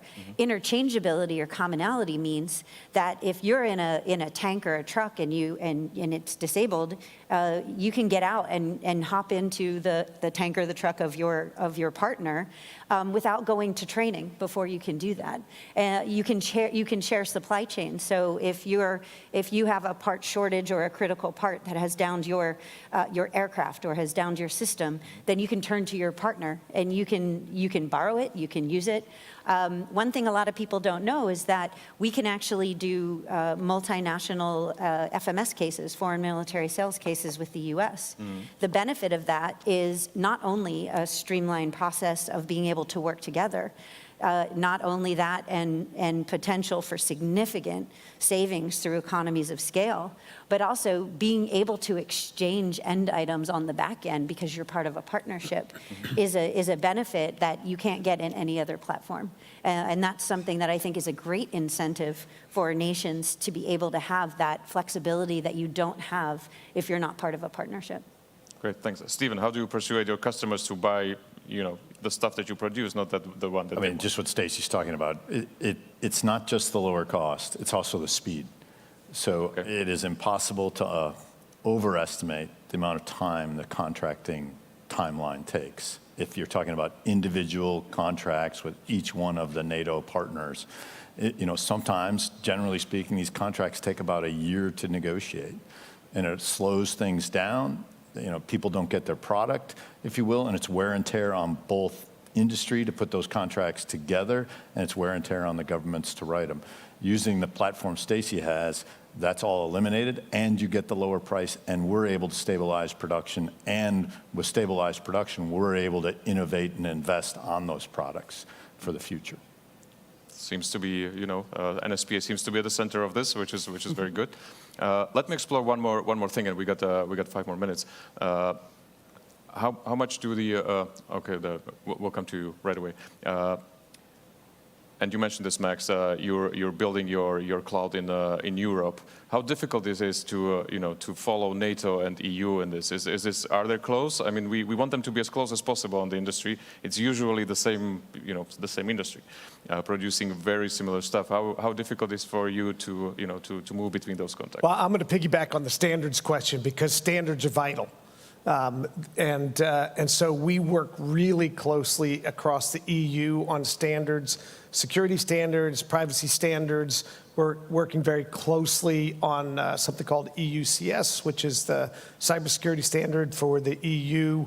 And we work closely with NATO on those sorts of standards because as important as it is to be able to exchange, the physical dimension on the battle space, it's equally important to be able to interoperate and exchange on a digital fabric. And so standards. Don't create new stuff. There's international standards out there. There are EU standards that are out there. There's NATO standards that are out there. To the extent that we can rally around those things, it makes things faster, less expensive, and more seamless in terms of integration. And that's what NATO can do on this. It can drive the interoperability by setting the standards on a number of these weapons so that you do drive to interoperability and interchangeability that Stacey talked about. That, that has gotten looser over time with NATO, and now you have these different 155 rounds, the different howitzers and where you fire them, and some are not qualified, and others, we don't want to be in that situation in the future. We want to get to interchangeability, interoperability in all these weapon systems, not just 155. And we're all looking forward into the information that we're going to get from the JTAG, the Joint Center in Poland, where Ukraine is actually doing this, right? I mean, they are trying to see how much interoperability there already is in the equipment, and they have to, and we, looking forward to seeing it. Let's go to the question from the audience. Thank you. My name is Peter Banyas. I'm an engineering student at Duke. I'd like to pull on the thread of incentive structures and motivations as you're dealing with this private partnerships. You mentioned the difficulty of innovating, even just switching from the type of steel you use. And I wonder if the ultimate reason why there's difficulty with changing and updating maybe these simple solutions is because after a year of negotiating contracts, once that contract's finally signed, there's no more profit maximizing incentive for the contractors to actually change anything and do anything any more innovative after that point. So if that's true, and maybe it's not, are there ways that we could change the way that we write contracts or develop these partnerships so that there still is that either flexibility or direct incentive for contractors to build those new innovative solutions? I'll start. Go, please. I think that there are examples out there, great examples out there, of where a contracting officer can be as flexible as they need to be in order to get the capability or the outcome that they're looking for. That being said, we are public sector. We need to be transparent. We need to be fair. But we do have a lot of tools at our disposal. So we have tools to be able to go out and run competitions for prototypes, where those prototypes can then be seamlessly moved into a production contract. So that gives industry the opportunity to compete for those prototypes, but then demonstrate that they're able to deliver, and then use that demonstration as a streamlined way to get into production, which again goes back to those incentives of making sure that industry is bringing the best, most capable, most innovative solutions. There are other things that we can do from a contracting perspective around cost sharing, cost overruns, but also cost sharing, cost underruns, where both the government and industry benefit when they reduce costs. And we can build that structure into contracts. In order to do that, of course, you need to have the right acquisition strategy from the beginning, and then you need to have the right contracting strategy. And then when you have that right contracting strategy, you can execute really innovative ways to, it goes back to that word partnership. After you get through the competitive process, then it becomes a partnership, and you can work together to create those incentives for innovation. And I didn't leave you much time, but... No, I think what industry also can do is bring some disruptive technologies even to itself. So, just things that we haven't talked about, but we talk about integrated air and missile defense and where we are. I mean, PAC-3 standard missiles are fantastic, but the cost exchange ratio with some of these very inexpensive drones is just not sustainable. And we're going to run out of missiles, and I think we all get that. So we have to come up with innovative ways to try to solve the problems, working with the U.S. government in this case, or all the governments, in a way that we can do this in a much more efficient manner. Thank you very much. I would add one last thing. When I'm in the early stage of working with customers, I always suggest that they think about an acquisition strategy that includes tech refresh or engineering change proposals. And in fact, a mandatory requirement for the awardees to come back with periodic tech refresh and engineering change proposals. And if the mechanism is in the acquisition vehicle from the start, then you've got a way to actually go ahead and propose new and evolving capabilities, and it could be in scope. Thank you, Max. Thank you for the question. And in the spirit of time, let me just thank the panelists for their very good insights, and thank you very much for the discussion. Thank you.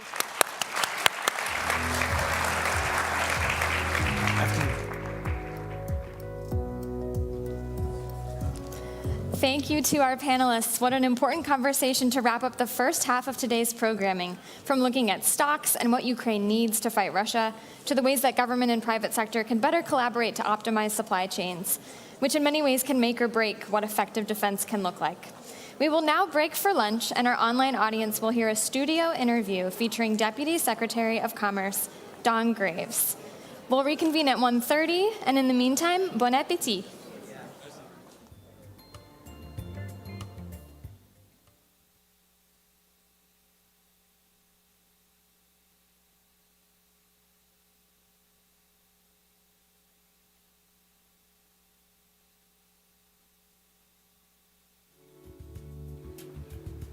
Hello, and welcome to today's conversation on building whole-of-society resilience here at the NATO Public Forum.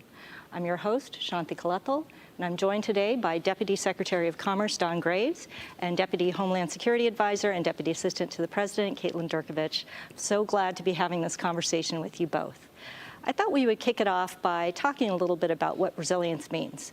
I think that's a word that we've heard quite a bit over the last few days.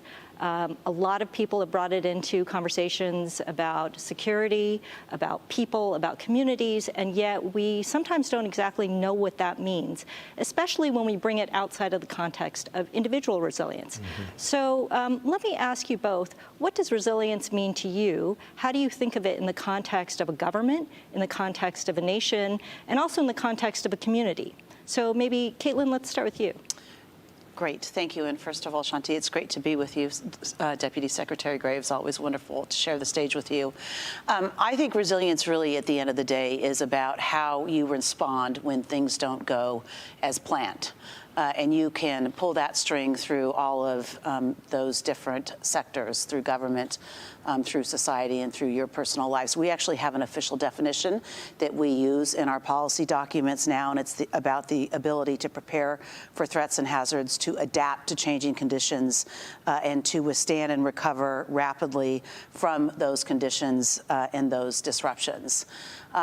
Essential to all of that is how society responds to unplanned events and the need to work at the individual level to make sure that our citizens are equally prepared for those unanticipated events. I think a big part of this, again, is what you're going to do when something occurs that you hadn't planned for. And so we are working across the federal community to make sure that our citizens think about what they need to do to help in the overall effort to be resilient, what you can do as individuals to make sure at home you have the necessary supplies on hand if you have to be on your own without assistance for a while, but also how you as an individual can contribute to that in terms of what you might bring to a fight. Oh, that sounds great. And Deputy Secretary? Well, Shanti, thank you for hosting this conversation, and I'm never going to disagree with my friend Caitlin here. I would just add that the President has said that part of resiliency is recognizing the need for us to free ourselves from the dangerous dependencies that we currently have. We saw what happened in the pandemic when we weren't as resilient as we probably should have been. It's important to continue our having the connections in this very globally connected world, building off of our partnerships, but it's also building our own resiliency here at home and, of course, with our partners and allies. We have seen with the emergence of critical and emerging technologies, there's going to be an even greater need for a range of underlying technologies, the components, the equipment that goes into that, whether that's for our businesses or for people to be able to take care of themselves at home. So for us, it's about making sure that we have access to the technologies, having access to the needed goods, so that in the event that we have some type of challenging problem facing the country or the world, that our people are prepared and that we're not beholden to outside forces or those who might, for more nefarious purposes, hold us hostage.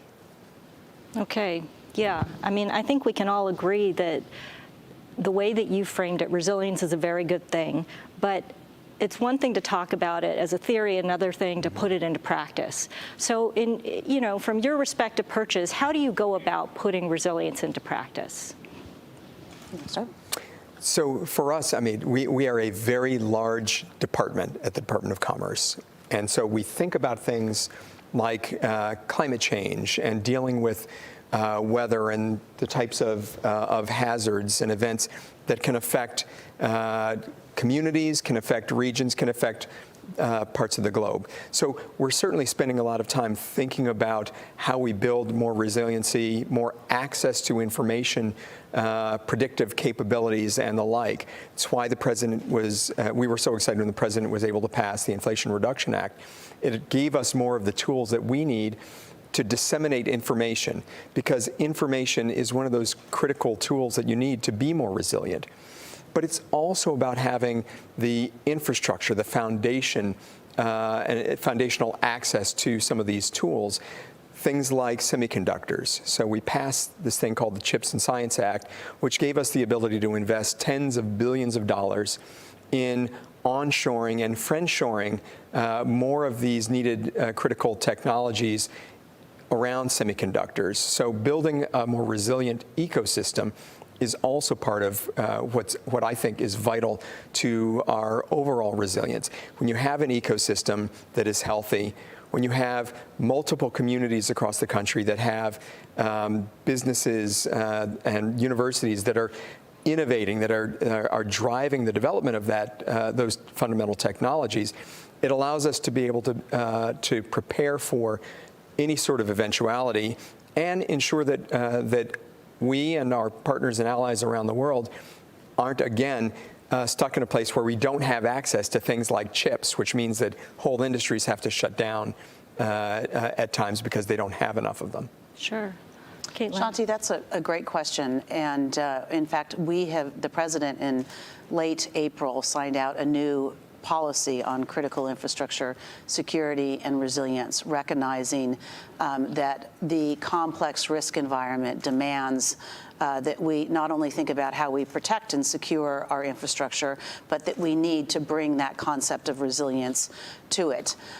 Key to that is the notion that we have to be focused both on today's threats, but we also have to be attuned to what's out there on the horizon, right? That's that anticipatory piece that I talked about earlier. And so as part of the policy, the Secretary of Homeland Security has actually issued some strategic guidance to the federal government, those departments and agencies that are responsible for working with the owners and operators of critical infrastructure to help them manage the risk, about the things that they should be thinking about out in the future. That includes new technologies like artificial intelligence and both the opportunities they present, but how they can be weaponized. It includes thinking about the threat from the People's Republic of China and other nation states, and how we work to address both the cyber threat vectors that they use, but other hybrid threats. It includes thinking about the risk of the climate crisis and what that means for our communities. And then again, our increasing dependence on space and space-based assets and how we factor that in. And so each of the federal departments and agencies that work with industries are responsible for coming up now with a risk assessment of their sectors and then a plan for how we are going to strengthen the security and the resilience of those assets and systems and networks that make up that sector. So it's a whole of government, whole of society approach with a very aggressive timeline, because we, again, recognize that the risk environment that we are in is becoming more fraught and more complex, and it demands that we do a better job anticipating. I'm going to just say one more piece to this. What has really always been central to our critical infrastructure policy is information sharing. It is the cornerstone. It is providing those that are on the front lines with the information, the analytics, the intelligence that they need to make informed decisions about where to make investments. And that's one of the key pieces of this new policy, is the direction the president has given to the intelligence community to treat the private sector as a key customer and to understand what information they need, their intelligence requirements, again, so we can do a better job giving them tools to manage the risk. And, this new policy, National Security Memorandum 22, how are the departments and agencies implementing this? How is the Department of Commerce going about implementing this new policy? Well, the great thing for us is that the policy is very explicit, giving us a number of tasks as it relates to fulfilling the mission. Broadly, it's everything that Caitlin just talked about. It's tackling the latest challenges, potential challenges to our national security around the development of a range of technologies. So we at the Commerce Department think about the development of standards for things like, and guardrails and protections, things like AI. My view is that for us to take advantage of all the wonderful innovations that life-changing innovations that AI can bring to the world, we have to lead with two core principles, and that's safety and security. We have to think about the science as well. So the safety and security, we have to have standards that ensure that, that our partners in the private sector know exactly how far they can and should go, and that we're also thinking about how quickly the science will develop. The challenge that we have is that there are a lot of actors out there coming from a range of vectors who are looking to use these new technologies to maybe do things to us that we can't even imagine as of yet. So for us, it's about working with our partners in the private sector, working with the universities, and developing these standards, these protocols.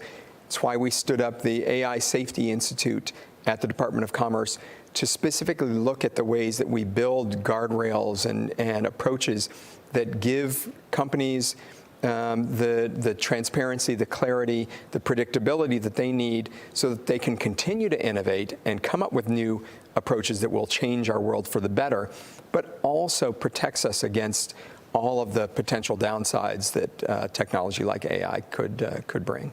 Yeah, I mean, I'm glad that you brought up technology, and Caitlin, you mentioned hybrid threats. I'd like to expand on that a little bit more. I think, obviously, with emerging technology, that can be a critical asset for us in building resilience, but it also can be a boon for our adversaries, and particularly when we get to hybrid threats, which can attack not only our infrastructure, but really the fabric of our democratic societies, really going after our democratic processes. There's an expanding threat landscape now. So how do you think about these issues? How do you think about this issue of hybrid threats, and especially bringing in this concept of new technology, of AI, and the ways that it can both perhaps help mitigate, but also, perhaps give fuel to some of these new threats? Caitlin, you want to start us off? Yeah, it's a great question, and we certainly have moved beyond an era of where we are, solely focused on kinetic threats. One of the, overarching or primary drivers of the new policy that I talked about, NSM 22, is the reality that our adversaries have actually made footholds into our infrastructure, largely through the cyber threat vector, which will enable, in a time of escalating tensions, for them to disrupt our ability to project force, to cause discord in our society, doubts in our ability to respond. So this is one example of how hybrid threats are playing out, and certainly an illustration that we are no longer protected by the oceans on our east and west, and our partners to the north and south, and something that we have to think about. But increasingly as well, we are worried about how information is used as a weapon to do similar things. And one of the things that I have in my portfolio is actually disinformation and misinformation, something that we worked very closely on. And we have seen how disinformation can impact almost every mission that the federal government is responsible for, from disaster response to now we're in the 2024 election cycle, and increasingly worried not just about disinformation around voting, but also the use of generative AI, or what's known as deep fakes, where somebody can easily manipulate an image, a video, or create a video or audio of a candidate, for example, that is fake. and convey either improper or wrong information, or convey something that may not be true about the time and place and nature of voting. And so these are an example of how hybrid threats are playing out in our environment, again, with the intent of disrupting or preying on vulnerable and maybe unwitting individuals to have a broader kind of strategic impact.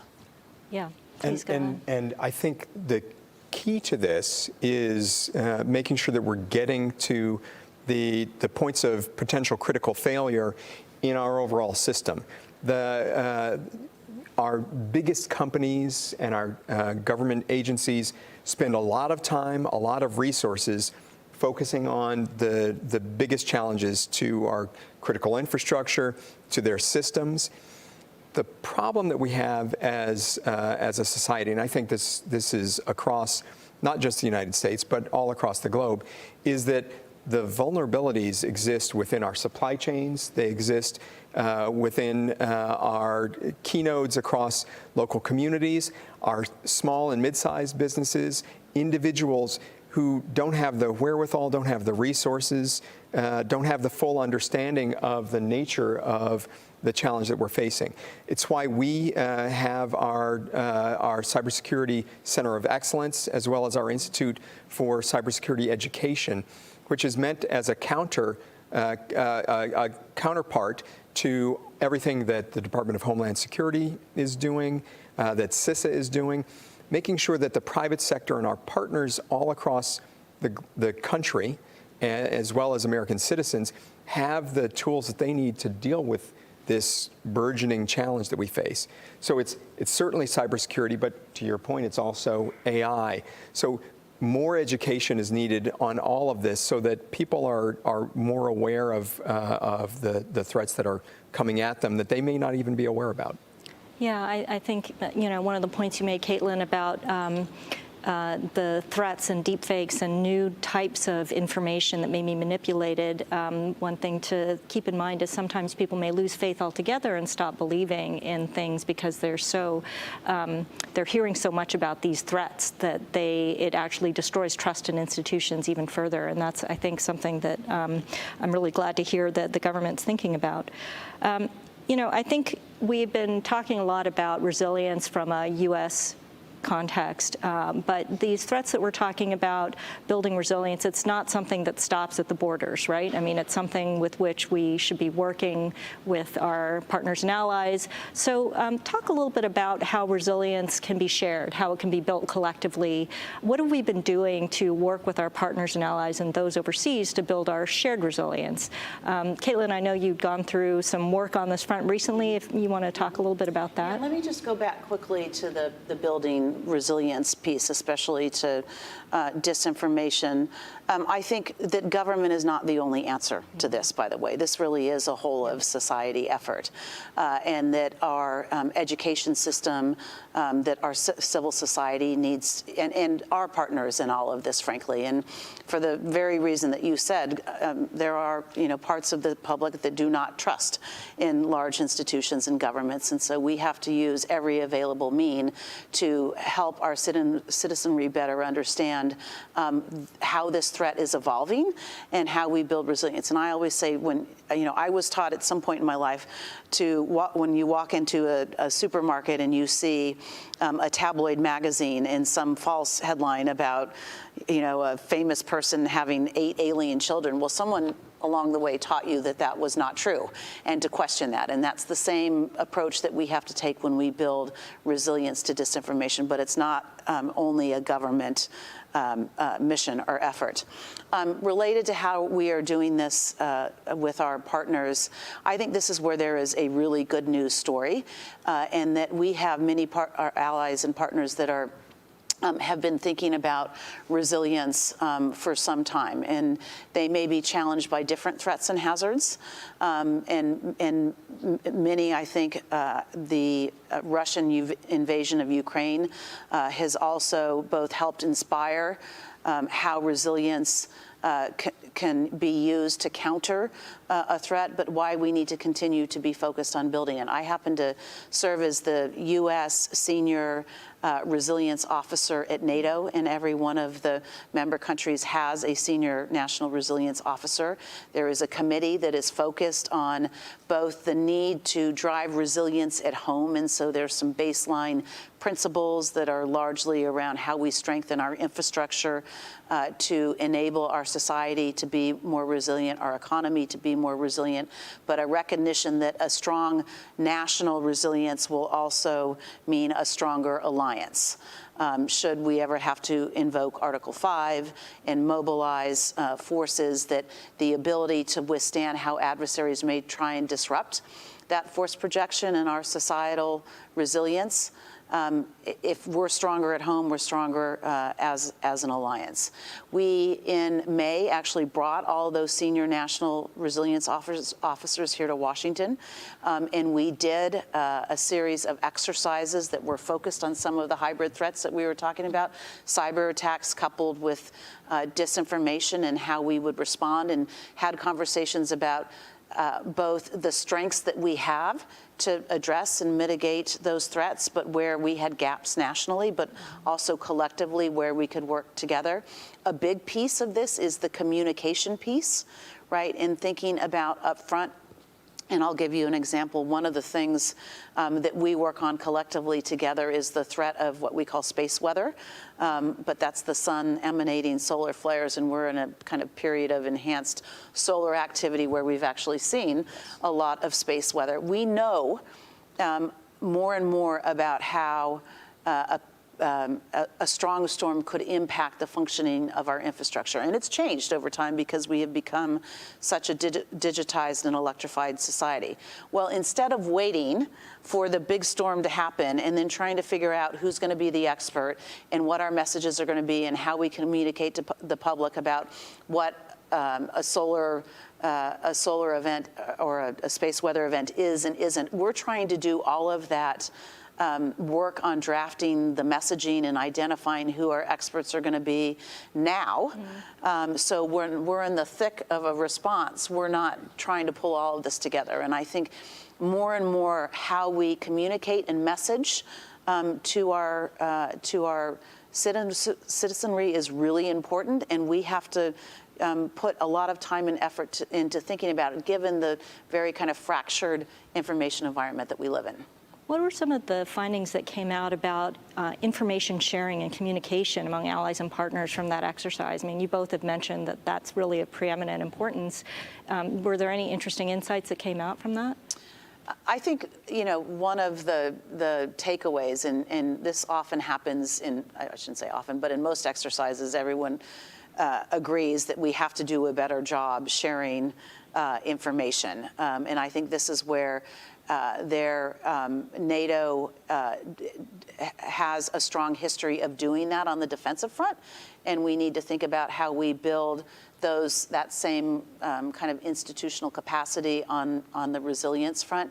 One of the things, though, that we remain concerned about is, and whether it is a weather event, a solar event, or our adversaries disrupting it, is what happens when you don't have reliable communications.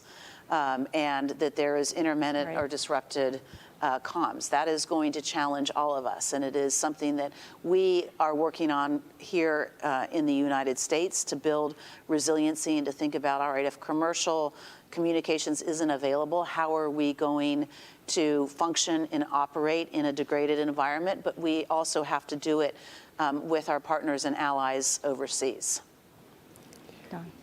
I couldn't agree more. I mean, the way that I think about this, and I know the president has long said this, NATO has been the bulwark in the defense of democratic values for 70 years. And that's really what this is all about, is thinking about how we ensure the protection, the uplift of our shared values. Some of that is on the kinetic side, the national security side, but some of that is also on the infrastructure side and on the economic side. And one of the best examples of the ways that we can make this work more effectively going forward is what we did, as Caitlin mentioned, with the unwarranted invasion of Ukraine by Russia. we were able in very short order. I mean, I remember having the video calls with my counterparts in the EU and across the globe, where we were able to pull together in a matter, it felt like just a number of weeks, a coalition of partners that took unprecedented action, imposing export controls and sanctions on Russia to prevent Putin's war machine from doing even more damage than it's already done. He's paying a very heavy price, continuing to lack the access to the most advanced technologies.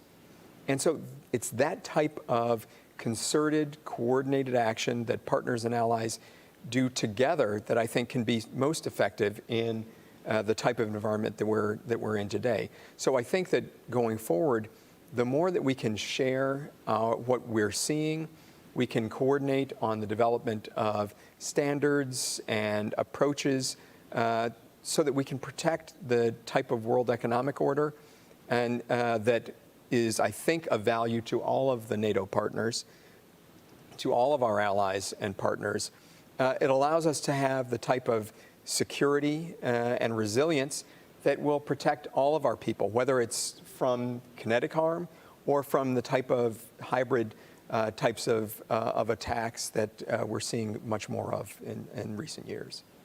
And I know we're running out of time, but I did want to ask one last question, which I think gets back to the title of this session about building whole of society resilience. So how do you envision that the private sector can work with the U.S. government, with other governments to help build that whole of society resilience? And also, how do you bring society into this? How do you bring civil society and publics into this question so that you do get to this whole of society piece? So it's exactly what we've been doing. And I think this applies to the work that we do with our partners and allies, but I'll focus here at home. When we're implementing the bipartisan infrastructure law, for instance, we have a Internet for All program that is building resilience so that, going back to the pandemic, you're not in a place where your kids can't get access to the education that they need because you don't have high-speed internet, or your parents who may be elderly and need to get access to telehealth don't have the ability to reach their doctor. That's a sort of investment in infrastructure that is going to be absolutely vital for our long-term resilience. But we can't do that ourselves. This is one where we are investing in and with the private sector. We're utilizing civil society to help us develop the approaches to build coalitions so that we're getting this just right. It has to be a whole of society approach because when any of these various actors try to go it alone, invariably you're going to miss something. So for us, we have to make sure that we're communicating, that we're sharing, that we're getting feedback, we're taking that feedback in, and then we're acting accordingly. And I think that's the approach that's going to be very successful in building our resilience for the long term. Thank you. This is where I think we have a good news story in this country, and that the private sector has been part of this critical infrastructure partnership since the very beginning of our policy, our national policy around critical infrastructure protection, which was first promulgated when Bill Clinton was president in 1998. And they are essential to how we think about the security and resilience of our infrastructure, because at the end of the day, they own and operate most of it, and they manage the risk. And so that partnership, that voluntary partnership, has been, again, instrumental to how we have, over the course of the last 25 years, helped develop a strong and robust and reliable infrastructure ecosystem that has powered the economy in the world that we know today.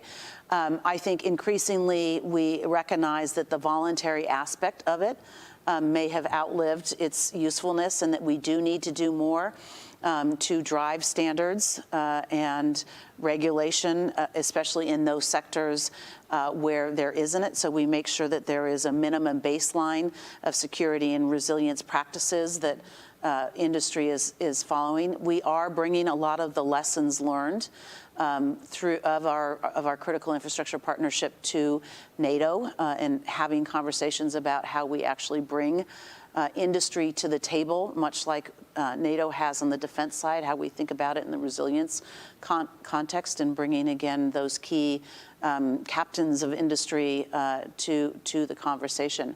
I will say that is part of the exercise that we did in May, and I think this is one of the most important things that we can do, is that we have to be clear-eyed with the public, with our citizenry, about what is out there on the horizon. And that is part of what will help build resilience. And that's not just government at the federal level, but at the state and local level. That's our civil society leaders and faith-based organizations.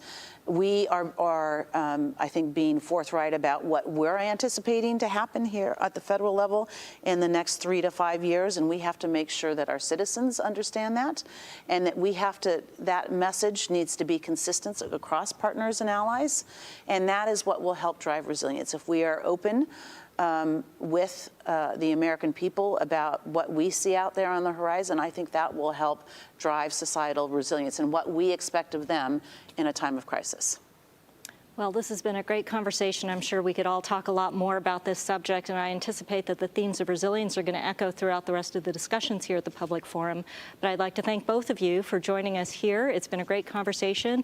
Thank you very much to the NATO Public Forum, and thank you very much to the online audience for joining us.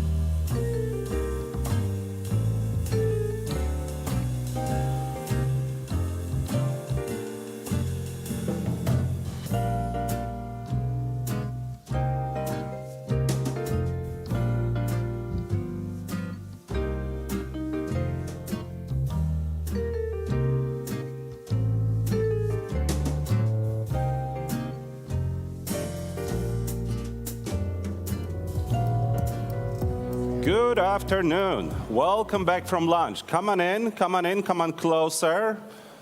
Have a coffee with you if you can. This is going to be exciting. Second part of the day, we are starting with a conversation between Andryi Kendall-Taylor from CNAS with Deputy Secretary General of NATO, Mircea Joana, a longtime friend of many of the organizers and co-organizers of the forum. So come on in, close the doors, join us, and yeah, get ready for the second part of the day. Andryi, the floor is yours.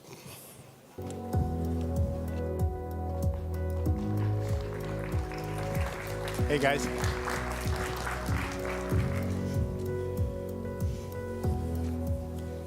All right. Well, it's wonderful to see everyone, and Deputy Secretary General, it's really wonderful to see you again. I've been looking forward to this conversation for some time. I wanted to start maybe with a more reflective question. You stepped into your role as the Deputy Secretary General in 2019. What have you seen change within NATO over that time period? Thank you, Andrew. Good to see you. She briefed us in NATO, and we are still recovering from her briefing. Good to be back at the public forum. Listen, I've been privileged to serve this alliance for the last 5 years, together with our Secretary General. And I think this relatively short period of history is indicative of the world that we are living and will be living through. So consider this. I just arrived, we have a pandemic. And this has put to test the way in which we work. And we work with lots of classified things, so teleworking is not always the easiest solution for us. And then we had the withdrawal from Afghanistan, which was a very complicated issue. And then, to be honest, we also had a number of cyber incidents, and the Secretary General asked me to look into cyber resilience of the organization. And then we entered the era of hyper-acceleration of technology. AI, biotech, synthetic biology. We have our chief scientist here, Dr. Wells, that is also looking into the future with, let's say, a lot of professionalism. So I would say that in this nutshell, and of course the war in Ukraine and the summit now in Washington. Yeah. So I would say that NATO we have in our genes, in a way, in our genetical code, a gene of adaptation to transformation of geopolitical and strategic environments.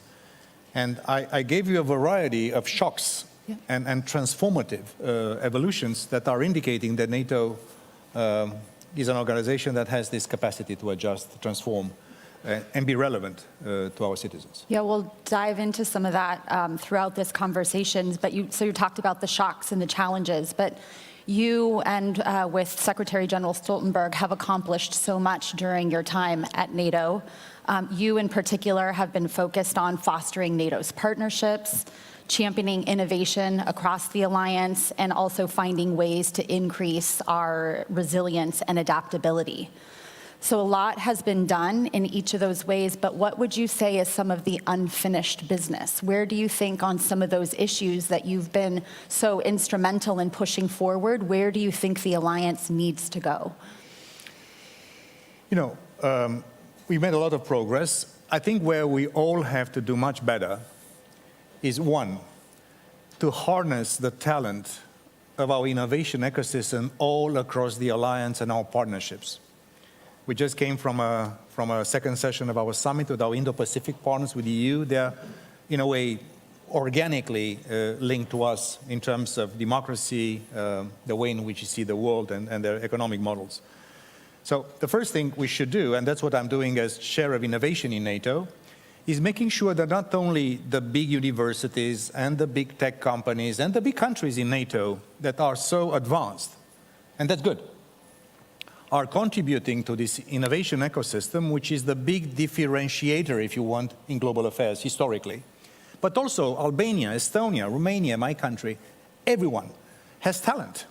Everyone has a smart, young woman or man here that could really want to start from a smaller country, a business, a startup. And if there's something I'm very proud of, together with my colleagues, that we are able to have in the last few years, DIANA, which is the Defense Innovation Accelerator for North Atlantic, test centers, accelerators, and if you have bright ideas, come to us and test your ideas for free for you to basically mature. And I hope from this hall, or the ones watching us, will have the future unicorns. Mm-hmm. Also, we were the first ones in the world to create a NATO Innovation Fund, which is the first multinational sovereign venture capital fund in the world. Sounds counterintuitive and even explosive in what I say. Yes, we managed to do it, to convince allies to put some money, and that's the way in which we try to adjust. If there is one challenge to all of us, is that the fact that we should adapt better to the speed of transformation. We are still too slow in procurements. We are still sometimes sluggish in terms of diffusion of technology.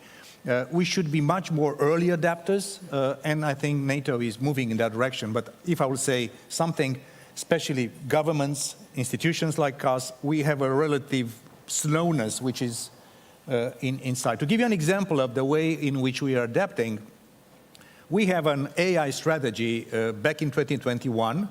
Every piece of technology policy in NATO has an ethical use part to that. Compulsory. We want to be the gold standard on technology in national security, but also on ethical use. And we have, this system of committees and boards in NATO. For the AI and big data board in NATO, for the first time, we have private sector sitting around the NATO table, because the dialogue between us, private sector, civil society, and academia, the triple helix of innovation is something we do. We are still too slow. We have to move much faster, to be more innovative, and also take risks in a way, because if not, the speed of transformation could really create trouble for us down the road. Yeah. Another area that I understand that you've spent a lot of time in and focus on is on defense spending and reaching out to different member states to make the case why we all need to spend more on security and defense. And when you're making the case to elected officials, it's obviously not always an easy case to make, because they have competing priorities, domestic expenditures, and other things that they need to do at home. And so when you go out and you're having these discussions with other elected officials about why they need to spend more, what's the case that you make? Listen, I'm a political person myself, so I know how difficult it is for a political leader. Then you have so much conflicting and overlapping priorities. There's so much need for education and for infrastructure and for healthcare and for climate change. They are massive. They are massive priorities. But I think what the war in Ukraine and the aggressiveness of Russia and if you want, this collection of China, Russia, North Korea, and Iran, at least in Europe, I think, it triggered a sort of a strategic awakening to a tough world. Yeah. So in a way, when you see war in Europe back after many decades, after the Second World War, in fact, our public opinions, our young ones, the taxpayers, in a way, they see, oh, this is dangerous, so there is a little bit easier for us to make the case to spend more on defense. And that's why from 3 allies meeting the 2% threshold in 2014 in Wales, now we have 23, and every ally has a plan to reach 2%, at least. But the problem is not only how much money you put in, but how you spent it. Yeah. And that's another place where NATO is giving exceptional guidance and advice to all allies. Because there's always, especially when you're lagging behind, many allies have underinvested in defense for decades. And now you have a little bit more money, and how do you spend that money? On which let's say, catching up with more classical equipment that we miss, or high-tech, high-end. And that's why in NATO, through our NATO defense planning processes, we are in fact advising and guiding allies to making sure that they don't choose.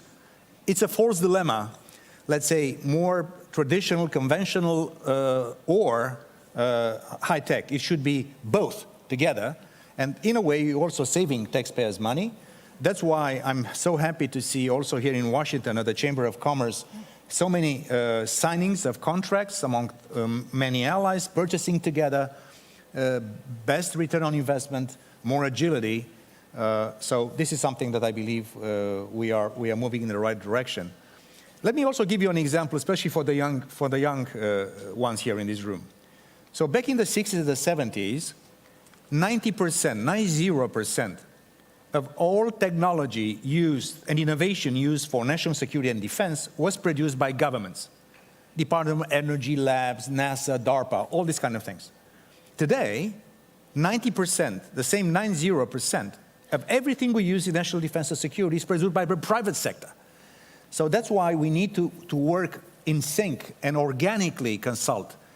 And if this pendulum that was basically going far, probably too much towards the government some decades ago, now it's going, as it should be, to the private sector, we have to find a right balance and a sense of collaboration and understanding that between economy and security there is an interdependence which is felt not only in defense, but everything we do has an economic and security aspect.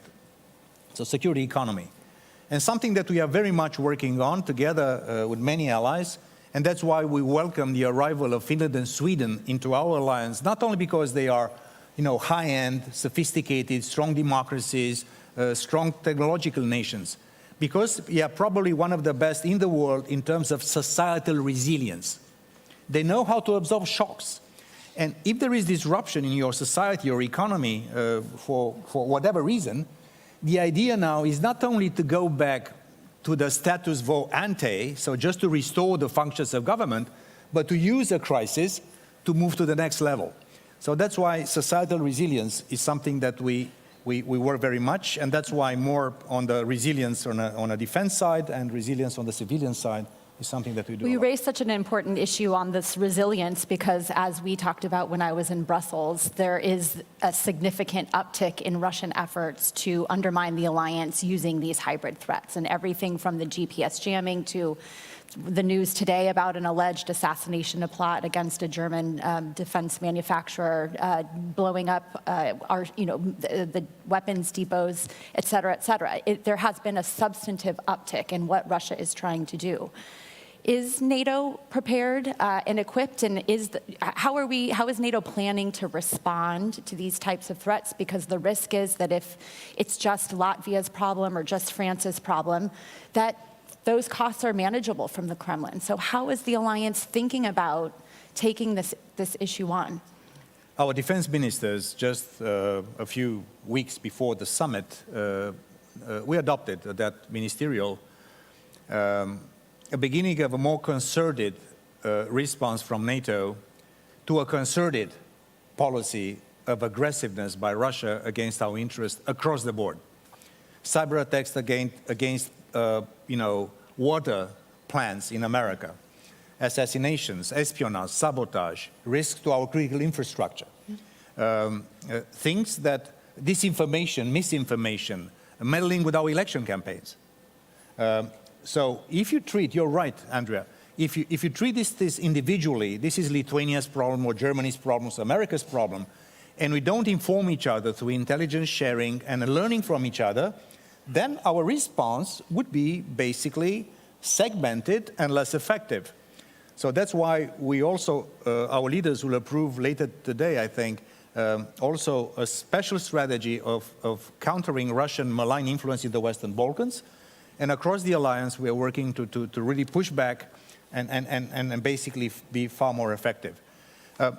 To make a very clear point here, we don't see Russia having, at least today, the capacity or the intent to attack NATO because we are a much bigger player and we are also investing much more, deterrence and defense, new plans. But in terms of everything under the Article 5 threshold, they're using everything against our interests. And sometimes we see Russia and China, sometimes and Iran, even North Korea, affecting our interests. So you're right. On the hybrid side, on this kind of concerted efforts, we are taking collective efforts. And by the next summit in The Hague, we'll be adopting an overarching Russia policy, NATO, that will be taking into account basically as you mentioned when you visited with us, a pattern of aggressiveness by Russia against our interests, and the fact that Russia as a nation, as official ideology, as economy, as defense or foreign policy. They are basically organizing themselves for the long haul to be aggressive against the West. And also, as a political guy, when you have domestic problems, you have to invent a foreign adversary, a foe from the outside. That's propaganda manual 1.0.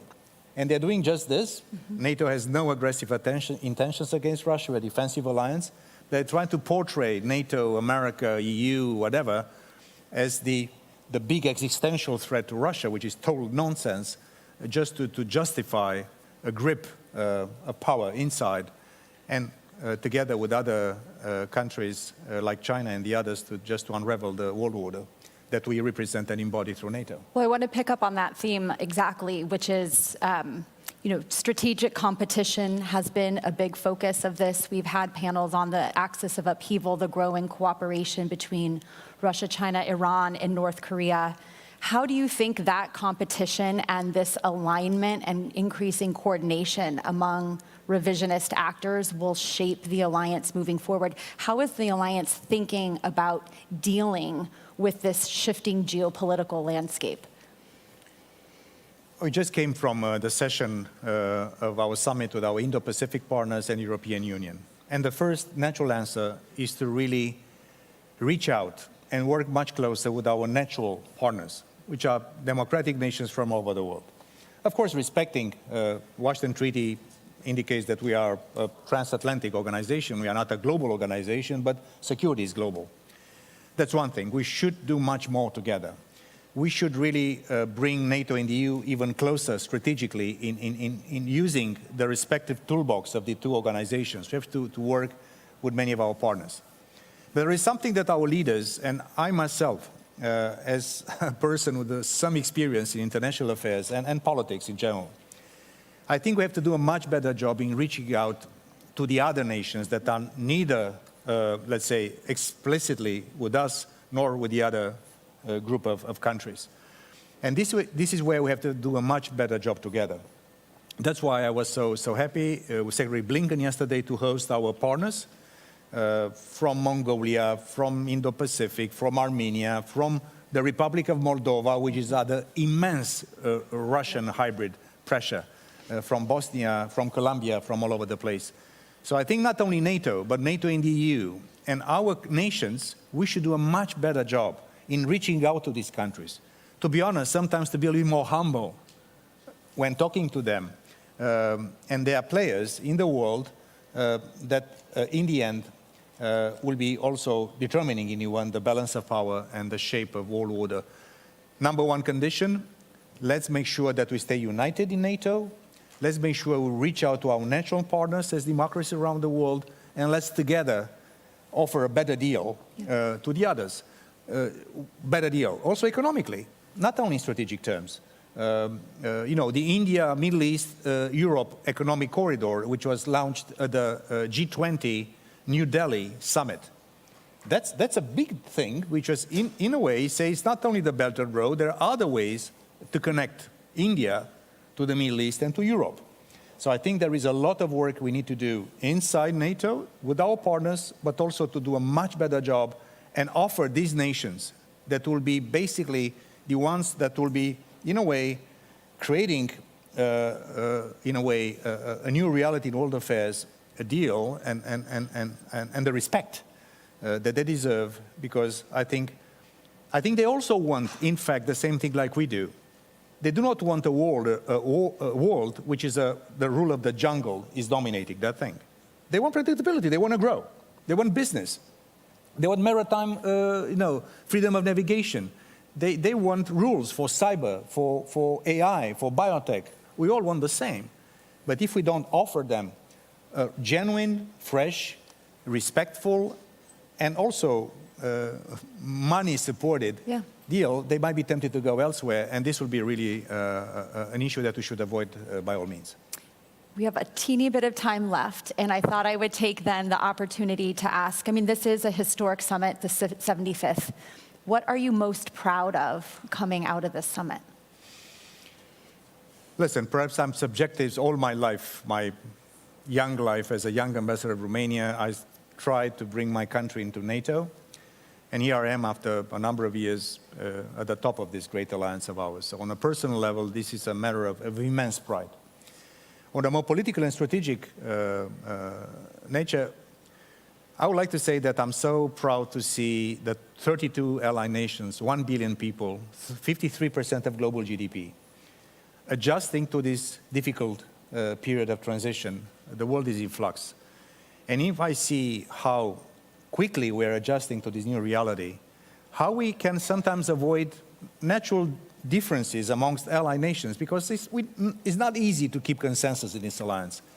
And I think that NATO is today, against very difficult headwinds, more united, stronger, more relevant. And if I can use a word, because please wrap up, says Michal, I would say, I can really say, like Madeleine Albright a few decades back, that NATO is today the indispensable alliance, not only for our peace and security, but also for global stability and predictability. NATO is as essential to our nations and to the world as 75 years ago, and nothing gives you more pride. And also for the young ones, this is your alliance too. This is not for Jens Stoltenberg or Mircea Joana or our leaders, you see them on the podium. This is your alliance. We are really the foundation of peace and everything you do with your lives. So if there's something I would like to have a legacy of pride and the generations to come, take the lead from us, move it forward, because this is a foundation of peace and security, democracy, and our way of life. I couldn't have been prouder to serve this great alliance than for the last 5 years. I always love a conversation that ends on a positive note, so that was perfect. Thank you so much. Thank you, everyone. Thank you. That was good. Come on. Thank you so much, Andrea. Thank you very much, Ambassador Joanna. You're such a great speaker. Fascinating conversation, wide-ranging. I see that some of you are escaping, but it actually is a good time to stay in your seat for a very special video that we have prepared. Well, actually, not exactly we, but that NATO has prepared for the heads of states and governments that was run earlier this week at the Mellon Auditorium, where the North Atlantic Treaty was signed 75 years ago. Before we go to the video, I want to remind you that the next session will be with our partner from one of the NATO partners, President of South Korea, that will require translation, unless your Korean is very good already. And those translation devices are in the back of the room. But for right now, tune in to the special video. Please take a look.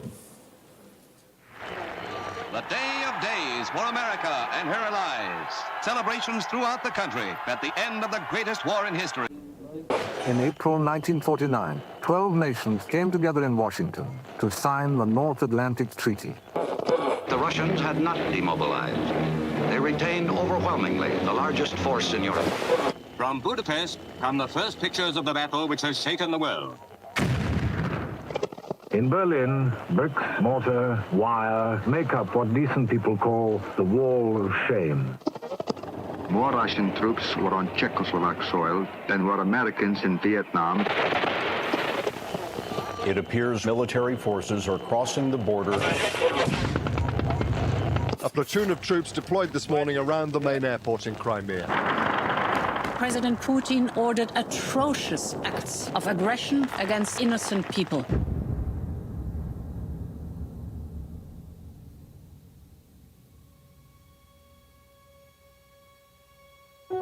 What does it really mean to be a good friend? To be there for somebody else? To know that they will be there for you? To have each other's backs? But we all know that true friendship is not that simple. There's more to it than that. There's more demanded of you than that. In this treaty, we seek to establish freedom from aggression.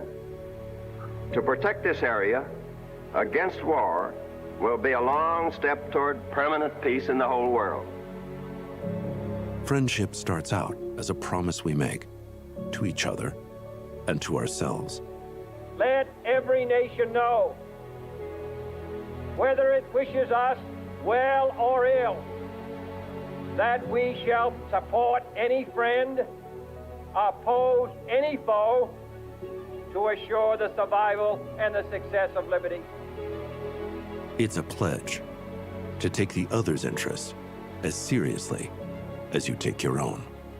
We are determined to resist aggression, whatever its force, and whatever kind of force is needed to resist it. Over time, it creates an unbreakable bond, an alliance, partnerships. That alliance becomes an identity, an expression of who we are as people. Those partnerships make us all stronger. There's a moral compass at work that not only guides us, it's on display for all the world to see. Mr. Gorbachev, tear down this wall. The dangers of acting are far outweighed by the dangers of not acting. Dangers to defenseless people and to our national interests. NATO is a defense alliance. NATO has no intention of attacking anybody. It's to increase the capabilities for defense. In an uncertain and chaotic world, it removes a measure of doubt and offers us the chance to help shape our own destiny. NATO soldiers trying to rescue trapped residents carried children to safety. Like a stone that skips across the water, a good friendship creates a ripple through space and time. It touches everyone we know and everyone who will ever know us. Take the story of one boy in Bosnia who was 5 years old when the war came to his doorstep. I remember the tanks coming into our city. Sitting outside on my steps of where we lived, suddenly I heard a whistling sound, had no clue what it was. And then a rocket hit my kindergarten right in front of me.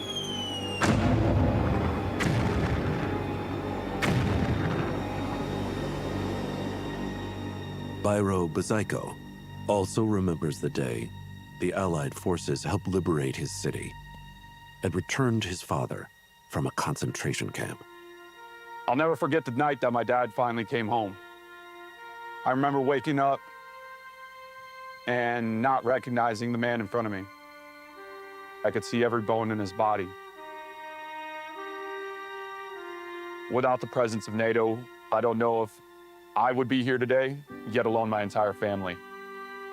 The memories of his childhood would be a defining moment of his life. I felt like I always had a calling for service. I remember getting to go to Afghanistan and Iraq. And every time that I would see a child living in that danger, I couldn't help but see myself. There's a lot of bad people out there that are willing to do evil and unimaginable things. And the world needs good people to be able to step up and stop that. This alliance is not just about military action under the terms of a decades-old treaty. This is a constantly evolving dialogue about the dangers in the world today. The defense of freedom is not the work of a day or a year. It's the calling of our lifetime. When others do better, we do better as well. Friendship takes work. The job today is defending a better, safer future together. With unity and strength, NATO will continue to rise to any challenge, to preserve peace, prevent conflict, and protect our people. To be a good friend means that you want the same for your friends' kids as you want for your own. The chance at a better life. And when the darkest hour arrives, you know that you will not face it alone. In the wake of the 11th September attacks against the United States of America, it shall be regarded as an action covered by Article 5 of the Washington Treaty, which states that an armed attack against one or more of the allies shall be considered an attack against them all. NATO guarantees our security and prosperity. Together, we work to prevent conflict and preserve peace for 1 billion people. True friendship is more than a promise, more than just signatures on a piece of paper. It's a way of navigating life. And when you show yourself as worthy of true friendship, it draws others with that same sense of commitment to your side. We are together, we are strong, and only together we will be able to defend our NATO territory. And builds a community based on shared principles of collective security and prosperity. By training constantly together under pressure, then we can increase our capability and our war-fighting ability. What does it mean to be a good friend? That idea has created the most powerful alliance in human history. East German government has opened all its border crossings to the west. After 28 years, the Berlin Wall has come down.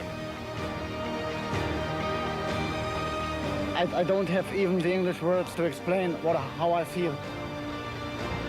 The signing of a treaty that finally brings peace to Bosnia. Thousands of freedom candles are burning across the center of Prague.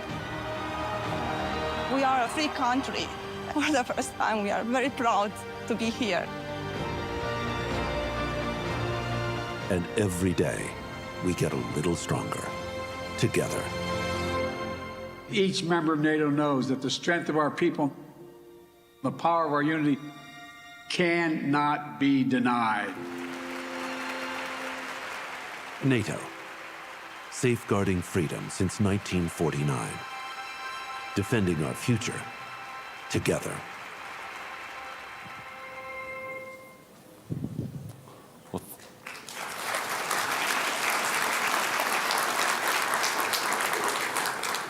Thank you for joining us for this very, very moving film, illustrating what friendship is about, what our alliances are really about. Our friends are closest, of course, within the alliance, within the North Atlantic Treaty, but NATO has also a strong network of friends, democratic friends, across the world. And one of those strong friends is, of course, South Korea. So it's my great pleasure to welcome Ken Weinstein, President Emeritus of the Hudson Institute, for a conversation with President of South Korea. Ken, the stage is yours.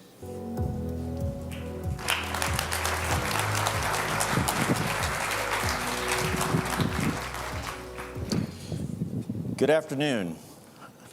I have the distinct honor of introducing a man who swept a White House crowd off its feet during his inaugural state visit to Washington in 2023 with an unforgettable rendition of Don McLean's classic American Pie. But those who follow global affairs closely know His Excellency Yoon Suk-yeol, the President of the Republic of Korea, is more than just a talented vocalist.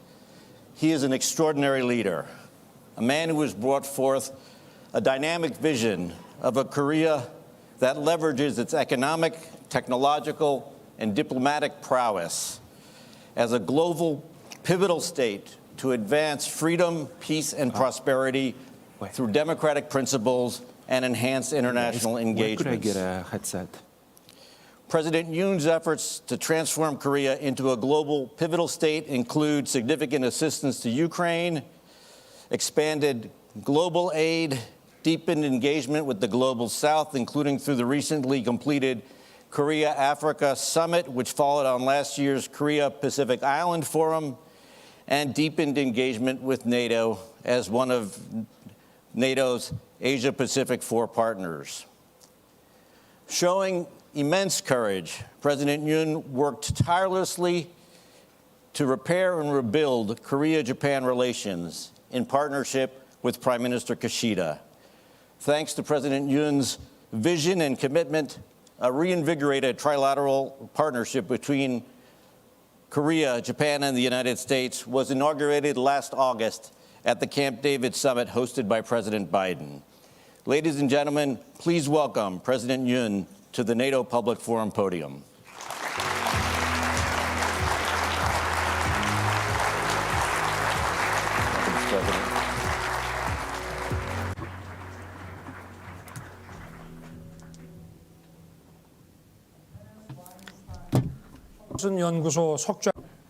Dr. Kenneth Weinstein, President Emeritus of Hudson Institute, and distinguished guests, good afternoon. It's a great pleasure to be here in Washington, D.C., where NATO was founded 75 years ago. President Harry Truman, who launched the Marshall Plan and championed the creation of NATO, once said that the United States had an obligation to protect all free peoples and that NATO was a neighborly act to fulfill that obligation. After 2 world wars that inflicted immeasurable pain and suffering upon mankind, NATO was established with a solemn promise that such tragedy would never be repeated. However, in 1950, just 1 year after NATO's founding, the Korean War broke out on the Korean Peninsula with a surprise invasion by Soviet-backed North Korea. The communist totalitarian power had begun to show its expansionist ambitions extending beyond Europe to Asia. At the time, 10 of the 12 NATO member states stood together under the banner of the United Nations.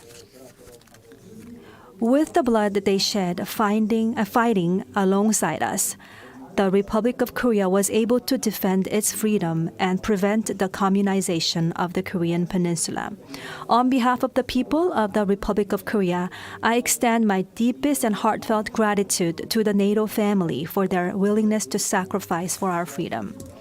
In the aftermath of the Korean War, recognizing that the Cold War could easily turn into a hot war, NATO began to expand its membership and build an integrated response capability to meet the evolving challenges and threats of changing times.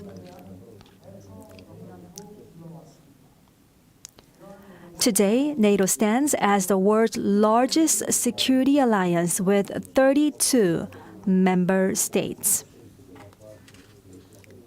Ladies and gentlemen, 35 years after the end of the Cold War, we find ourselves facing new and challenging forces.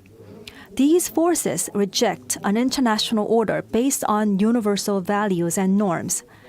They incite their own people to harbor hostility towards the external world, disguising this as patriotic nationalism. Autocratic regimes maintain their power by restricting the freedoms of their own citizens and subjecting them to constant surveillance.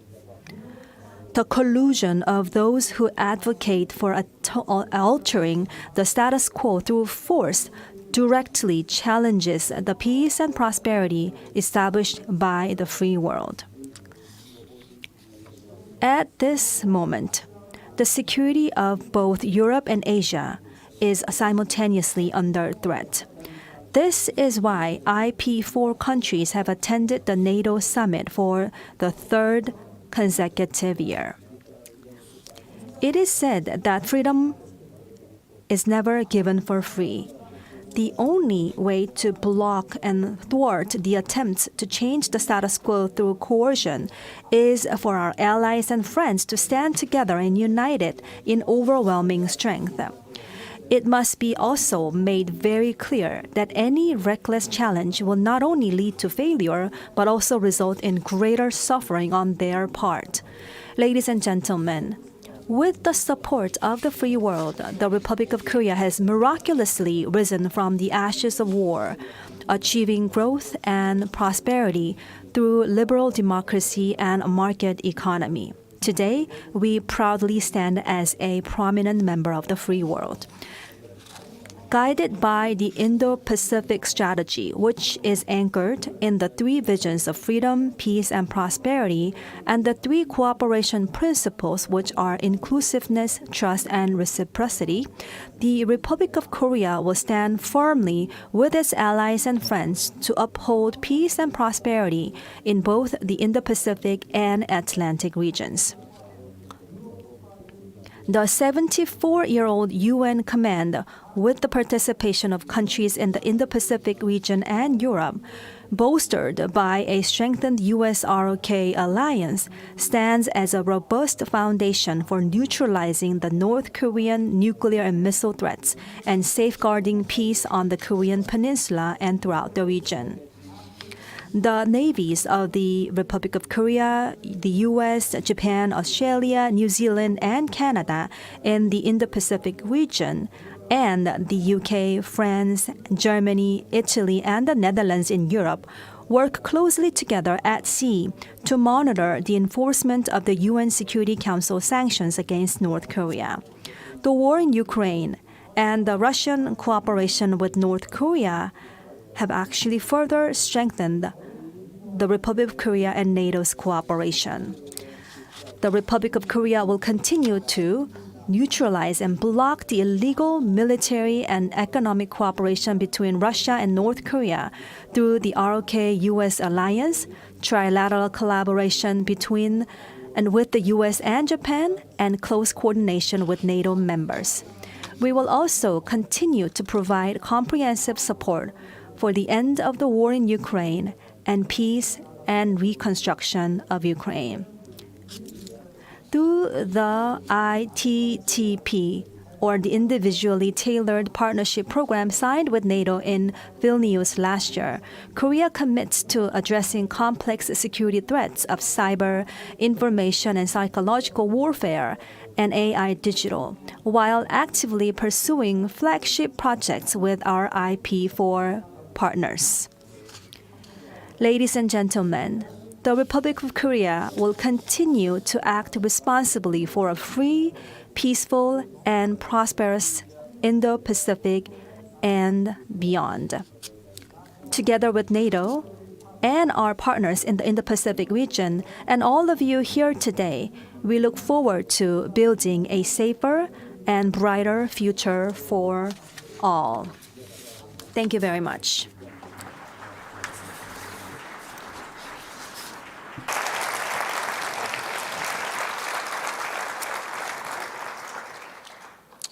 Well, thank you, Mr. President, for those characteristically frank, insightful, and stirring remarks.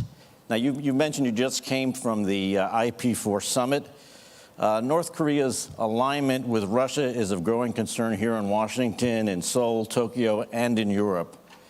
How do you see this alignment affecting Ukraine?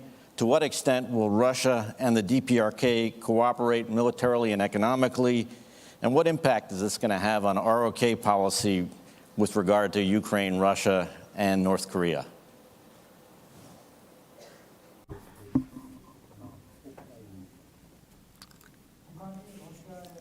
Thank you for that question. The missiles and the artillery shells that North Korea is supplying to Russia will prolong the war in Ukraine. And Russia's potential military technology and economic assistance to North Korea in return threatens peace on the Korean Peninsula and in the Northeast Asian region as well. Yesterday and today, NATO allies and our partners together expressed their strong concerns over the growing Russian-North Korean alignment. Russia's cooperation with North Korea over the war in Ukraine appears to be a collusion of convenience driven by their own pressing needs. Russia wants North Korea to actively engage in anti-American, anti-Western rhetoric while serving as its arsenal. North Korea hopes that Russia will provide it with advanced military technology and energy resources, and also help them weaken the monitoring of the UN Security Council sanctions. The South Korean government will continue to strengthen the US-ROK alliance and also US-Japan cooperation, US-Japan-Korea cooperation and partnership with NATO to thwart and neutralize illicit Russian, North Korean military and economic cooperation. We will also closely analyze the potential impact of Russian-North Korean cooperation on the security of our country and international peace, and we will take steps to devise corresponding countermeasures. With NATO, we will enhance information sharing on North Korean weapons that have been deployed on the battlefields in Ukraine. Now, to support Ukraine, which we will continue to do so, we already have the comprehensive assistance package that we're already providing to Ukraine. We will continue to expand that package, working closely with our NATO allies and IP4 countries in this process. We will build on the Ukraine Peace and Solidarity Initiative announced in July of last year in Kyiv and expand our security and reconstruction assistance. Thank you, Mr. President. The NATO alliance was formed 75 years ago, as we all know, to face the Soviet threat. How would you compare the U.S.-Soviet relationship during the Cold War with today's U.S.-China relationship? Should parallels be drawn? And because particularly against this backdrop, the Republic of Korea and the People's Republic of China maintain high-level communications. You hosted a successful Korea-Japan summit on May 27th. I happened to have been in Seoul at that time and caught the very positive news reports. Where do you see Republic of Korea-China relations going and policy going? Thank you for that. Yes, in the past, the US-Soviet Cold War did exist, and it was a political system that were completely different, and they wanted to, they were competing, and that was the situation in the time. At that time, the trade volume of the US and Soviet was very minimal, less than 1% of each country's GDP. So at that time, it was basically, the economic situation was very different. But nowadays, unlike the containment policy in the past, the trade volume to and with China have grown substantially, and US and China, in fact, I would say, be in a very difficult situation without the economic trade. So in the past, I would say that the US-Soviet Cold War was a military confrontation that assumed even an all-out war, including nuclear war. The US-China rivalry of today is more like a strategic competition, which involves technology and hybrid competition involving information warfare and high-tech economic warfare, using also media, fake news, and etc. So the situations in that ways are quite different. So there's a gray area that are actually the main battlefield of the war, of the rivalry today, which makes it quite also difficult to respond to today's rivalry between US and China. Now, for a long time, Korea and China have had a long history of economic and social exchanges. However, we have a different system for sure and different institutions between the two countries. But we will continue to communicate on a strategic level with China, and based on the mutual respect, reciprocity, and international norms, we're going to continue to have that relationship with China. But at the same time, for the peace of the region and also to focus on the agenda of the global world, we're going to also continue to have that conversation and communication with China. Thank you, Mr. President. Let me turn to the last question, where we have seen fissures in the global geoeconomic situation during the COVID pandemic and also during Russia's invasion of Ukraine. What role can the Republic of Korea play in encouraging economic prosperity and cooperation in the Indo-Pacific? How can Korea's Indo-Pacific strategy help build a more stable and resilient supply chain? And what are the implications of all this for the Euro-Atlantic? The Indo-Pacific region is an economically advanced region, and there's also the mid-economic region, and also emerging nations are included in the Indo-Pacific region. So there are different levels of economic development in that region. So to drive the economic development of that region as a whole, we need to make sure that we encompass all different levels of economic status. And because Korea had such a compact and successful economic growth over such a short period of time, we can share our own experiences with those countries in Indo-Pacific region. And we are strong in manufacturing industries in Korea, as you all know, and we have amazing talents with great technological prowess. So our prowess is once again in manufacturing and also human resources. We can actually have a very practical collaboration with Indo-Pacific countries. As for the resilience in supply chain, multilateral platforms are very critical, and then we will do our best to be a leading role in the expanding multilateral platforms. In fact, MSP, which stands for the Minerals Security Partnerships, and also IPEF, Indo-Pacific Economic Frameworks, we could use those kind of platforms to really strengthen the resilience of the supply chain globally. In fact, we're the chair of the APEC next year, and we can utilize also this kind of platform to lead regional discussions on trade and investment of the Indo-Pacific regions.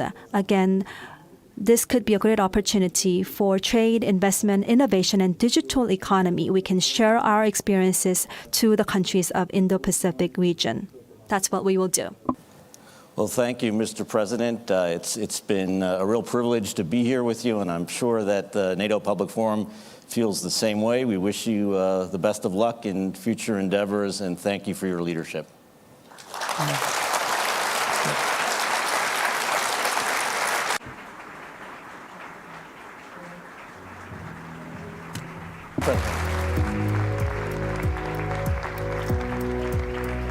Thank you very much. Thank you, Mr. President. Thank you, Ken, for this fascinating conversation that helped us to really see the scope of NATO's partnerships. And we are now about to turn to another key partnership between NATO and the EU. And for this conversation, please help me welcome to the stage my big boss, President of the German Marshall Fund of the United States, Heather Conley. Heather, the stage is yours.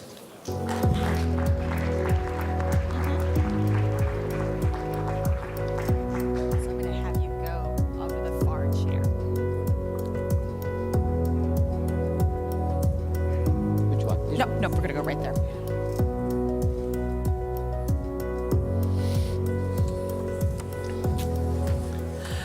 Well, good afternoon.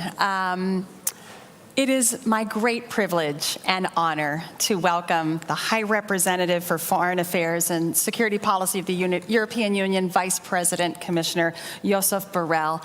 Thank you for joining us. Yes, please give your warm applause. Thank you. Thank you.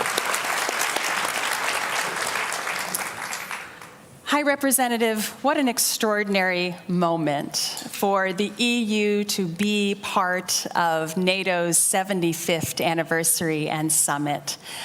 If you'll allow me, I spoke yesterday morning with Secretary Blinken, and I gave him a historical quote from 1949.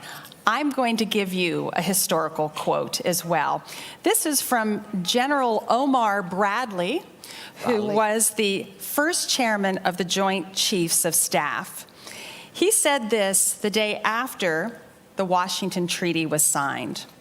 In the final analysis, Western Europe can only be saved by Western Europeans, but to save themselves, they must have the will and the means to resist. 75 years later, does the European Union have the will and the means to resist an aggressor? Which aggressor? We'll start with Russia. How about that? Not bad. We'll start with Russia, of course. Look, since the Euro crisis and the end of the Cold War, beginning of the 20th, this century, the Europeans, we have gone through a silent process of disarmament. Silent but continuous, because it was not war in the horizon. And we had you, the US, to protect us, NATO. So why to spend on ammunition, which is not very popular, when you can spend on increasing pensions or social security? Until 2014. Then Russia took Crimea. It was our first wake up. And then the war against Ukraine directly by invading the country. And since then, we have restarted to understand that we have to have a greater capacity to defend ourselves. But there is not alternative to NATO for the territorial defense of Europe. There is the will, but certainly we are far away of having the capacity to defend the territorial, the space, the land, by our means. We need you. So I want to read, because I know this entire audience has thoroughly read the NATO declaration from yesterday, but in case they haven't, let me turn to paragraph 29. The European Union remains a unique and essential partner for NATO. Practical cooperation has been strengthened and expanded on space, cyber, climate, and defense, as well as emerging and disruptive technologies. That is quite a list of things that NATO is turning to the European Union. Is there a priority for you in that list? Don't forget that almost all members of the European Union are members of NATO. So when you say NATO is turning to the European Union, in fact, the European Union is inside NATO, because my member states are part of NATO, and some of them making an important contribution. But the war itself has changed. Today is not just about tanks invading a territory, it's people invading your mind, it's colonizing your spirit, it's disinformation, it's cutting the cyber systems in order to paralyze you without sending a single bullet. The new forms of war requires a different kind of answer. And on that, we are certainly very much engaged. And I can say that we are quite good on cyber defense. We are quite good on fighting disinformation. You cannot imagine how important is disinformation. People are suffering attacks on their mind, trying to resist things that false, but looks true. Then how do you resist against that? You need a different kind of army. You need people watching the networks. You need people explaining things the way they are, counter-programming, giving right information to the people, trying to avoid interference on the electoral process. Don't dismiss this kind of war. It's not just sending bombs and tanks. It's just sending news and occupying the cyberspace. And on that, the European Union has a certain important contribution to do. Really, the mind is the battlefield, certainly the citizens. The mind is not only the cyberspace, the deep sea, it's also the mind of the people. You see, when you go to some African countries and you see people supporting Putin, supporting what Putin is doing in Donbass, saying Putin has saved Donbass, now he will come to Africa and save us. What kind of intellectual process is behind this kind of attitude? Well, a lot of people invading the networks, a lot of people disseminating lies, a lot of people colonizing the minds of the others. Absolutely. You gave an interview earlier this week where you said the future of Europe's security will be determined in Ukraine. It's true. And I think while all of us understood that this was a very geopolitical EU for this term, perhaps its most important geopolitical act was beginning accession talks with Ukraine. But the EU is doing much more. Obviously, defense industrial capacity is essential.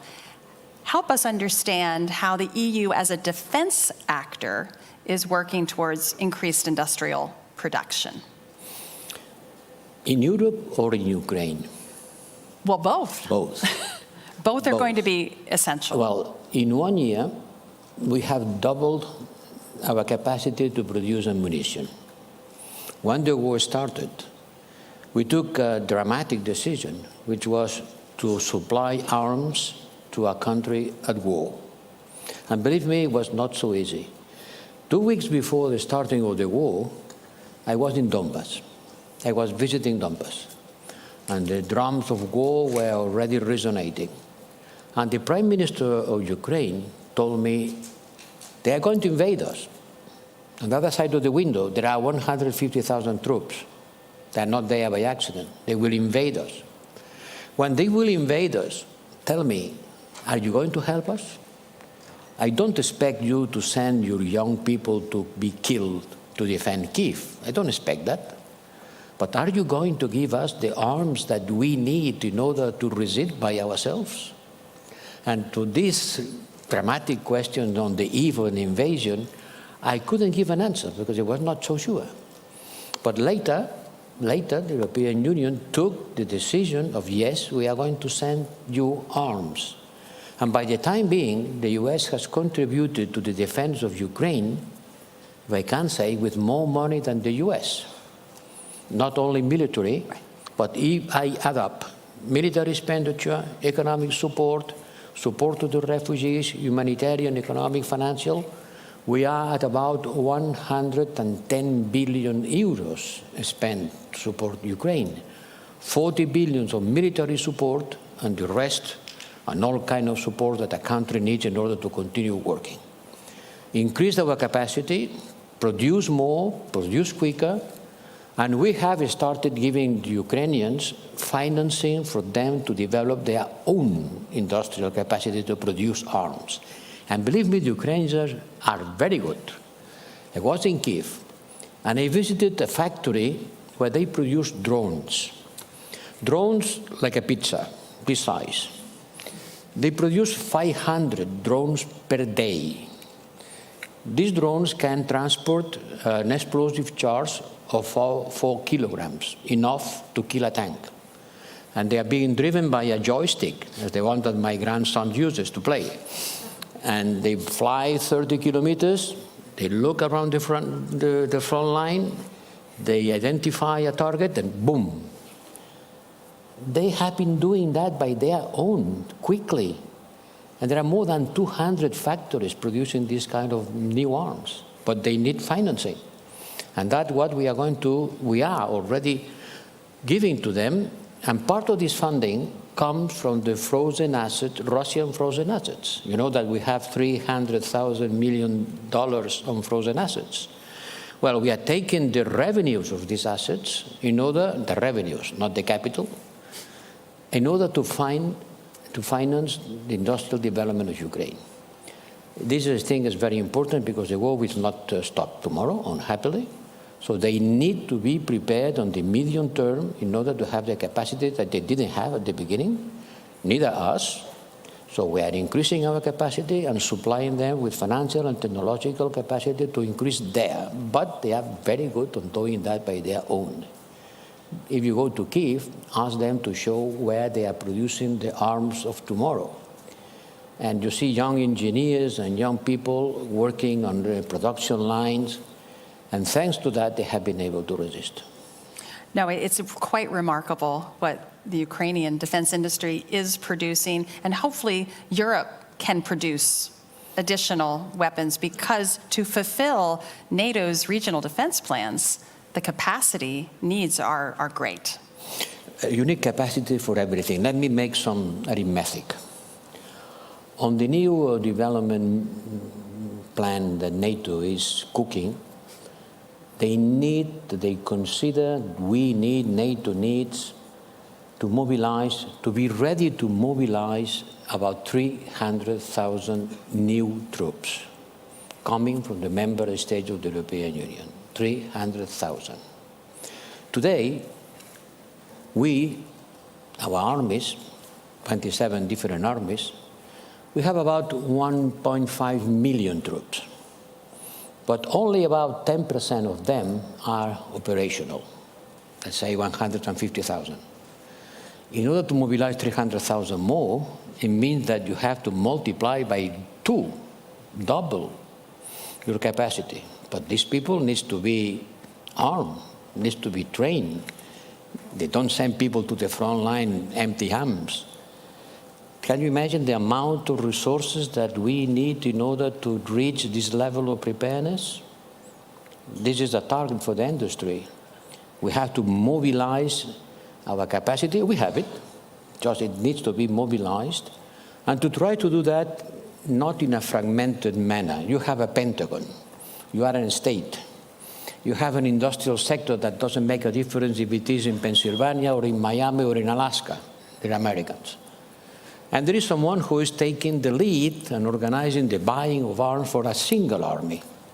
Now imagine 27 different armies with 27 different industrial sectors, with 27 different national interests. Fragmentation, division, it's a big problem for us. So we have to overcome this difficulty and to do that together. How do you overcome it? Well, by incentivizing, by saying, if you go together, you will have a premium. Instead of having 25 different types of tanks, let's look for a 2 or 3 in order to concentrate the capacity and avoid having dispersion with all the logistic costs that it represents. This means having financial resources in order to implement a policy which is not to substitute the 27 different armies, but to build interoperability among the different armies, to avoid pitfalls, to avoid duplications. Maybe we have too many of the same asset, and we don't have another kind of asset, which is critical. This is a kind of a puzzle. How do we go from 27 completely different and isolated to still 27, but sharing resources, being able to work together, mobilize troops and capacities, to make that an ammunition used by the German army can be used exactly for another European army.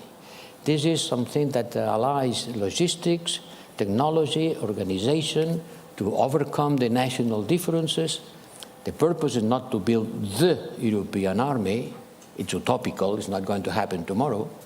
But to make our armies to be able to work together, sharing capacities, being interoperable, and being ready to mobilize resources all together at a certain moment. Not to substitute NATO, there is not alternative to NATO, I want to repeat this idea.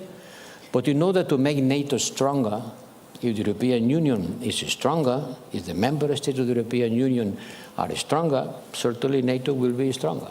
So what you are describing is a European defense pillar rooted in NATO. That's what you're describing. You can call like this an European pillar inside NATO, being able to make NATO stronger and at the same time being able to face our challenges when NATO will not be mobilized, because NATO will not solve all the problems that we have. I don't see NATO going to the Sahel, for example. I don't see NATO going to Sub-Saharan Africa. Why not? Because it's not the scenario for which NATO was imagined, no? And we have a lot of problems there. We have a lot of problems, security problems linked with migration, linked with the military coup d'etat, has destabilized all these kind of regions. So the Europeans should be able to face by their own capacity, their own problems, and to make a stronger contribution to the common defense. Mr. Borrell, one last minute. I know we're going over time. We've been saying thank you to NATO Secretary General Jens Stoltenberg for his leadership, but let me have a moment to thank you for your leadership as High Representative.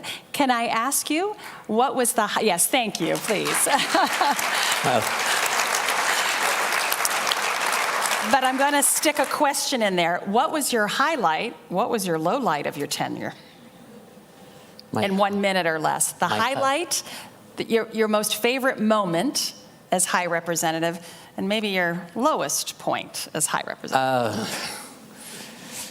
I have to ask. Well, that's a hard one. No, I remember very well. The highest moment was a Sunday afternoon.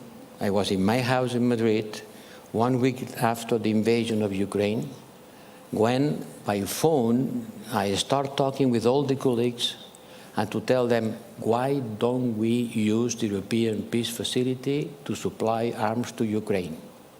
Oh, we have never done such a thing. Well, that's the moment to do it. And we agreed in a couple of hours that we could use this money in order to supply arms to a country at war, something that has never happened before. It was a revolutionary idea, and I am very happy to be able to tell you that we managed to do that very quickly, because everybody understood that the occasion was to break taboos and to do things that we have never been before. Okay, this is not a reason for not doing it now. This was the most important moment, the worst moment. Yes, that deserves it. Well, I tell you what, I don't want to end on your worst moment. I think I want to end on your highest moment. Maybe I will reframe the conversation. Maybe we end on a high note, unless there was a moment you want to share with us. Well, this one, it was the high moment. Okay, let's stick with the high moment. And let's again thank the High Representative for joining us and for a strong European Union defense posture. Thank you.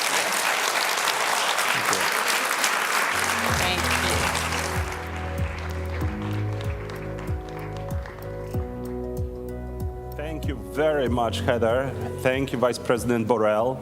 This conversation clearly showed us how European Union and NATO work hand in hand. We finished with European Peace Facility. For those Americans who don't know what it is, look it up, revolutionary instruments. And it really made a big difference for European support for Ukraine. So for our online audience, please join the conversation with Congressman Connolly, led by my colleague Christine Berzina of German Marshall Fund, and another conversation with Javier Colomina, Deputy Assistant Secretary General for Political Affairs at NATO.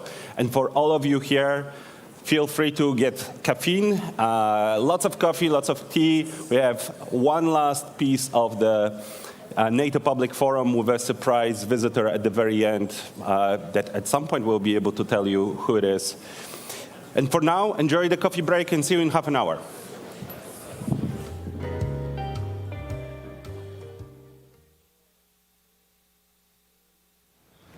Welcome to the NATO Public Forum. My name is Christine Berzina, and I'm a Managing Director of the German Marshall Fund.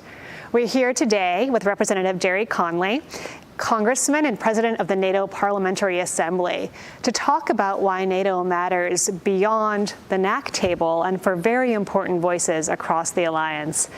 Congressman, how do we think about the factors that are at play and the people who need to be a part of the NATO conversation? What is the Parliamentary Assembly? Well, the Parliamentary Assembly is in a sense, the legislative arm of NATO. And it's, I like to say, it's the messy part of NATO. But what I mean by that is, unlike NATO meetings in Brussels, where you'll get, say, 32 defense ministers, when we meet, we get 300 parliamentarians, and they're from all different parties. They're not just the governing party. So we have to forge a consensus with a very disparate and diverse group of elected officials in North America and Europe. And that's kind of thrilling and also terrifying at the same time. But the good news is we've been able to do that. We've been able to forge a consensus around Ukraine, forge a consensus around democratic shared values. And I think that's very meaningful. And frankly, out of our ranks come defense ministers and foreign ministers and even prime ministers. And so how many people do you have in Washington for the NATO summit? Is this a big turnout? Is this a big priority? Do you see that groundswell of interest and compromise here? I would say probably a couple hundred members have been able to attend. We had really good attendance at several of our meetings. We had the summit of the speakers of all 32 parliaments who are members of NATO, and I don't think we've ever done that before. And that was really something special. We hosted in the House of Representatives. For NATO's 75th birthday, that is in many ways an excellent birthday present for the alliance. Yes, and we're still growing. And I like to say, you know, there's no line to get into Vladimir Putin's club. There is a line to get into ours, and there's a reason for that. So what about our club? What are the things that NATO should be working on that NATO isn't? What is NATO about right now? So for me, we need to actually operationalize our verbal commitment, which was enshrined in our original charter 75 years ago, to shared democratic values. You got to move from verbal assent to that to operational, functional commitment, and God knows we need it if you look at the world we live in, right? So we need an actual center. We need to create architecture in NATO itself to advocate for, be a resource for, defend democratic shared values, democratic norms, democratic forms of government. There are NATO members who can use that and take advantage of that. There are partners we've got all over the world who should and could use that. And then there are putative would-be members like Georgia, Moldova, Bosnia-Herzegovina, and of course Ukraine, who also could avail themselves of that as a resource. So I think it's long past time, after 75 years, that we actually create that architecture within NATO headquarters itself. And the terms we think about for this, democratic resilience, you have proposed a Center for Democratic Resilience. What does resilience mean for those who are watching? What does it mean to have resilience of democracy? Democracy people more or less understand. What does it mean to make it more resilient? Well, I think resilience can be, you know, an all-encompassing term. I guess for my purposes, it is a democratic function that is able to defend itself with alacrity, define itself in a meaningful way for the public to want to support, to be able to point to results, and in a sense to also fight back. When we think of resilience today, we've got to think about it in the context of cyber attacks from Russia and China and Iran and North Korea. We've got disinformation campaigns that are designed to undermine democratic structures and to poison public attitudes with misinformation or outright fabrications. So resilience, how do we fight back? How do we protect ourselves? And in fact, how do we be proactive in anticipating those threats and thwarting them before they ever become real? Are you close? Is the alliance on board with getting to the Center for Democratic Resilience? How do the allies feel about this, and how do the members of the Parliamentary Assembly feel about this? So it's an interesting question. When I first put this forward a few years ago, the reaction was, well, that's kind of quixotic, and well, we all subscribe to that. We don't need to prove it. The European Union can do that. Some think tank like the German Marshall Fund, they can do that. And I'm thinking, well, but when do we have a responsibility? And it's written in our charter. And by the way, if we're not willing to do this, then we're just a military alliance that doesn't like Russia. I don't think that's sustainable in the current 21st century. So I think having a raison d'etre, a purpose that is explicit and has formal architecture committed to it, is really important. So we began with this quixotic enterprise, and the good news for us was that it really resonated in the Parliamentary Assembly, and it essentially got a unanimous vote to support this idea and put it forward to the North Atlantic Council and to the NATO governing body. And when we started debating it at the North Atlantic Council, where all the ambassadors to NATO were present, essentially we started winning advocates. And pretty soon the American ambassador endorsed it quite forcefully. And we had, ambassadors like Norway and other countries as well. And suddenly we got, 20 ambassadors, and then we got 25. And I'm pleased to say right now we are at 31 of 32. There's only one holdout in NATO against this idea of creating a formal Center for Democratic Resilience. That's tremendous progress. And it's great progress, but we can't let one nation block what has almost universal support. And essentially, this is not a nice thing to do. To me, this is an integral part of our mission. Absolutely. Other things in the mission. We're here in Washington, and Ukraine is on a lot of people's minds with the attacks in Kiev earlier this week, attacks on the Children's Hospital. Why is Ukraine so important? Why is it important for you? Why is it important for the alliance? And how do parliamentarians broadly feel about this? So to me, this is an essential dialectic, right? This is a clash between two fundamentally antithetical philosophies of government and freedom. We've demonstrated the potency of our version of autonomy and freedom, and it is expansive, it is expressive, it enables and empowers individual autonomy as well as societal, collective exercises of free will. The antithesis is Vladimir Putin. It is the suppression of the human spirit, artistically, culturally, economically, religiously, politically, you name it. By definition, it's in the DNA of authoritarian and fascist forms of government and philosophies to actually suppress that because it's dangerous and threatening and they're insecure. We're the opposite. We'll take our chances on expanding your freedom. And so being guardians of that philosophy and that form of government, which I believe is on the ascendancy, not on the decline, makes the stakes in this battle in Ukraine very high.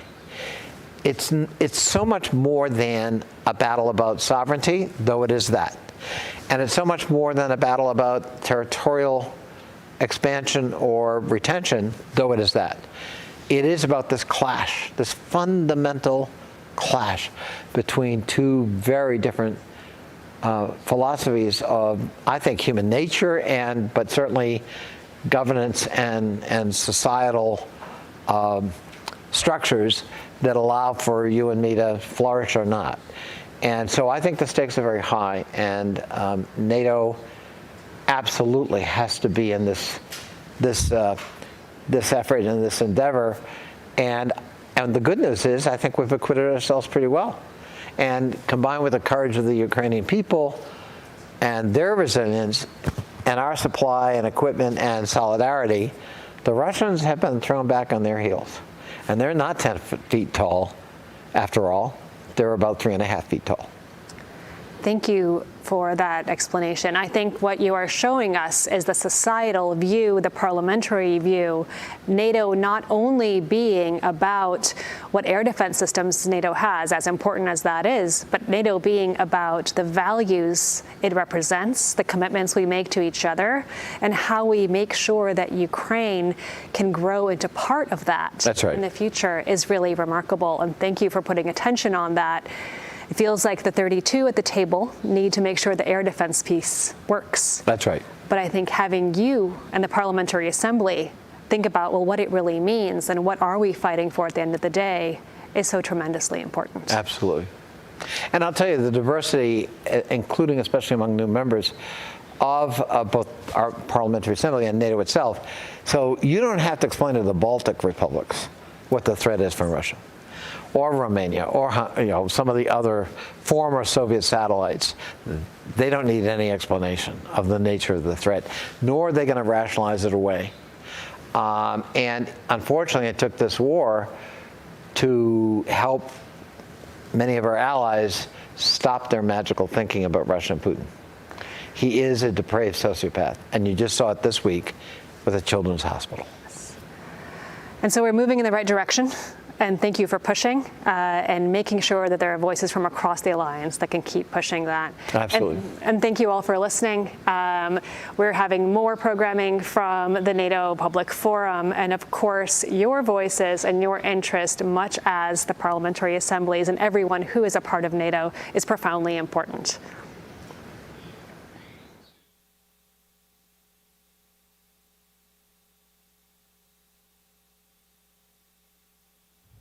Thanks for joining us in this short conversation about NATO and its southern neighborhoods.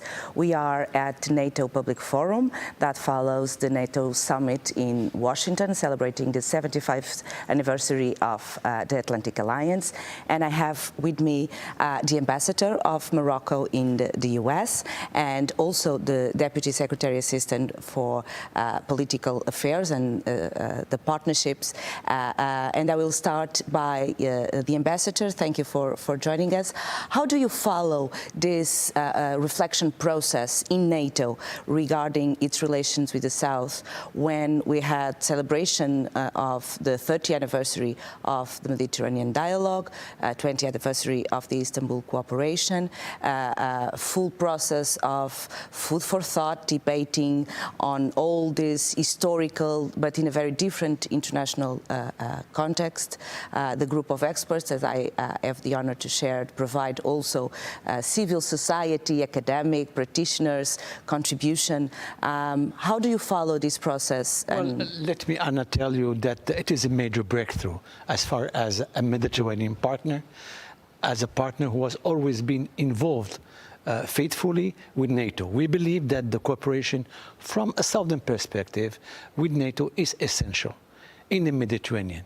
We have started a long time ago through training, through capacity building, through military maneuvers in the Mediterranean as the active endeavor. And also today, due to the security threats in the region, NATO must look south. And I think we are very happy to see that, and we commend the designation of a special envoy to the south.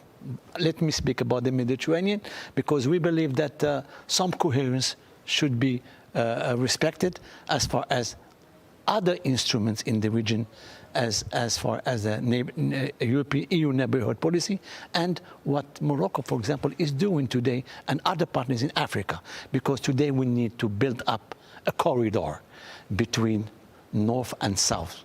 NATO, of course, has its transatlantic link, has its priority, but we need to work together.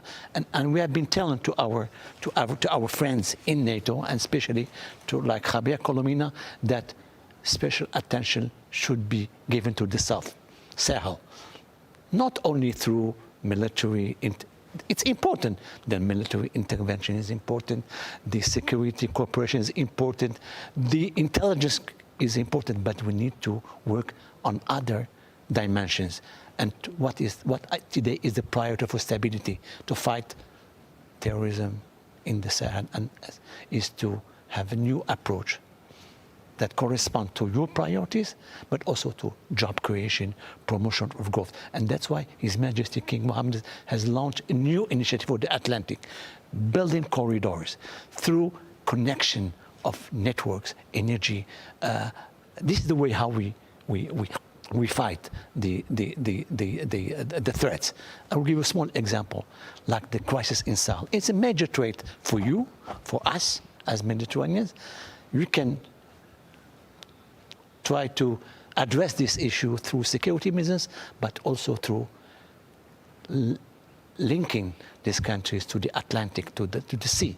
Because access to the sea is access to trade, is access to prosperity, is access. And today, thanks to this political dialogue, and this I think also another breakthrough in the cooperation between NATO and the Mediterranean countries, I will say not Mediterranean, the Med-dialogue countries, to respect the language of NATO.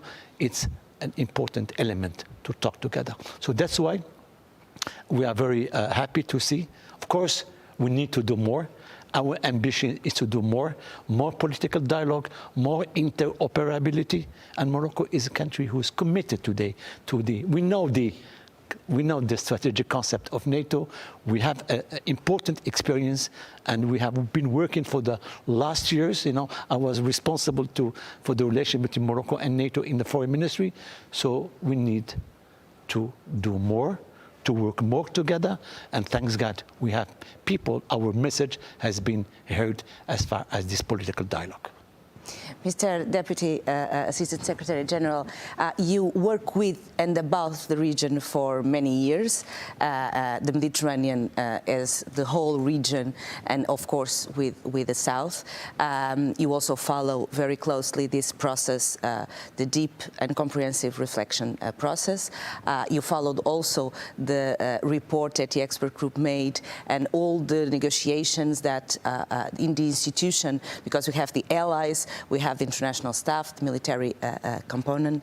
Looking to the declaration that we now know from the heads of state and government of NATO, looking to the action plan that's going to be developed and also revised regularly, as the declarations say, how do you perceive the most important deliveries from these documents in the short term, and what is the main message for the long term as someone inside NATO that look to this political dialogue?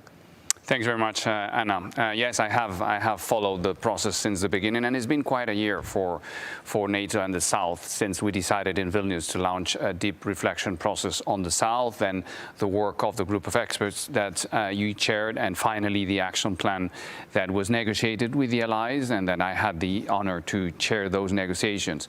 And I do think that the action plan is a very relevant document and says a lot of how much the South matters for NATO.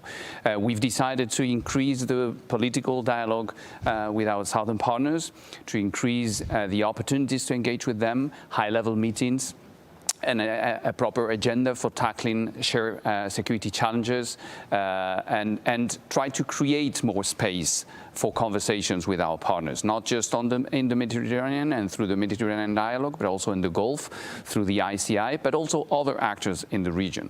Second, we've tried to increase the practical cooperation with them, basically what we do best, which is defense capacity building, security and defense efforts, advice, training, interoperability, and we have decided to give ourselves more resources to do that, but also to use in a better way the tools that we already have. We have decided also to enhance our presence and visibility in the region.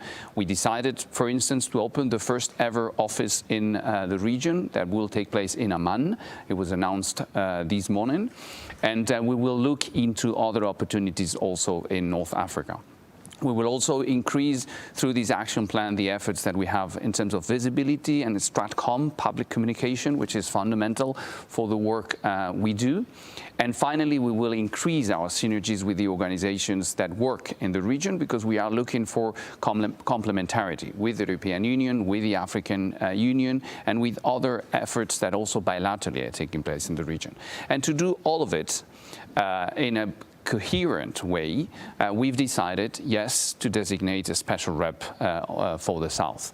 It will probably be announced shortly, as soon as next week, probably. And that individual will be able to coordinate all the efforts to put together all these action plan in a way that wasn't done in the past. So I was part of the effort, and I am quite excited about it. I think we achieved quite a lot, and I have to say that you were a part of it. So thanks very much for your efforts. Thank you. Mr. Ambassador, you said previously that counterterrorism, the question of terrorist movements, radical movements in Sahel, but also the very political and delicate situation in Libya. How do you perceive NATO added value on the region comparing with other organizations regarding terrorism, but also the external intervention? We have the rebranding of Wagner with the Africa Corps, but also we have a very significant threat and risk on maritime security, both on the Atlantic coast and on the Indic coast and the Mediterranean, as we well know. How do you perceive NATO as a cooperation partner on this, and what is the added value that could have on these main threats and risks? Well, thank you. Very good question. I would like to go in the same sense like Javier.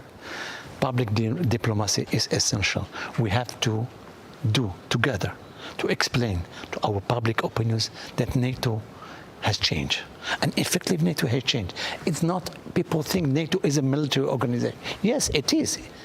But today, NATO is a tool that can be used to bring stability through explaining the vision and to this political dialogue at the highest level. I remember we had the first NAC meeting with the Mediterranean countries in Morocco. So it was not easy to have that, but we had that. And so we need the tools. We need to express the ambition, and we need three elements, I think, in this cooperation with NATO. I think it should be more flexible, and we presented a document to you when you were discussing. The first one is more flexibility, so to include all the partners in the process. More co-ownership. We need to have the countries, partners involved in this process, implementing the decisions, and also co-decision that work together. So to fight terrorism, we need to do this work. We have also the other tools. It's how to deconstruct the jihadist narrative. This is very important because you cannot solve the issues only through military intervention. And you see, we have failed in Sahel and Libya. We need to fight the extremists, the radicals, through deconstructions, the jihadist narrative with the people who have the experience. Two, I think one other important issue I have raised is we need the connection between piracy, drug trafficking, illegal migration, and this through the Sahel and going to Europe. There's something that we can work in political cooperation, exchange of information intelligence, and maritime, you said it clearly, security. That's why today, I don't want to talk about landlocked countries in the Sahel. I said, I better like to talk to, we need to link these countries to the land-linked countries. And that's why this initiative of the Atlantic of King Mohammed VI is to create a corridor of prosperity through interconnection of networks, energy, gas pipeline, important port in Dakhla. This is the way how you offer this, and this is, I think, this the soft power, can I say that, or something, economic cooperation is essential. Because at the end of the day, and I'm talking from an African and Southern perspective, what matters the most is how much jobs do you create, how much growth do you promote to create stability, and of course, within an espace apaisé, a peaceful space, these are the tools we need to do together. And we are doing our own homework, but also we need to work with our partners. And yesterday, I was very pleased because I know you are from Spain. The Prime Minister of Spain made a very good intervention, and we are happy to see that. He spoke about the Mediterranean, because all day we were speaking about space, about Ukraine. I know it's a priority, but we in the South sometimes we feel a little bit frustrated because we also have our ambition, our expectation, and we need our partners to be on board. Thank you. This is, I think, I wanted to leave you with this message to show you that countries like Morocco are committed to work with you in this ambition. Of course, we need three elements. We need the vision, and I think we have this vision, all of us. We need the tools, and now we have new tools. And we need the commitment, and we need everybody to be on board. And everybody must be involved in this process. NATO is changing. NATO is looking south now, and we are more ambitious. And thank you both of you, because we know that you have played. If I may add a couple of things on what the ambassador just said. First, we're talking about challenges and threats in the region. That's a fundamental piece of it, and we are a political and military organization, it's clear. But we have to talk also about the opportunities of engaging with the South. And we feel that there's plenty of opportunities, plenty of things that could benefit both sides of the conversation. And second, it is very important to work on public diplomacy and public communication. As I've often say, NATO is an organization that basically brings stability and is an organization that has been capable for 75 years, and we're celebrating here in Washington the 75th anniversary of the organization, to keep the Euro-Atlantic area safe and prosperous. So at the end of the day, the message is that we actually, in NATO, we basically foster the same principles that the UN would foster, which is stability and prosperity. And that's what we want to do also with our southern neighborhoods. Exactly. I would like to raise a question or a provocation, if you want, to both of you. I will start with Javier. One of the main sentences and ideas of the expert group report is listen more, understand better, and create the skills and resources in the organization, in NATO, but also in the instruments to do it. Listen, understand, engage both ways, because what we felt is that the South do not know NATO as well as we imagine, and NATO also needs to understand and know more the internal dynamics in the South. In the case of NATO, Javier, do you think this plan prepares NATO to do this? I think it does. I think it does. At the end of the day, the establishment of the special representative for the South has that in mind, to be able to understand better, to be able to listen more, to be able to work on a two-way street with our southern partners, out of respect, out of a proper understanding of what are the threats, the challenges, but also the opportunities that they do bring to the Euro-Atlantic area and we do bring to the South. At the end of the day, what we need to do is to connect better, but also to help each other better. And I believe the action plan is exactly about that, yes. Mr. Ambassador, the last word of this conversation is for you. We need to, I will say different words. We need to re-engineer the region to create a space of stability and prosperity.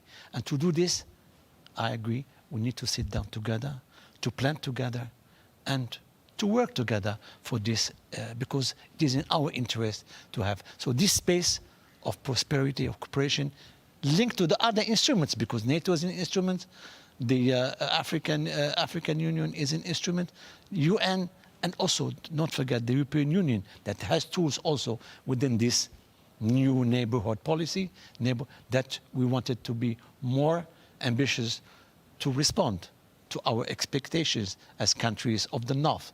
But we have some friends like you in the Mediterranean that can, help us to move forward. We are doing our own homework. We have the capacity, the tools to be able to be a good partner for NATO. Thank you very much for this conversation on NATO and its southern neighborhoods in the framework of the NATO Public Forum 2024. Hello, everyone. Dear guests, welcome back from the coffee break. It is my pleasure to welcome to the stage the Chief Executive Officer of CNAS, Richard Fontaine, who will moderate our next panel on NATO's partnerships. Richard?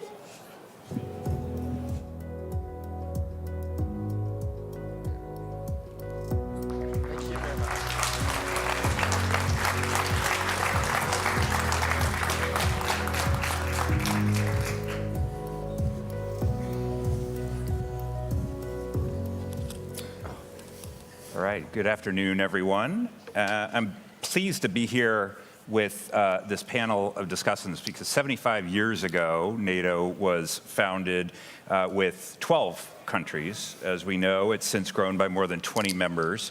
That's a remarkable achievement and one that we've been celebrating this week.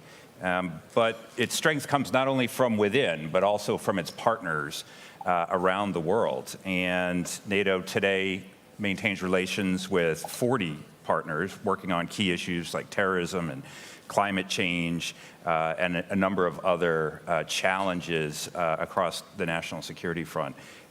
So we have with us representatives from those and thought leaders as well. So to talk about NATO's partnerships, what they do and where they go from here. So to my immediate right is the Deputy Secretary of State, Kurt Campbell. We have Mihai Popshoy, the Deputy Prime Minister and Foreign Minister of Moldova. Simon Draper, Ambassador for New Zealand to the European Union and NATO. And Mirda Gallic, Senior Policy Analyst for China and East Asia at the U.S. Institute of Peace. So thank you all for joining us. Deputy Secretary Campbell, maybe I can start with you.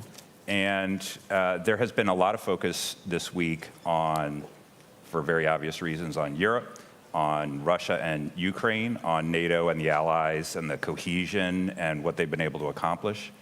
But how do you think about the role of partners today and where those partnerships may be going in the Indo-Pacific, in the Middle East, and elsewhere?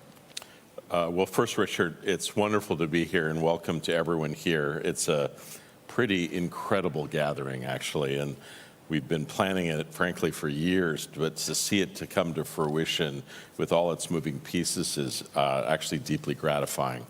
And I think, Richard, you're right to point out the many moving pieces and the elements of what we believe has been an historic and successful summit. The work on Ukraine, the common challenges that we're facing across Europe. But I think what's important also is that this is the third gathering of what we now call the IP4, or the Indo-Pacific Partners.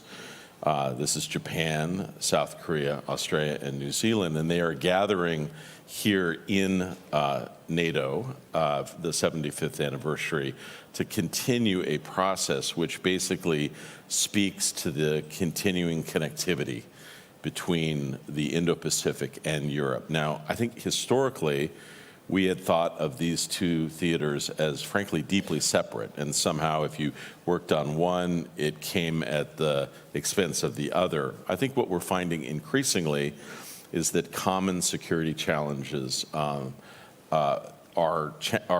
in play across both theaters. And one of the things that we've been enormously benefited by in these gatherings, both today, but frankly over the last several days, is the perspectives from Indo-Pacific partners as we considered common challenges.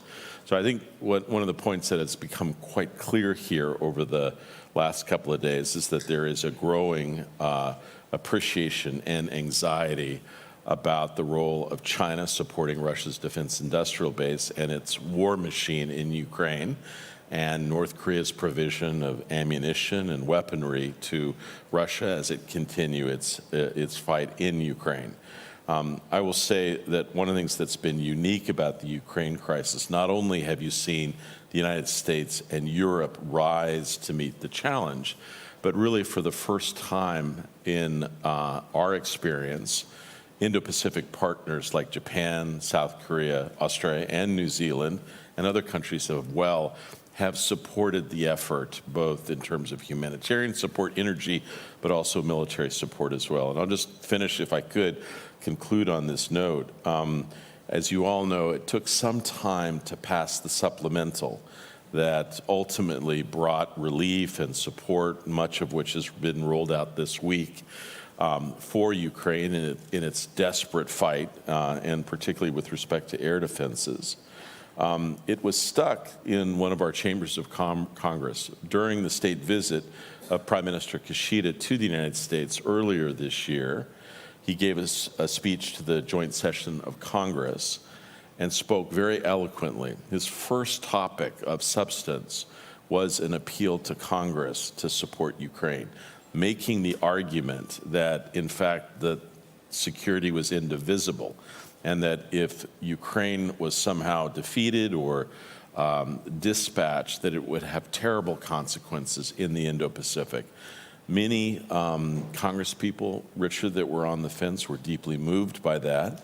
And in the days followed, that piece of legislation passed. And so I think we are here today to really not only sort of celebrate this growing alliance between democracies and to welcome the role of the Indo-Pacific leaders and nations in this historic gathering, but also to inaugurate a number of flagship projects, which both NATO and the countries of the IP4 will work on together, and that's in cybersecurity, battling disinformation, areas where we face common challenges. And so this is an exciting element of what's taking place. It probably doesn't get the same splash of what's playing out in the battlefields of Ukraine, but at the same time, over the medium and long term, this is a deeply significant development.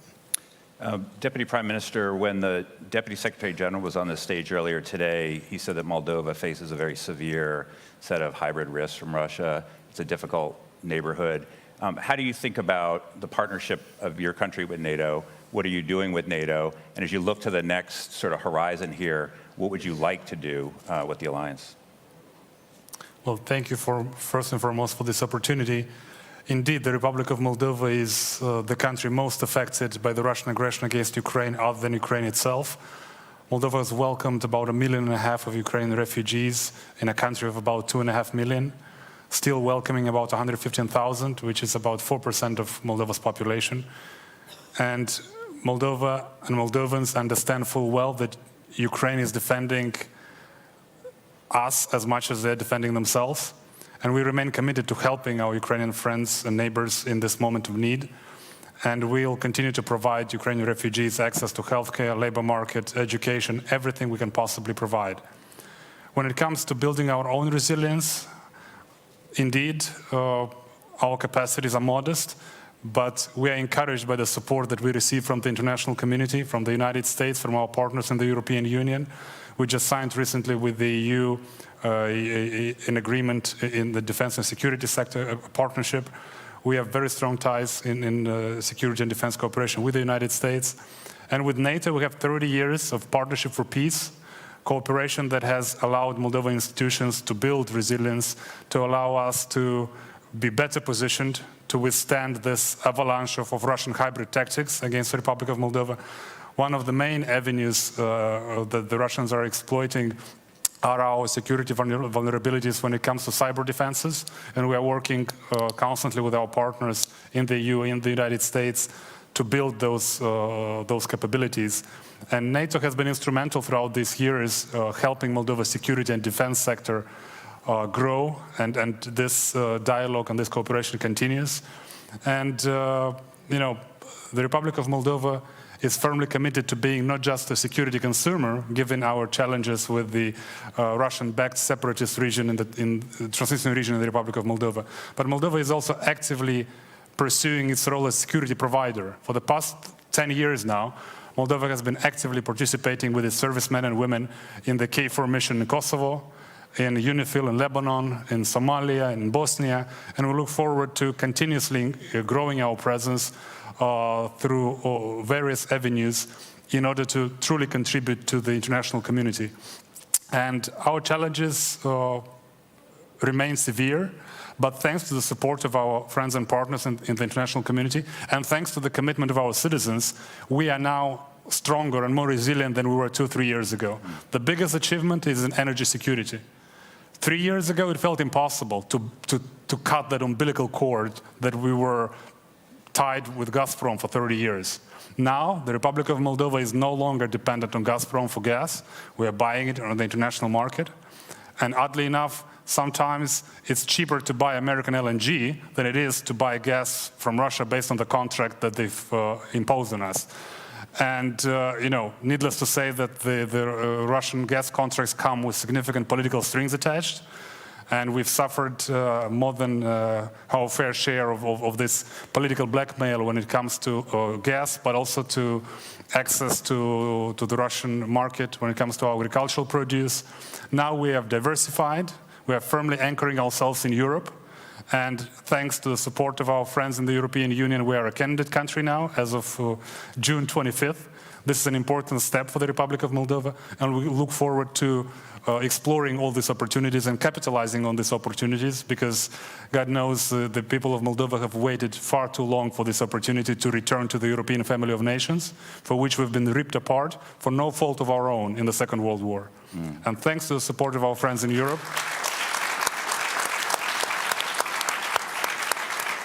and thanks to the support of our friends in Europe and across the Atlantic, Moldova and Moldovans will continue to build their resilience, continue to be a trusted partner in the region, and continue to deliver peace and security and prosperity to our people. Great, thank you. Ambassador, it is the North Atlantic Treaty Organization, and so how do you think about NATO's role in the Indo-Pacific and New Zealand's role in NATO? New Zealand has been involved in out-of-area operations that NATO's done in places like Afghanistan and things like that. When you look now at the fact that in the NATO strategic concept, there's a lot of language about China and about the Indo-Pacific, their Indo-Pacific partners like New Zealand. What do you think is the future of the role of NATO in the region and New Zealand's role in the alliance? Thanks, Richard, and let me add my thanks for the invitation today. As you mentioned, New Zealand's been a partner of NATO for over 27 years. We were in Kosovo and we've been in Afghanistan, and that's for two reasons primarily. One, and it sounds a bit apple pie, but it comes down to NATO is about protecting liberal democracies, and New Zealanders have invested a lot of blood and treasure trying to advance liberal democracies, and protecting those. So we do it for a values reason. We do it for a practical reason. Interoperability with NATO means our small armed forces can be part of something bigger. But as Kurt mentioned quite rightly, the evolution has been that in 2024, security challenges we face don't respect borders. So what happens in the Euro-Atlantic affects what happens in the Indo-Pacific, and vice versa. So what we've seen with the IP4 partners and their engagement with NATO is, NATO is the largest, preeminent, longest standing defence alliance.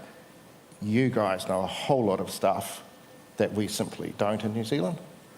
By the same token, our geography, when we look up and we see the Pacific and Asia, we have a different perspective. So we want to learn as much from NATO's experience and how we can get better at our own security. And I hope it's vice versa, that it's not a one-way thing, that we have some perspectives and insights that is valuable to NATO. So I think the way that we're seeing it is that there's much more in common to join us in terms of sharing experience and learning from each other. And clearly, the mood and the knack just before was around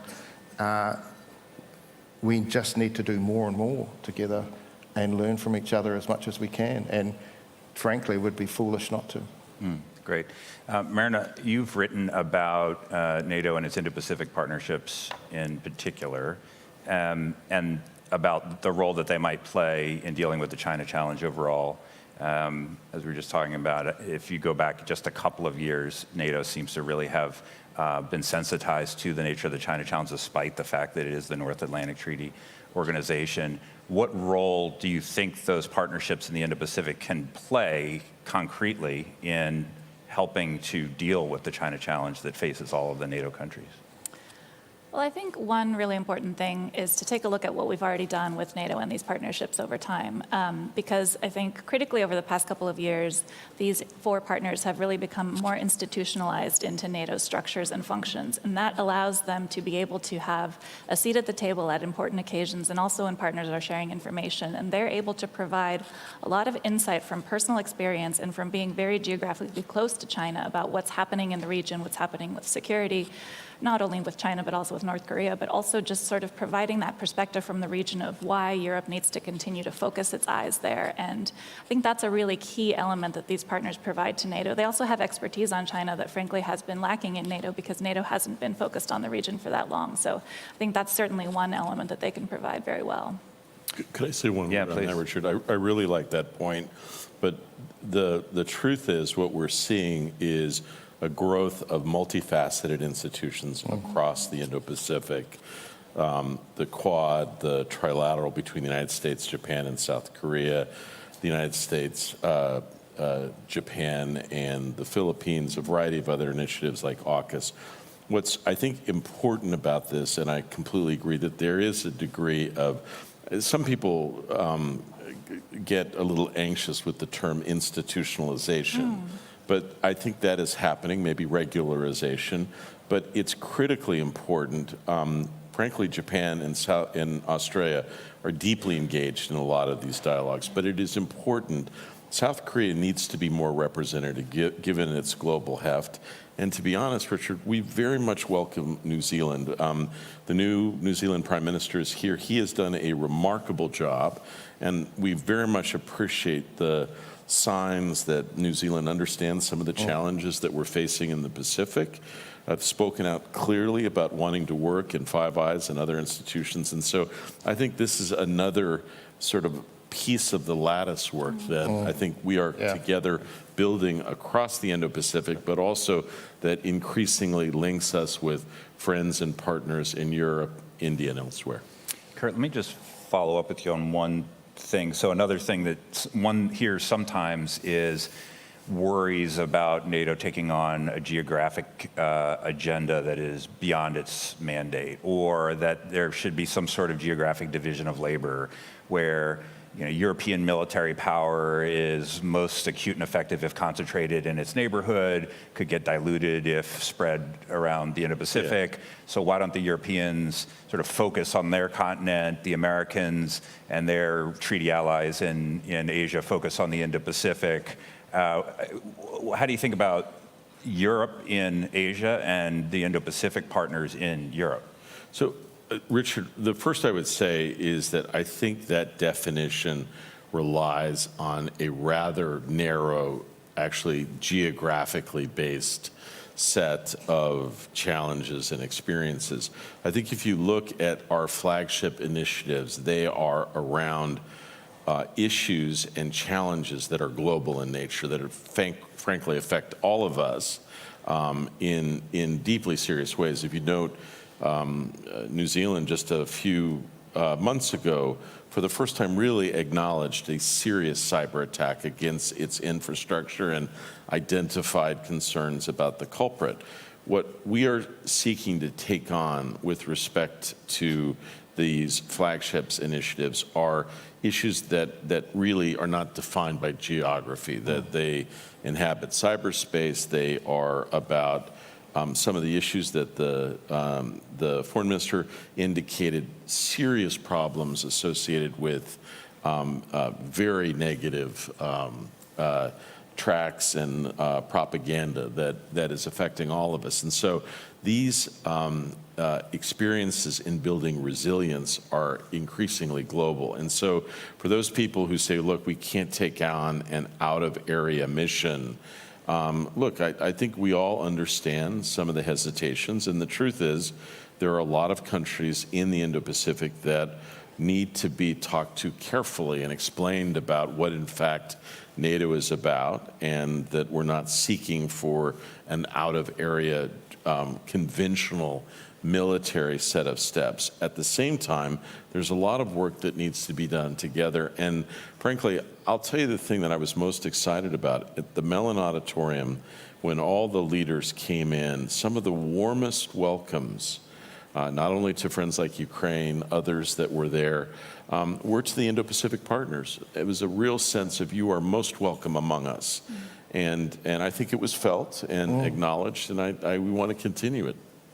Ambassador, let me just go to you on this for a second. Is that sort of how you think about New Zealand's role in the alliance, in the sense that, is this a feature that's here to stay? What, the IP4 participating, at senior levels in NATO summits, that this sort of ratchets forward in terms of operationalizing what might actually be possible? Or is there skepticism about, what New Zealand should be doing off with NATO when it's got its own issues to deal with closer to home? No, I don't. To answer your question, the last bit first, no, I don't think New Zealanders and certainly the New Zealand government don't. You just have to look at the connection that's happened now between Pyongyang and Putin to see that, this Ukraine thing's now, that's the existential threat for our part of the world as a regime like DPRK with nukes. So, we understand that very, very clearly. In terms of the IP4, we met as a group while NATO were meeting earlier today. We met with President Zelensky and had the opportunity to meet with President Biden. And it seems to us that there is a commonality between us as a group that, it's sort of like an unintended outcome in a way, but it's a very positive one for us, where we are looking at seeing where we can meet on the margins of other events. And certainly our Prime Minister was keen to talk about that with his Japanese and Australian and Korean colleagues, and they were very supportive. And I think you'll see the IP4 in various, iterations around, but it started with an invitation from Secretary Stoltenberg, attendance at further NATO will be whether NATO members invite us, but if we are invited, I'm very sure we'd come. And Deputy Prime Minister, let me go to you. So I was in Moldova earlier this year. If you haven't been to Moldova, I encourage everyone to visit. It's a pretty remarkable country. You're also in a very remarkable place. And one thing that was absolutely clear was for Moldova, a huge amount turns on what happens in Ukraine, and therefore NATO's continued support for Ukraine and its resistance against Russia's war of aggression. That's as plain as day when you get there. So one question is, what are the lessons that you think NATO is drawing rightly or wrongly from its experience supporting Ukraine? And then the other is, as a partner of NATO, if you had sort of a wish list of next things that you would like to see take place in your own partnership with the alliance, what would that look like? Well, first and foremost, I could not agree more when it comes to the invitation to visit Moldova. That's a given. When it comes to NATO, Republic of Moldova, and Ukraine, well, of course, we want to see a lot more support for Ukraine, because support for Ukraine is also support for Moldova. And we are encouraged by what we heard the other day at the Mellon Auditorium with President Biden having this forceful message of reassuring Ukraine and providing support that is needed every single day. And we couldn't have had a more horrendous scene setter for this event here in Washington the day before it began with the barbaric Russian attack on the Children's Hospital. And for Moldovans, that is too close to home, because many Moldovan children before the war used to be treated at that hospital for cancer. So we have been used to some degree to the normalization of war in the past 2.5 years, but that was a bridge too far, even for the murderous regime in the Kremlin. It is. I have no words to share the horror that Kyiv residents and the whole of Ukraine is going through every single day. And NATO, of course, NATO members can and should do more, just like Ukraine is committed and every single day is proving with sacrifice and with courage on the front line that they are determined to protect their country, even though some discarded Ukraine. They were giving Ukrainians only 3 to 5 days. Well, we are the 3rd year into the war, and Ukraine is still standing strong. And as I said, we are encouraged by the decision of our friends and partners to continuously provide support, F-16s, long-range missiles. That is something that allows Ukraine to protect itself and protect, quite frankly, the whole eastern flank of NATO. When it comes to the Republic of Moldova, we've had a strong partnership with the alliance in the past 30 years. And I must say, for me, it's a bit personal. NATO was my first job. I worked for the NATO Center in Moldova, and I see there in the back of the room a friend of mine with whom we worked together 15 years ago. One of the most memorable projects that NATO did in Moldova, apart from building resilience in defense and security sector, helping Moldova's Academy of Sciences with technical assistance, but one that is closest to my heart is a humanitarian project that NATO did in Moldova. We had pesticides scattered around the country, tons and tons of them, following the collapse of the Soviet Union. And unfortunately, we didn't have the resources to do away with those pesticides, and they were poisoning the soil and then underground water. And it was NATO taxpayer money that funded a project that disposed all of those pesticides. And I wish more Moldovan citizens were aware, and we as a government are trying to break through this wall of propaganda that the Kremlin has built in the minds of many Moldovans, creating this boogeyman image out of NATO. But many are not aware of this, of the numerous humanitarian projects that we've benefited from, not to mention the building capacity in our army and the broader defense sector. So there is certainly room for improvement, but we are encouraged by the strong position that NATO members have taken when it comes to Ukraine. And of course, we are counting that this support will remain as steadfast as we've seen it. And we count that that will be a game changer, the support that is coming now, because developments on the front line in Ukraine are also directly affecting the political situation and the political stability in the Republic of Moldova. And we've seen Russian proxies becoming more brazen lately. But we are confident that with this strong support for the long haul that the Euro-Atlantic community is showing for Ukraine, Ukraine will ultimately prevail, and peace and stability will return to our region. And we will no longer be in the situation of counting victims that have absolutely nothing to do with the war, including children that are suffering every single day. So we hope, and they say that hope is not a great strategy. Unfortunately, Moldova is more often than not is the only thing we have. And we count on our friends and partners in the Euro-Atlantic community to continuously standing there by Ukraine.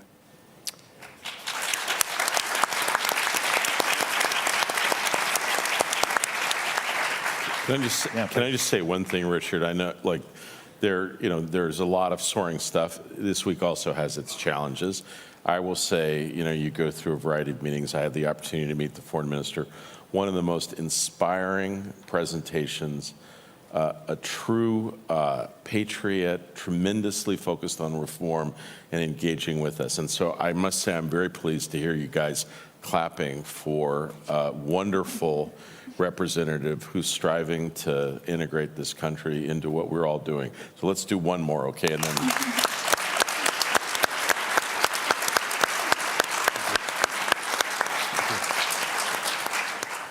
Marina, let me go to you. In just a moment, we have a little time for questions, so we'll take some questions from the audience.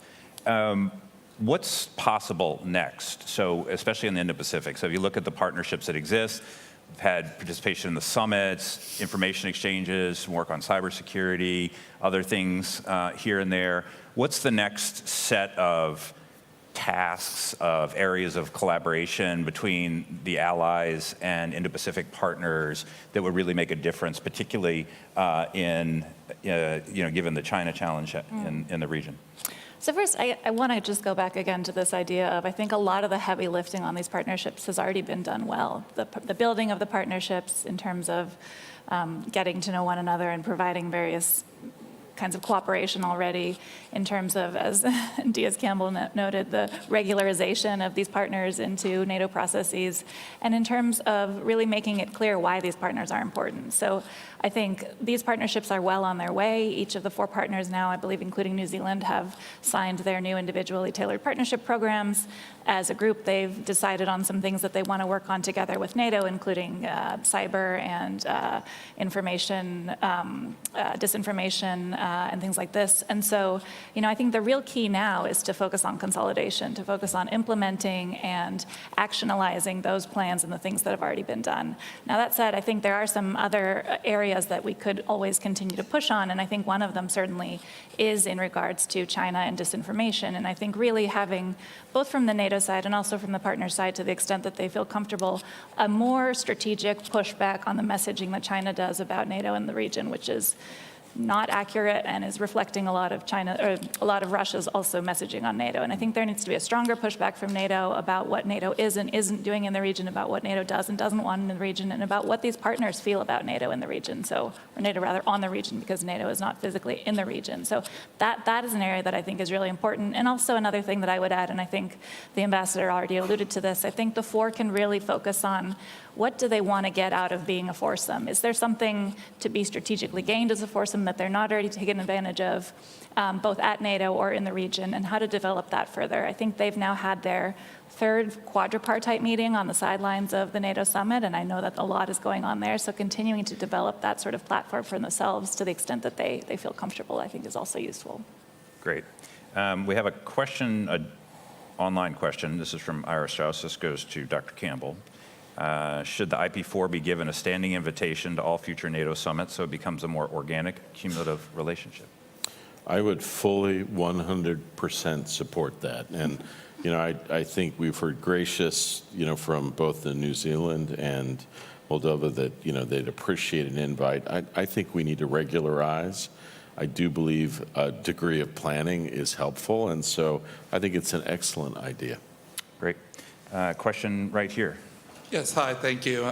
Jackson Richmond with the Epoch Times. This is for the Moldovan foreign minister. So Moldova looks to join NATO. At the same time, Moldova is looking to join the EU. What's the latest on that? Which should we expect to see first, Moldova in NATO or Moldova in the EU? Thank you. Well, first, let's remind ourselves of the Bucharest summit of 2008, when Georgia and Ukraine really wanted to join and unfortunately didn't, and not because they didn't want to. The Republic of Moldova will most likely join the European Union first, but we count on Ukraine's progress when it comes to NATO. Unfortunately, in the Republic of Moldova, the post-Soviet inertia, but also the Russian propaganda in the past 30 years have inoculated this idea to many citizens that neutrality is a guarantee of security. And it may be for Switzerland, but in our neck of the woods, it's a questionable proposition.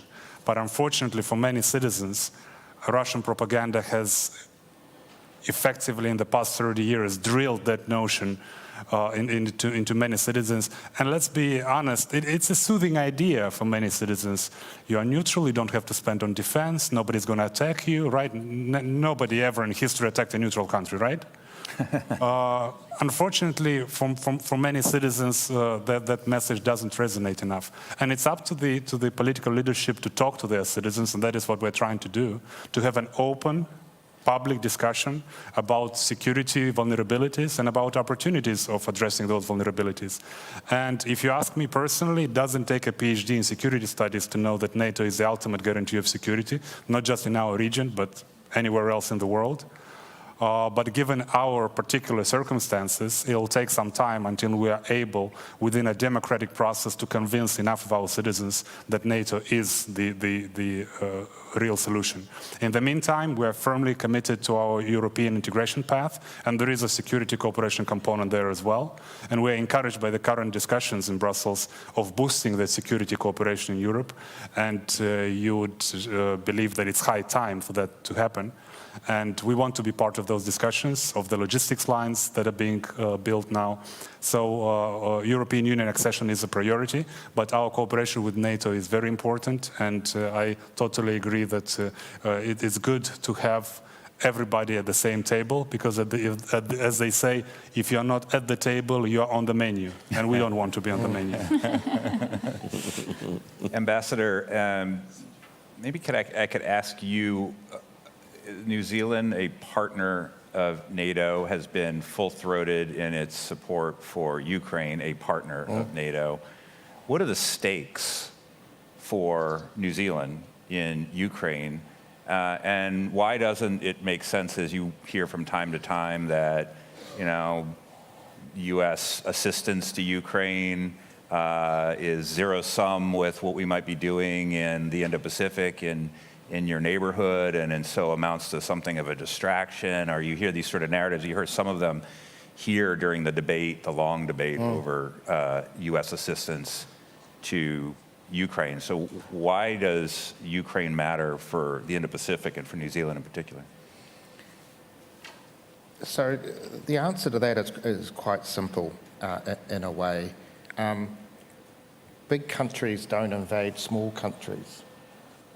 If that becomes the rule of power, then we're all in for a terrible future.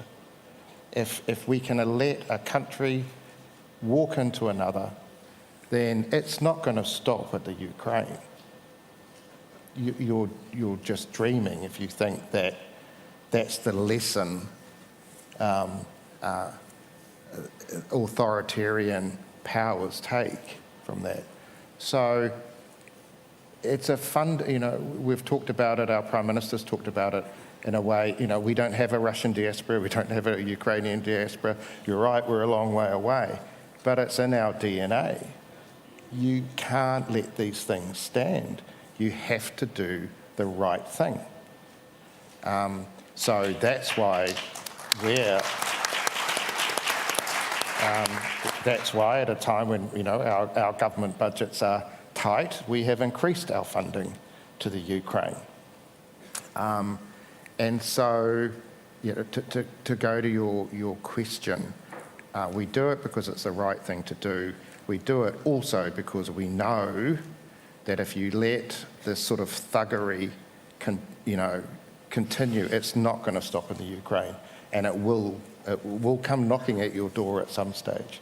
And we want to stand resolutely with Ukraine and our NATO friends to stop that happening. And we're small, we're a long way away, but we are making our contribution. And if everyone made their contribution, then Putin doesn't stand a chance. Can I say just two things on that? I really appreciate the comments there, but Ambassador, I have followed and worked on New Zealand for a long time, and I have been struck. There had been a sense that New Zealand is a long way away and maybe unaffected by these things, but I will say developments in the Pacific suggest that, even New Zealand, I think increasingly appreciates that these challenges can find you out, even in a distant geography. I would also say, Richard, the truth is this idea of, big countries have certain, sort of rights to do certain things to smaller countries. If you read carefully, and I think too often we just kind of glance at these things, look at the manifesto issued by China and Russia in advance of the Beijing Olympics. It is a very thorough, transparent document which combines kind of 1950s kind of ideology and 1930s territorial ambitions. And it states quite clearly that, smaller countries better look out. That kind of approach is perilous and must be confronted and dealt with. And I very much appreciate folks on this panel, sort of the clarion call to a true understanding of the challenges that we're facing. Meryl, let me go to you on a question. When you have partnerships with multiple countries, there's always this question of deepening versus widening, or however you might want to put it. Should the IP4 eventually be an IP more than 4 and bring in other countries and things like that? Or is the task before us to deepen the partnerships that exist, to make them more material, to make them more operationalized? Or do you try to do both of those at the same time? And what's the way forward in terms of thinking about the specific set of partnerships in the Indo-Pacific for NATO? Well, first I'll say I think that's definitively up to the allies and the potential partners themselves. But in my view, I think you can probably do those things at the same time. I think, as I've already said, I think consolidation of these existing partnerships is very important, because then you're actually getting the gains that you've been investing in for so long. In terms of other partners in the Indo-Pacific, I think it's a bit tricky, because not only does NATO have to be interested, but these countries themselves have to be interested. So I'm not sure what discussions have been happening at NATO between NATO folks and these countries in the region, but I'll leave that to the people in the alliance to determine forward. Kurt, maybe we've got less than 2 minutes left, so maybe I'll make this the last question. We've been talking about why what happens in Europe matters in other regions, especially in the Indo-Pacific, why what happens with a partner like Ukraine will matter for other partners like New Zealand and Moldova and others. But what happens in the Indo-Pacific also matters for the NATO allies, right? And so I think this is most manifest as people see the provision of Chinese components and parts to enable the Russian war machine that would not be as robust if they weren't doing that. How should the European and the North American allies think about what happens in the Indo-Pacific and why that matters in the North Atlantic? So, I've been involved in dialogues in Europe on the Indo-Pacific for decades. I think previously, Richard, most of those dialogues were really about commercial opportunities, largely in China. What has been remarkable is the dramatic increase in political, strategic, security dialogues with other countries. And I think there's a much deeper recognition, again, as we've been discussing throughout this panel, of the common challenges, but also opportunities that these countries face. If I can, to the last question, I think the key issue going forward is going to be, if you look at these sort of, kind of tapestry of minilaterals and other institutions, the key going forward will be, how does ASEAN and the nations of ASEAN feel about these gatherings? How do they want to associate with them? We've spent a lot of time in the Quad figuring out how to ensure that there is a degree of sort of intellectual interoperability. Some of the leading nations, I think, in Southeast Asia, if they had their way, they would be more active. But I think that's a chapter that's yet to be written, Richard. All right, well, great.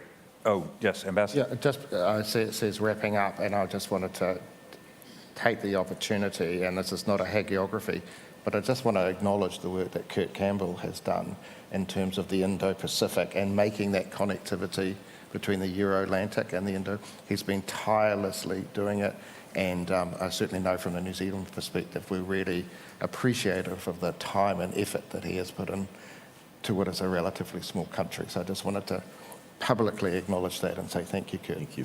Hear, hear. Thank you very much to the panel here, and thank you all for participating in this, and on to the next. Thank you. Thank you. Thank you.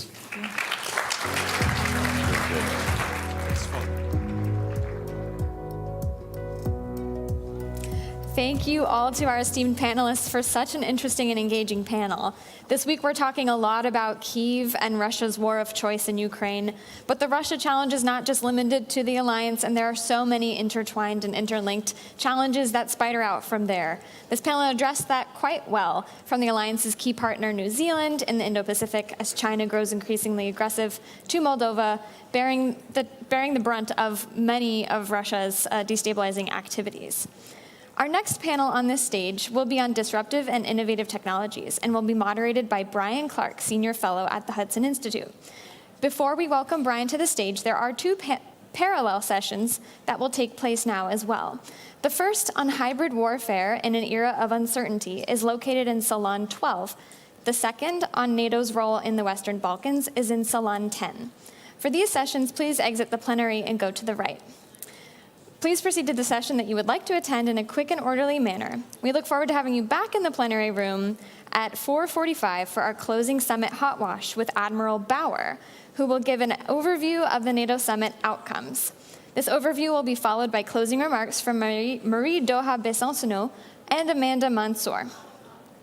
And as folks filter out, we will soon welcome in our next panel. All right. And now please join me in welcoming Brian to the stage. Thanks. Brian?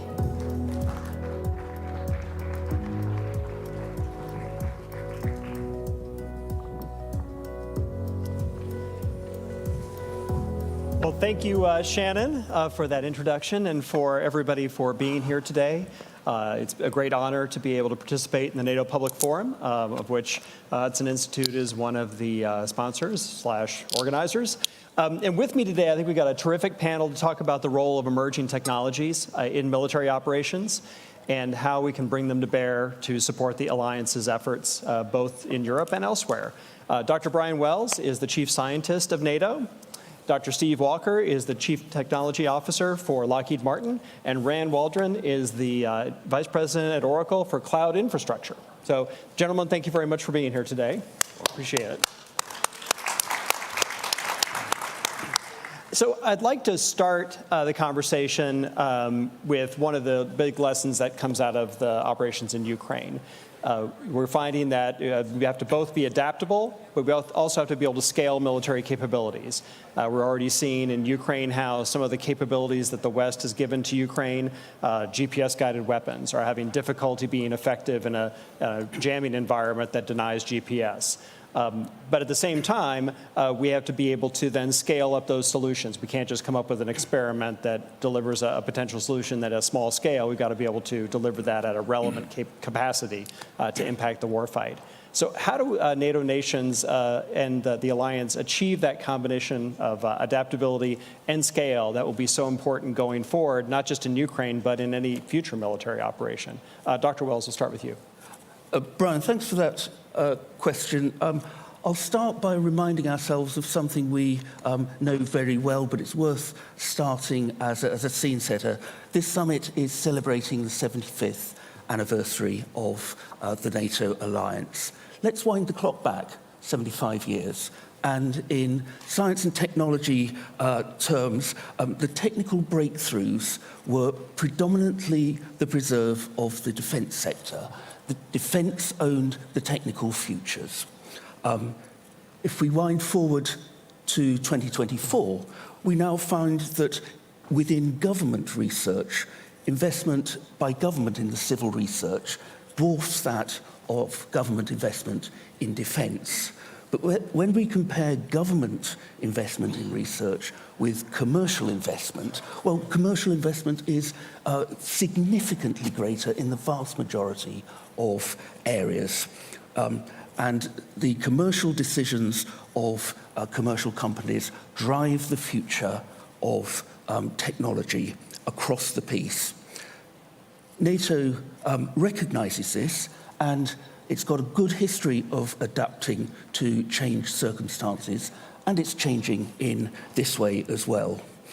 And this brings new choices for our policymakers.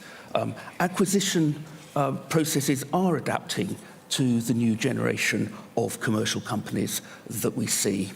I'll give 3 examples. I can't be exhaustive, but the trend, I think, is clear. The first is Diana, which is not part of my organisation, but I know there's a great deal of interest in what Diana is doing. This was launched in 2022 to work on early stage startups, but also mature defence companies. Both areas of the industrial sector bring innovation, and it's important to NATO to have different levers, as it were, to capture that innovation. And Diana runs by setting out competitive challenges to our industry, and successful respondents receive grants and access to a network of accelerators and test centres. And ultimately, of course, their route to market can be assisted by NATO and by the allies. 3 challenges have already been launched in 2022, and 44 companies were selected. A total of 5 new challenges were launched at the beginning of this month, 1st of July. The second area I would like to highlight, again, is not part of the NATO Science and Technology Organization, but is an important part of our rapid adoption to market. And this is the NIF, the NATO Investment Fund. I know that NIF is in the audience, so please bear with me for a very quick overview. This is a 15 billion venture capital fund. It's the world's first multi-sovereign investment fund, and the first investments were made last month. The third area is, in fact, my own science and technology organization. It's a network of 5,000 scientists across the globe, drawn from NATO allies and like-minded partners, looking at the young audience particularly. If you have a scientific background, do please feel free to look at the website, which gives you instructions on how to join. I hope some of you will express interest. This is drawn from government laboratories, industry, and also academia. Let us not forget that academia remains an important part of the innovation network. So these are just 3 areas of the NATO innovation ecosystem to bring new capabilities rapidly to market. The point I would make at strategic level is that there's good links between all of these areas. So research from the Science and Technology Organization could be matured by Diana, funded, if appropriate, by the NATO Investment Fund. And this means that the work of the whole of the NATO innovation system brings a greater value than the sum of its individual parts. Thank you. Thanks, Dr. Wells. Dr. Walker, that highlights one challenge of that might be then scaling the results of those. If you find something that seems to work, it solves a problem like GPS jamming in Ukraine, how do you make that turn into something that's relevant capability and capacity for the kind of fight? Right. Yeah, I think, Brian, your question was well stated, because it's adaptability, it's innovation, but it's also scalability. And scalability, in my view, that's all the ilities, right? Reliability, safety, O&M, sustainment. So Ukrainians have done a great job with what they had to work with, and I had the amazing opportunity to go over in 2018 to Ukraine as the director of DARPA. I was amazed at their venture and commercial capabilities then, but a small company focused. And they've been able to show how in wartime they can take that, use that in the field, develop software, drones, et cetera. But I don't think the scalability is quite there where it needs to be. So, Jim Takelet, our CEO, came to Lockheed about 5 years ago. I did as well.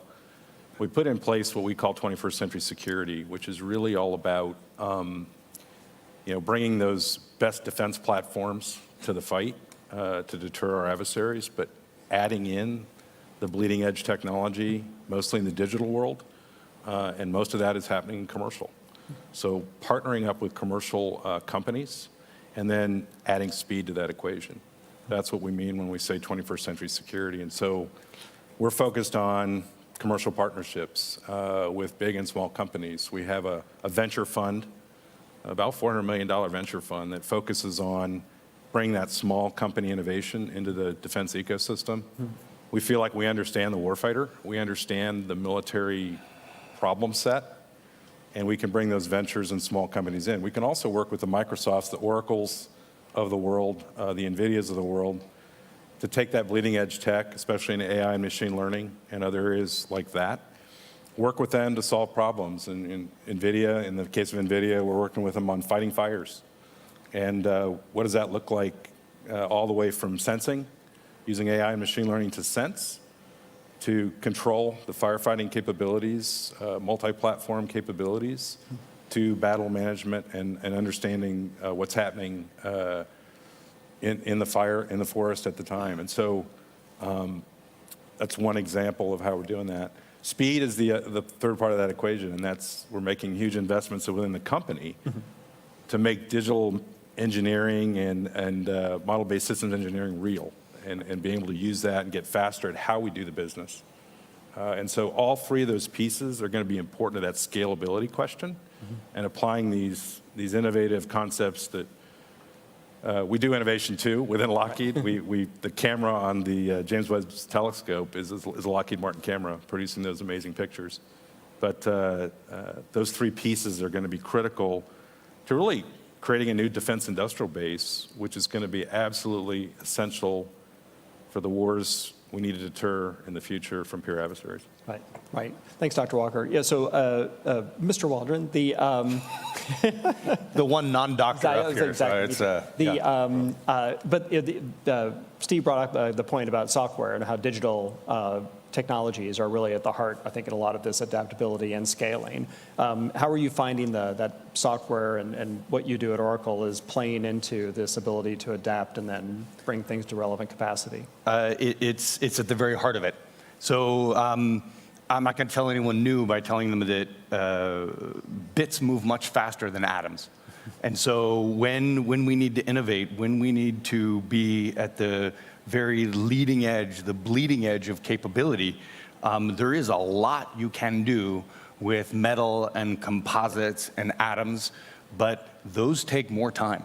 Right. Software takes time too, but you can build a base and then be able to iterate on it very, very quickly. Right. And so what ministries of defense, what governments have to look for is the way to make sure that you're buying not a single item, a fixed thing, but make sure that you're buying an innovation pipeline, something that allows you to innovate and iterate very quickly. So with my Lockheed compatriot up here, right? Like the F-35 is not just a physical thing. Yeah. It's a fighter plane that iterates software as fast as it iterates new armament. Right. When you look at Ukraine, you look at what they're doing with drones and all of the other things that we see in the news every day, so much of that iteration takes place not just on the physical item, right, but on the software that's running on the item, on the software that's on the back end, on how they collect, how they analyze the data. All of our big companies, our small companies, our government agencies, we have those innovators inside, right, who want to be able to push the envelope, who want to do that next innovation. And when, God forbid, there's a fight, that's going to drive innovation speed like nobody understands. What we need to make sure that we're doing is providing the foundation so they can innovate that quickly. Right. And so what I would say is look at it not as making a single purchase, not as making a single change. This acquisition makes us now innovative. Right. This is the proof we're now innovative. Right. It's to create a technological underlayment and a cultural foundation that allows you to iterate continuously, that allows you to build that innovation pipeline, because we don't know what the next innovation is going to be. So make sure that you have today, not the thing that's fixed in time, right, but the thing that evolves as fast as you and your developers need to. And if I can just jump in real quick, Brian, on that, the industry can set all that up and work together to set all that up. Our customers need to think about how to buy that, right, and how to be flexible in their procurement practices in order to do that, but also think about new business models that are, especially with software, right? Yeah. Because it allows the customer to buy things in order to upgrade much faster if they change, if they tweak the way they buy it. Right. That's right. If you need a new version of something, and that's an entirely new 12-month acquisition, right, you're dead, yeah, right? Exactly. If you need a new version of something, and that's just a new version, so you upgrade and you upgrade and you upgrade, that's how you innovate fast. Right. So you have to invest in the innovation pipeline, that's as right, opposed to buying the product. That's right. Right. Right. So Dr. Wells, when it comes to how NATO looks at this, I mean, the three initiatives you talked about in a way, they're their own innovation pipelines. That's NATO investing in an innovation pipeline. But you're hoping that the products of that spin out and turn into something that can be delivered at scale. I think one example of where a lot of this work has been happening, and both Steve and Rand brought it up, was in unmanned systems or drones, and how those have become more or less the weapon of choice, the sensor of choice, in a lot of ways the main tactical tool of choice in Ukraine.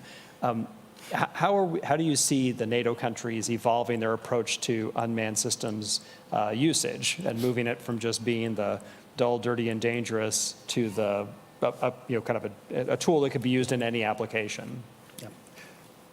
Thanks, Brian. A great question. And as you rightly say, the experience in Ukraine highlights some specific examples that we can generalize into the use of autonomous systems in warfare and defense and security more generally. So I'll start with some elements on how NATO uses autonomous systems.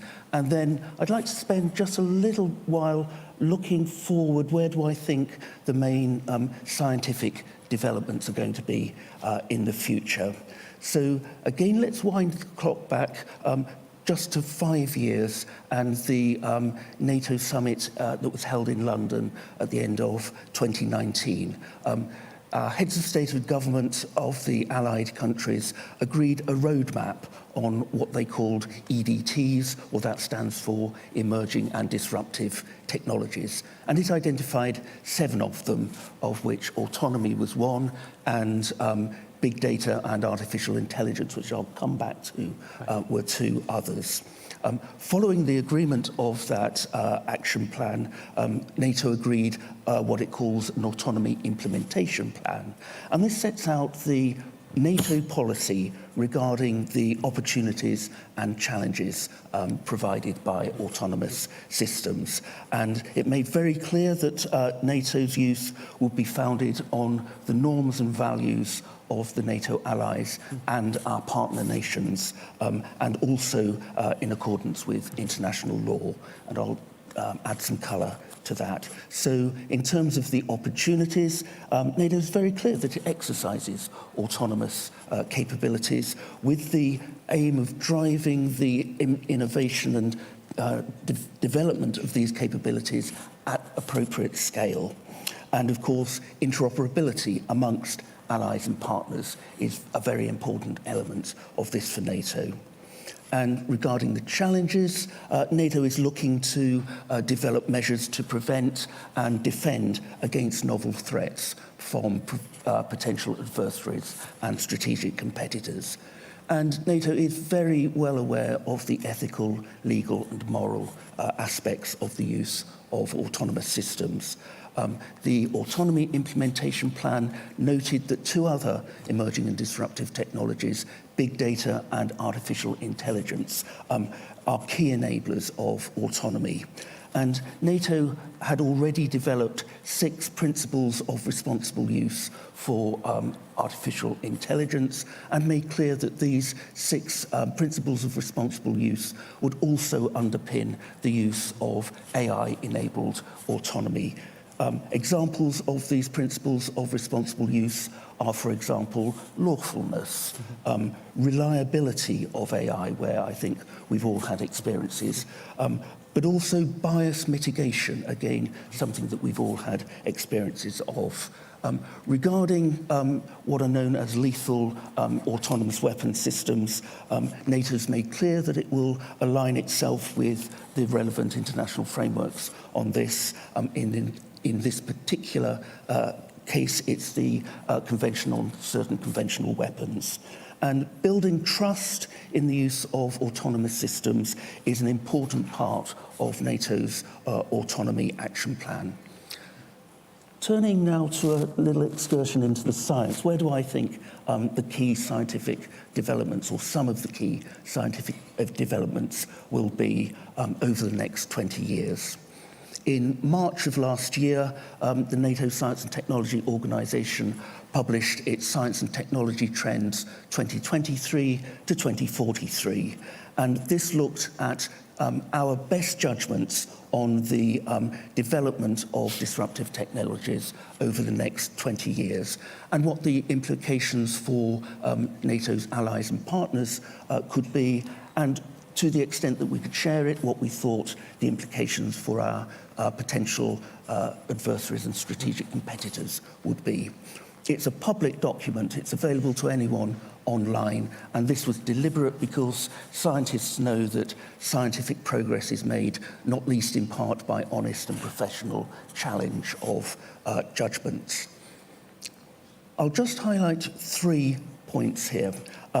The first is the importance of human-machine interaction or human-machine interface.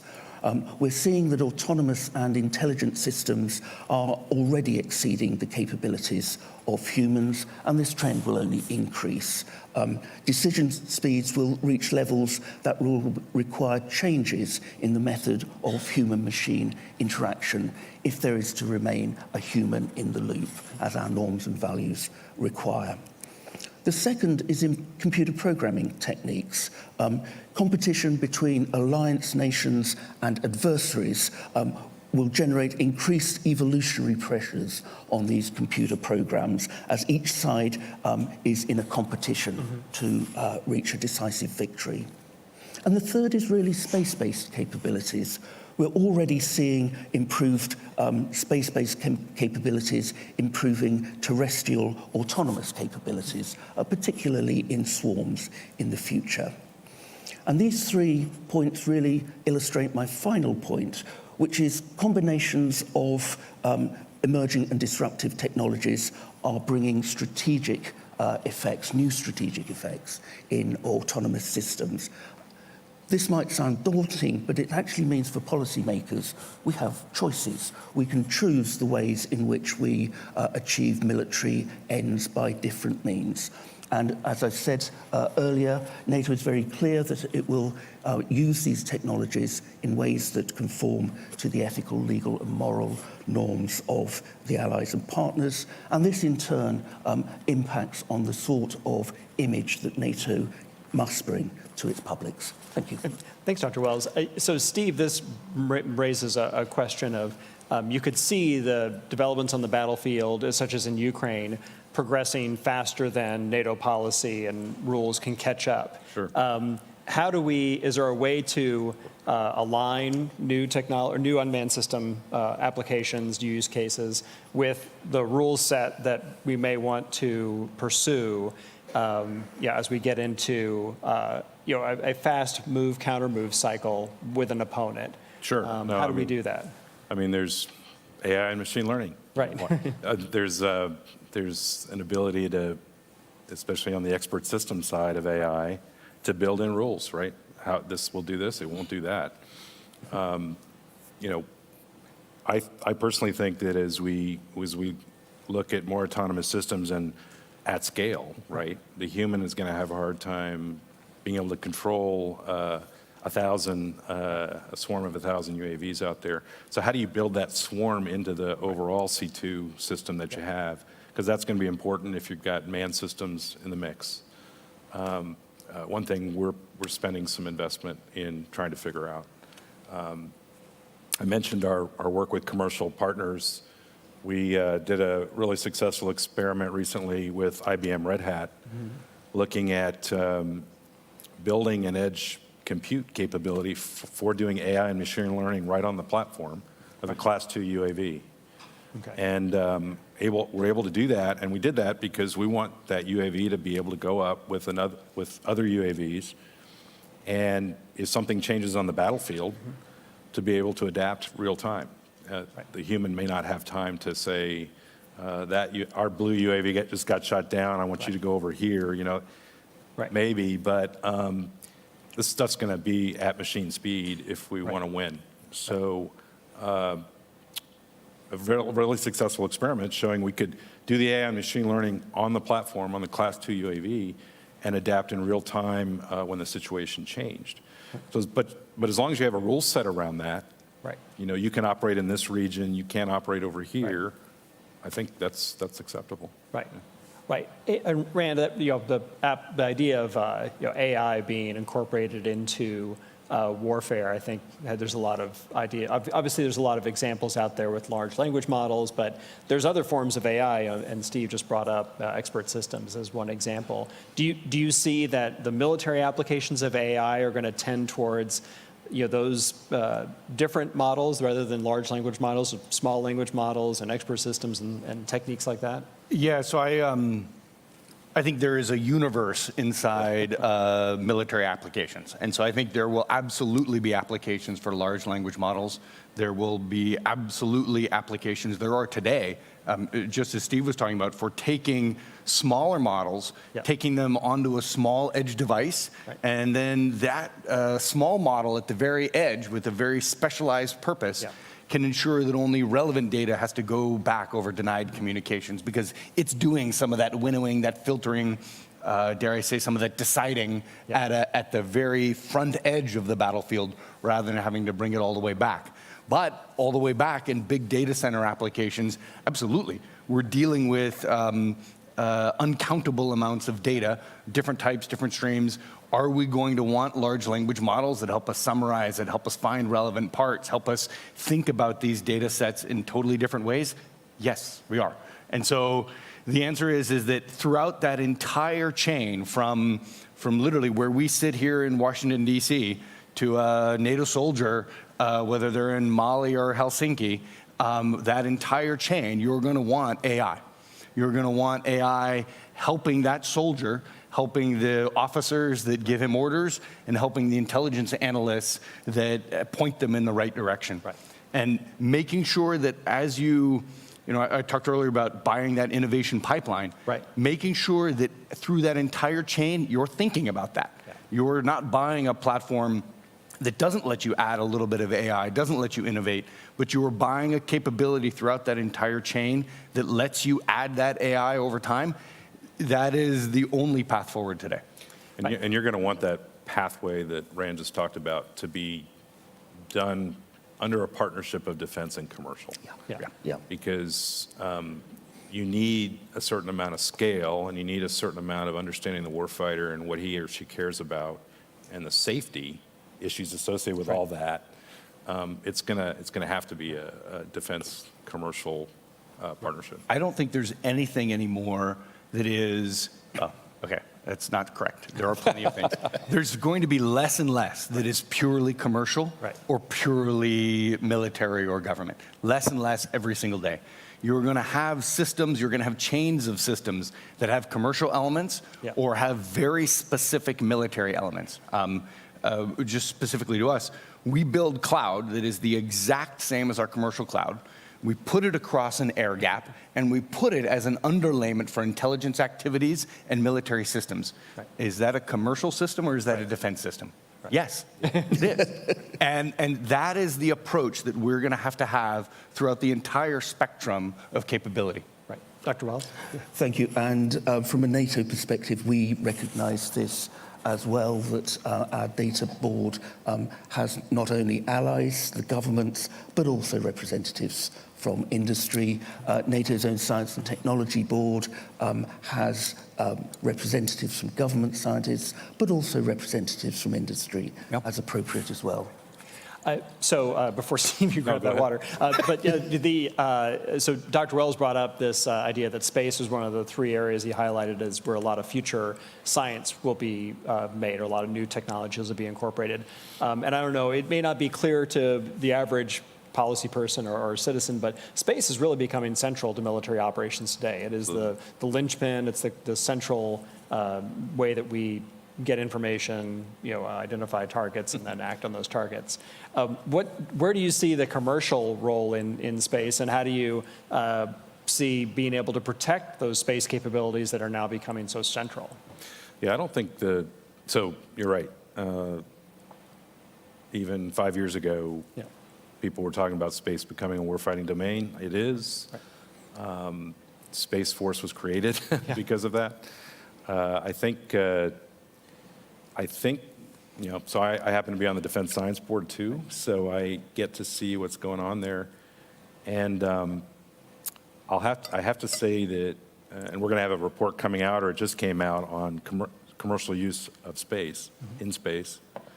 The Space Force is still very much trying to figure that out and architect a layered approach to space that includes commercial.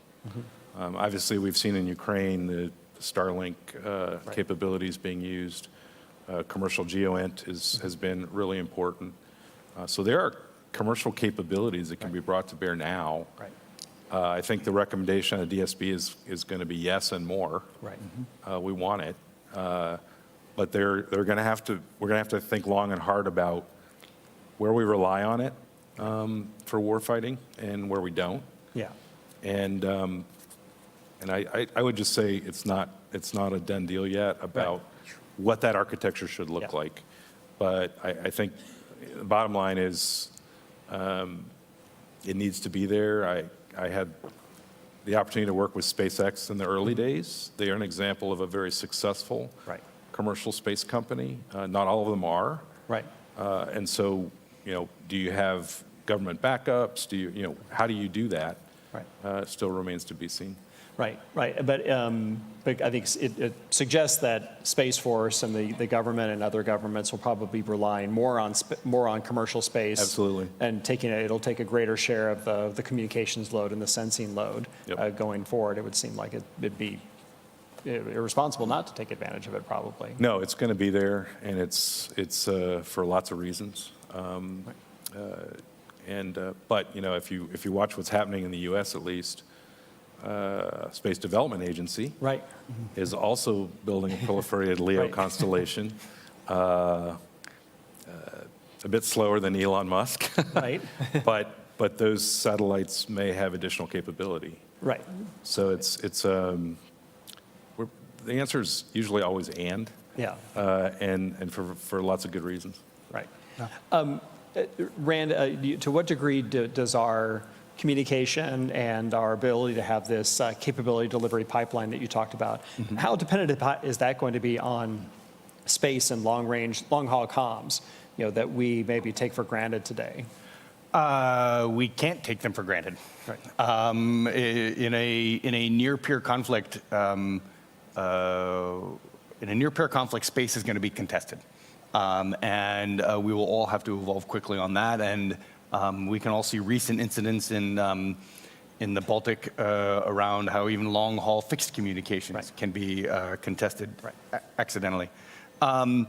It's what you have to be able to do is build a set of technical capabilities that are tolerant of losing that connectivity. Maybe not permanently tolerant, maybe intermittent communications, but you have to build a set of capabilities that are tolerant of losing that. You've got to be able to work at the edge with intermittent communication or no communication to the core.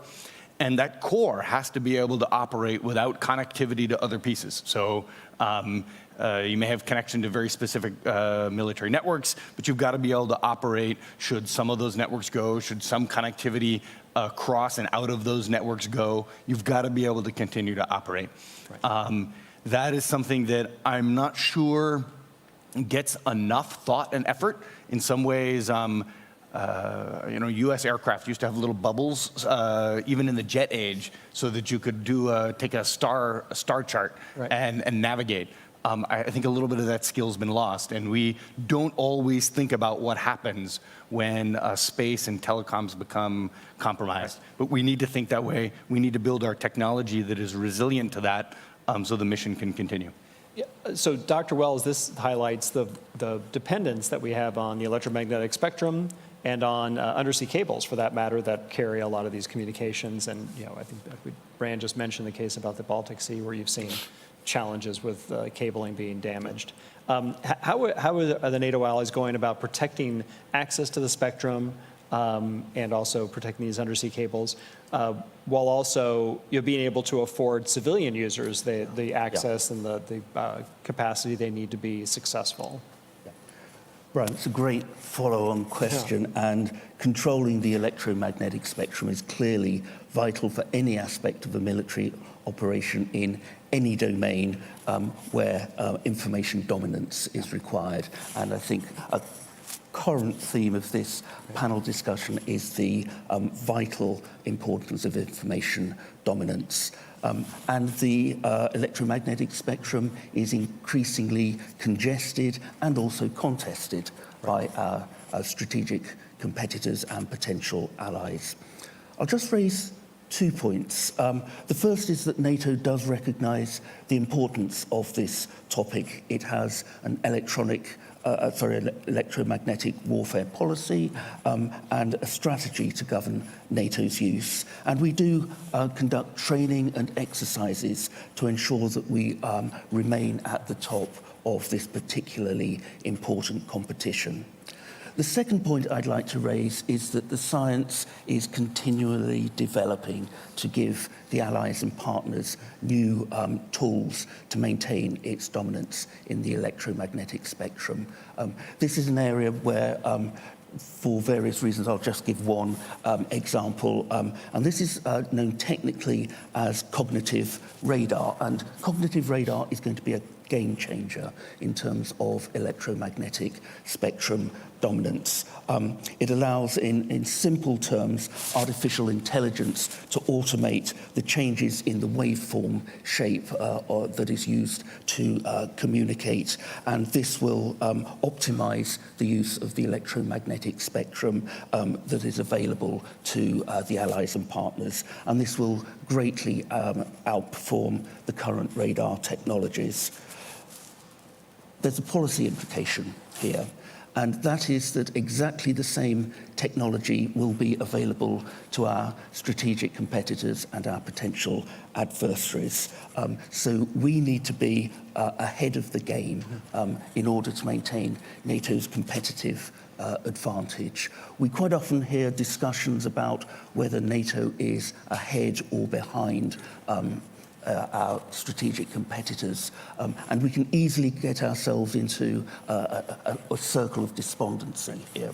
Now, I'm not in any way complacent as NATO chief scientist on any of the emerging disruptive technologies, but the one point I'd like to land with colleagues is let us remember some of our particular advantages, and the one advantage I'd like to emphasize here is the excellence of the academic base in the NATO allies. I'll just give you one statistic.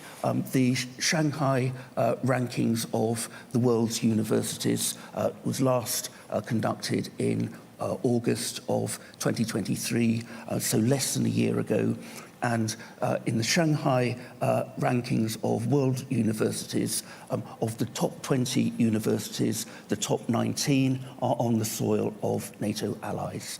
And the 20th is on the soil of Switzerland, which, of course, is a NATO partner. So this isn't just about the sciences, it's about wider academia as well. So it nurtures the excellence of our scientists, it nurtures the excellence of our policymakers, of our politicians, and of our decision makers. Thanks, Brian. I was just going to say, Brian talked about the warfighting capability really well, but there's this commercial versus defense use of the spectrum. Yep. And I think certainly a thing the U.S. and within NATO could work on together is being out in front of that. And I know in this country we have a moonshot program on dynamic spectrum sharing, and I think that's going to be really, really important as we move forward. Absolutely, because if you want to be able to afford 5G companies or telecoms the ability to use the spectrum, you'll have to give that ability to share spectrum either automatically or like we are today, mechanically. And something that Dr. Wells brought up, cognitive radar, is something that I was also going to ask you and Rand about, to put you on the spot. So how, when you have these AI-enabled capabilities, so cognitive radar can be enabled by machine learning, how do you go about testing and evaluating those to make sure that they meet the specifications that the government or the safety rules that the NATO policymakers might put in place? Because by definition, they're designed to change how they operate depending on the stimulus they get or the environment they're placed in. How do you manage the test and evaluation of these new AI-enabled or machine learning-enabled capabilities? So, Steve, you want to jump on that? And Rand? Well, especially in the spectrum area with AI and machine learning, you got to take it into the field because EW and it's all dependent on the environment. Right. And so, trying to do it in a closed little facility is only going to get you so far. So, DARPA had a program in this space several years ago, and we had to take it in the field, and we had to show it on multi-platforms, working in the relevant domain, and show that it can work. So, but that's the only way to do it, and again, that's why I think it's so important to think about how we bring the best of tech into defense application. going to require more than just a single company to do it. Rand, did you have any thoughts? Yeah, I would just put two things on there. One, and it goes right off of what Steve was saying, is you have to test in reality. Yeah. Testing in theory is nonsense. You have to test in reality. And for some systems, that means out in the field. For other systems, that means against your own data, against real data. Yeah. An AI model that works well on the internet and works well for some generalized thing, you bring it up against your own data, who knows? Right. You have to test it in the real world against your real data. And so bring the AI models to where the data is, bring the AI capability, the GPUs, whatever your limiting factors are in doing that analysis, bring it to the data. Thing one. Thing two, almost countervailing, is there are some things that it is very hard to simulate, right? There are some things that just do not happen enough in the real world to create a large enough corpus of data. Right. Thank God, right? You don't want those things to be happening a lot in the real world. And so you've got to create simulacrums, you've got to create synthetic data.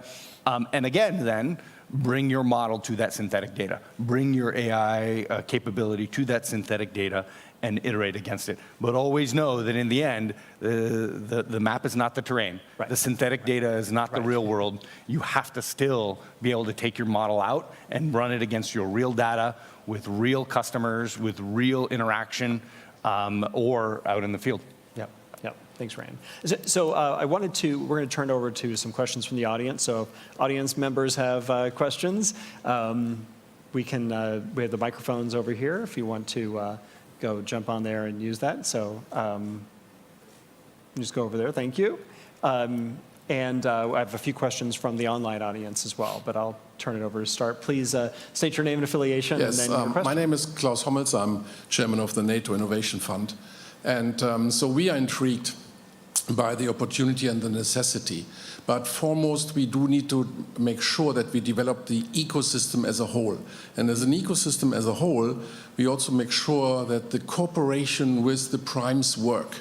So, and historically, in the publishing industry, TV industry, banking industry, there has always been sand in the gearbox, which is it's not ideal, but it is not an important industry as defense. So we would not be keen on seeing this sand being again in the gearbox in the cooperation with the primes. So what is the expectation from the primes to seamlessly work with, and from NATO, seamlessly work with the new technology startups? Thank you. Yeah. Thanks, Dr. Hommels.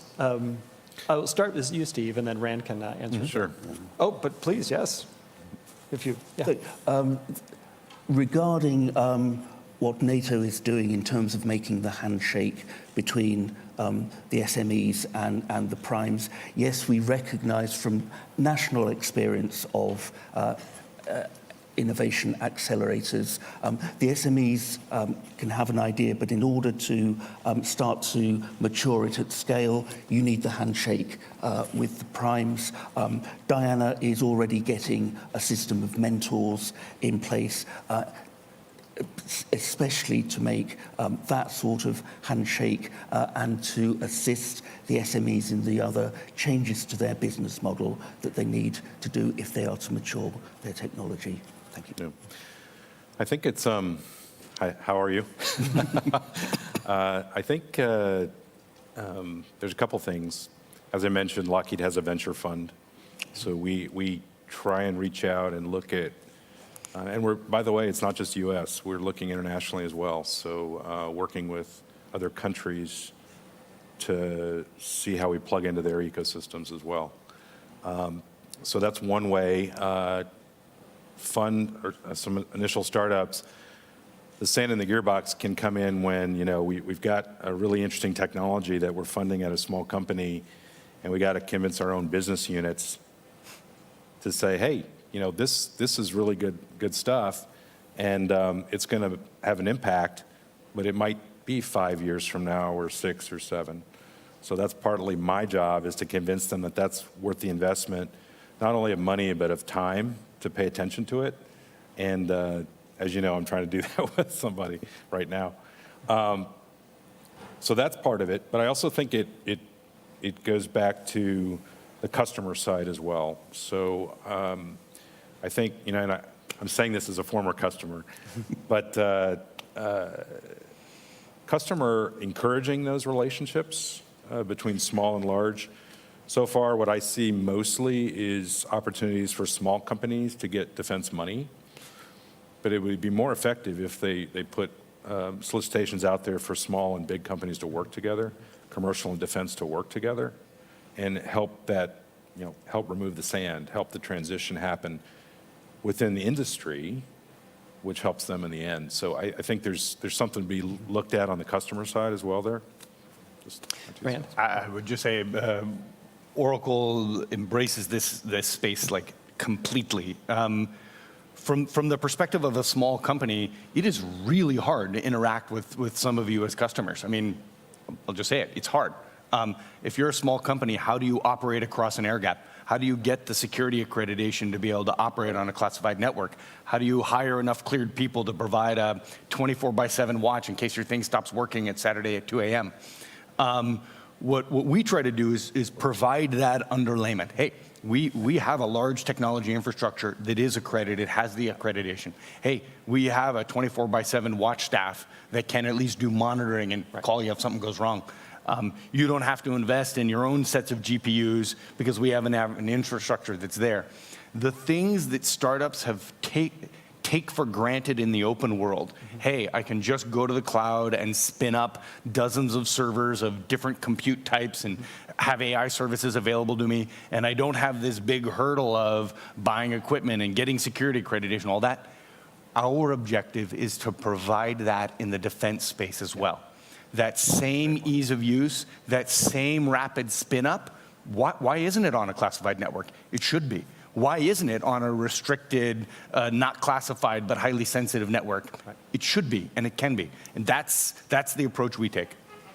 Thanks, Ren. That's a very good point. So I think we have time for one question from the online audience. So I'll pose this to you, Dr. Wells. What role can NATO play in deterring knowledge and technology transfer to adversaries, which might occur in academic and research settings? Great question, and it's something that is at the forefront of my mind, and what NATO is doing through the Science and Technology Board is having a series of workshops on national best practice of the allies and also partners. A number of allies, the United States, UK, and a number of others have procedures in place, some with regulatory and legal force on the transfer of knowledge from allies to our strategic competitors in particular. NATO is a great convening forum, as we've seen with the public forum, where allies that do have these regulations in practice can share in a suitably protected environment its own regulations, what works, what in confidence with close allies has not worked, and what my team will be doing over the summer is producing a compendium of best practice that can be shared amongst the allies so that those nations that don't have such regulations in place can start to learn of the experience of others and think about how best to place those within their own national context. Different nations have different societal norms in terms of defense and its relationship with universities. It's for individual allies to come to their own decision on how best to adopt guidelines and how best to move that forward. I should say that I'm also in discussion with the chair of the Diana Board of Directors, who has exactly the same concerns about protecting the knowledge that is created by Diana. We've also been in discussion with the European Union as well, and I'm sure colleagues from European Union member states will know that the European Commission has now produced its own guidelines on this area. So we're all moving in the same direction. And I assume that also means it allows for maybe a comfort when academics are maybe less willing to share information with military officials. Having that kind of framework also maybe opens up those channels that wouldn't be otherwise open. Well, thank you very much. And we've run out of time, so before they start playing the music and making us leave, I just want to thank our guests. So Rand Waldron from Oracle, Dr. Steve Walker from Lockheed Martin, and Dr. Brian Wells, the NATO Chief Scientist. So join me in thanking them. Thank you.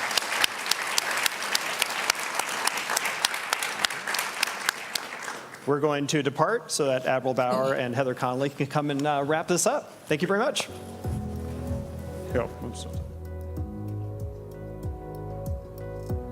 you. Thank you to our panelists. We hope that your sessions gave you much to think about in the parallel sessions as well. We now welcome you to take your seat in the plenary room where we will shortly resume our programming. If you're in the plenary room, please hang tight for just a moment while people take their seats and filter back in. And as people take their seats and we draw near the end of our programming of our anniversary NATO Public Forum, I would love to suggest, as I often do as a reporter, that everyone take to social media and share your thoughts on the forum discussions. I, for one, would love to hear everyone's takeaways from the event. So please share with us your takes using the hashtag NATO Summit. Thank you.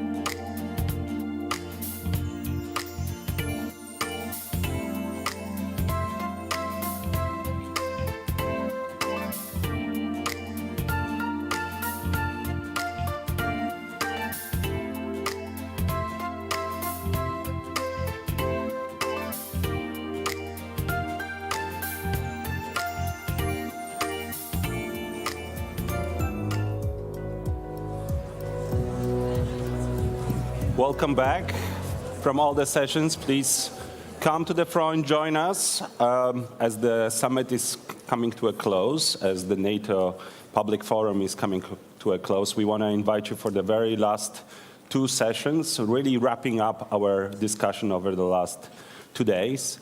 And this one will be led by President of the German Marshall Fund, Heather Conley, for a conversation with Admiral Bauer.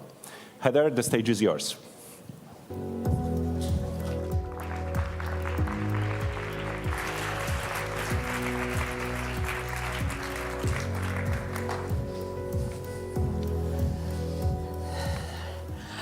All right, colleagues, the last session. We did it. I am so delighted to welcome Admiral Rob Bauer, the 33rd chair of NATO's Military Committee. Before you stepped up to that assignment, you served as Chief of Defense of the Netherlands Armed Forces. So I started yesterday morning with Secretary Blinken. I said, you know what, you and I are the pace car. We've got to get our engines revving up. We have 2 days, and you, sir, are my final lap in this race. So we're going to run across that finish line in a strong form.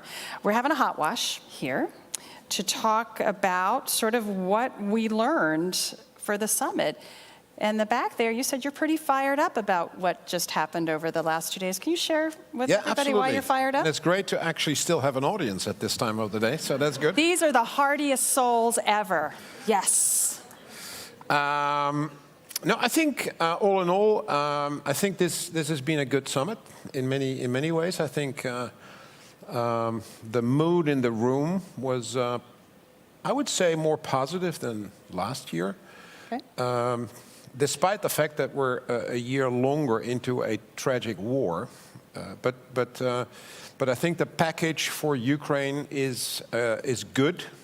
President Zelensky actually said during the press conference he was happy, which is amazing if a man who is the leader of a country in a war for 2.5 years says he's happy. But I think that is related to the pledges that NATO has made in terms of the money. For 2025, the 40 billion, it's about this thing.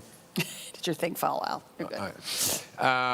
It's about the training and coordination efforts that we're going to do from Wiesbaden, and it is about the Joint Analysis and Training Center in Poland.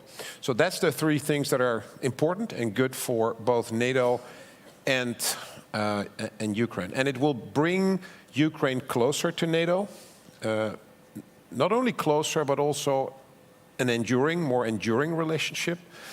So that is very important, and it is about interoperability. And I spoke to a journalist lately, and he said, well, interoperability is, my readers will not understand what that is. And so actually interoperability is about, is the difference between winning or losing a war, because it is about being able to train together and becoming therefore more effective. It is about having the same stuff and having the same spare parts, having the same ammunition, and so everything is easier to use, and you can use each other's equipment if you're truly interoperability. And that allows you actually to be more effective and therefore win in a war. So it is extremely important. So we will bring Ukraine closer to NATO also in terms of operational effectiveness. So I think that was one thing. The second thing is how we are progressing with the deterrence and defense efforts that were agreed based on the plans that the leaders approved in Vilnius last year. And it sort of looks maybe a little bit theoretical if people talk about plans. But in essence, this is about what do we need to be able to do as an alliance to effectively deter and defend the two threats, which is Russia and the terrorist groups. And that includes more soldiers at a higher readiness. And we saw, last year we talked about 300,000. This year the Secretary General spoke about 500,000. And the difference is because Finland and Sweden have joined the alliance in terms of troop contributions. And now we also have the Allied Reaction Force, which replaced the NATO Response Force as of 1 July. So I think there's progress there. Second, this is about more capabilities to actually perform all the tasks that we need to do. And we're not ready there because this is also about buying stuff. I think we'll come back to that. But this is about ordering stuff and then and that needs to be produced. So we'll come back to that. And we needed money for that, and that was agreed last year. And there's more money available. 23 nations are now hitting the the so-called target of 2% or more.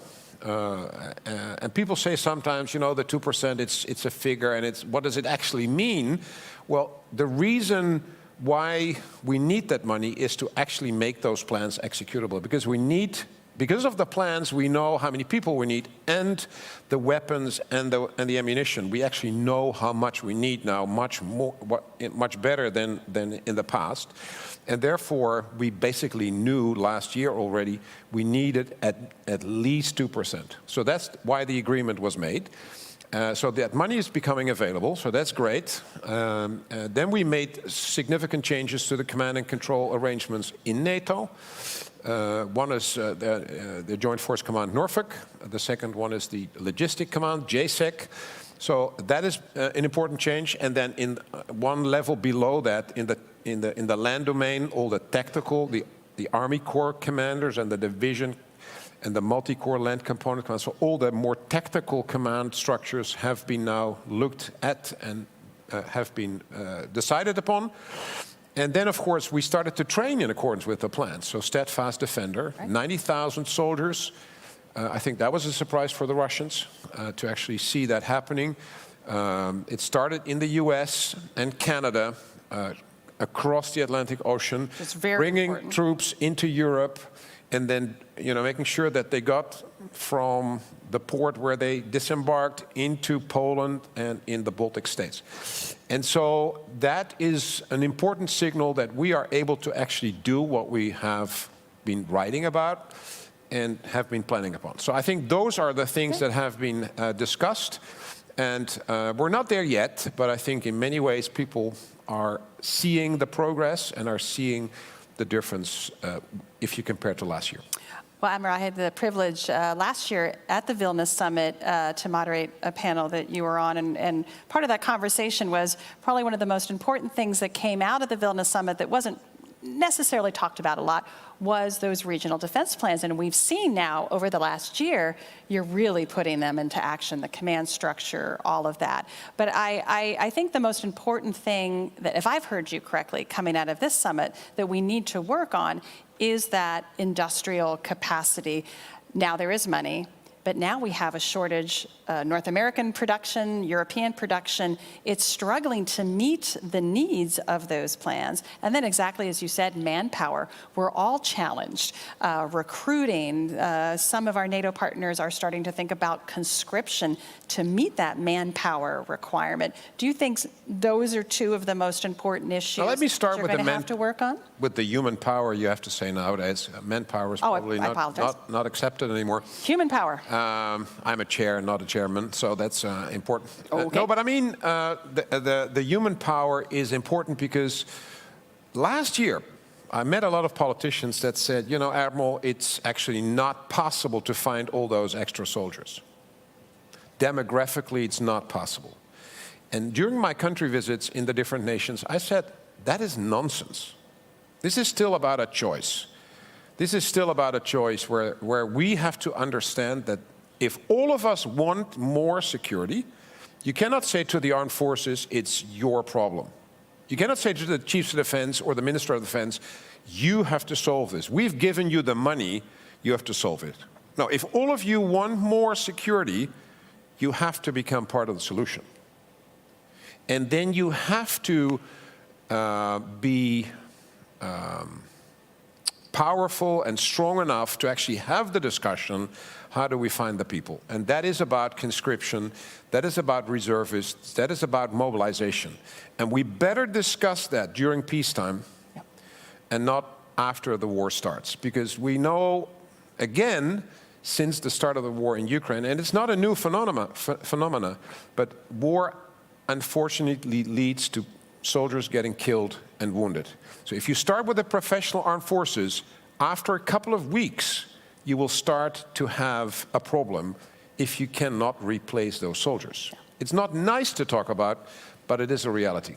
And as a result of these discussions, I now have seen in the last year more nations, more political leaders be strong and daring enough to talk about this. It takes an enormous amount of political will. Just on the private sector, do we need a new relationship with the private sector to get where we need to be as quickly as possible? It feels like we need a new relationship. They're a critical part of the answer, whether it's on emerging technologies, whether it's producing the munitions and the weapons. But it is more, for me, it's more than, you know, we need long-term demand signals and we need shareholder values. And it's always about the money.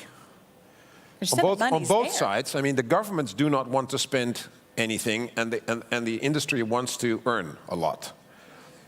And that's fine in itself, but I think that's not the solution. I think the solution has to come from the fact that the industry, the private sector, starts to understand that the foundation on which they have been able to have economic activity for 80 years has been stability and security.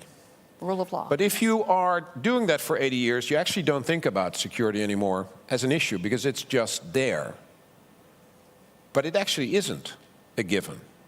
People in Ukraine, the CEOs in Ukraine, are awake at night because they think, is my factory there tomorrow morning? Question mark.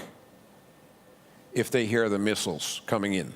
And so in our part of the world, in the West, we have to understand it's not a given, security and stability. And therefore, the private sector has to become part of the values discussion as well. Not just the value. I'm fine with them earning money and getting rich. That's not my problem. But they have to understand they are part of the solution. Yep. And the government has to change its ways in the fact that they have to not try to buy as cheap as possible. Because if you want to have a strategic relationship with the industry, you cannot buy every year somewhere else, because that's cheapest.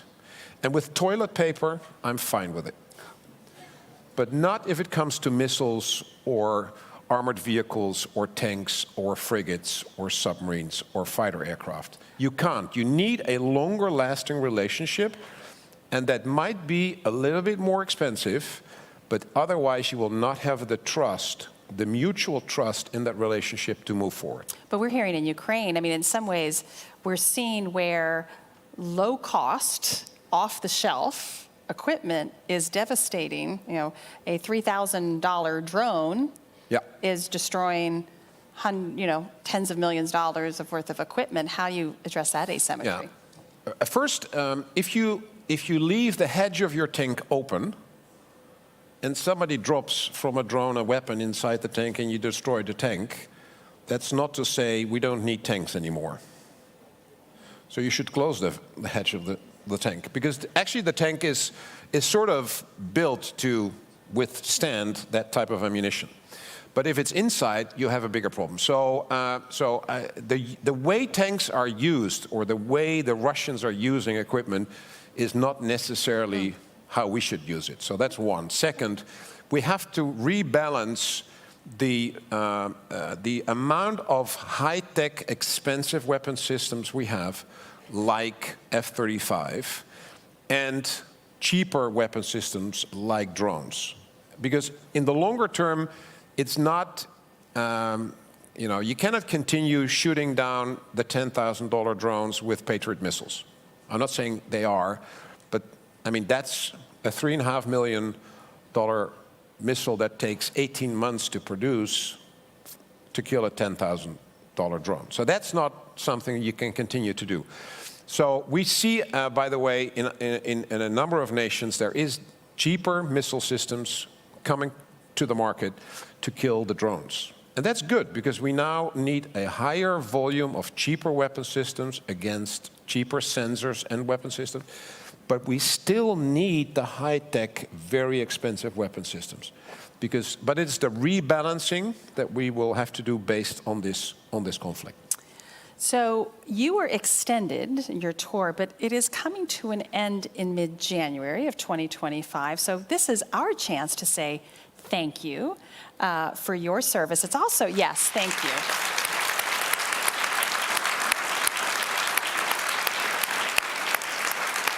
I'm not gone yet. I know.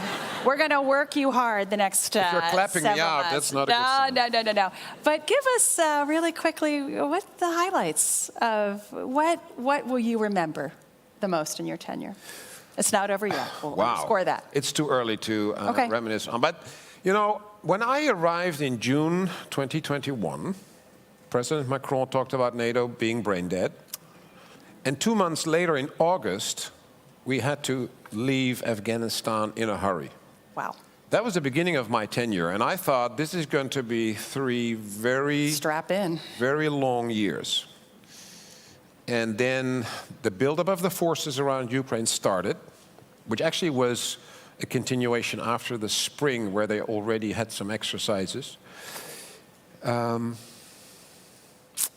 as we know, the rest is history. But I mean, if you then look at how remarkable those events and the start of the all-out war in Ukraine has impacted NATO and the relevance of our alliance and the resolve and the unity in the alliance, that has probably amazed a lot of us.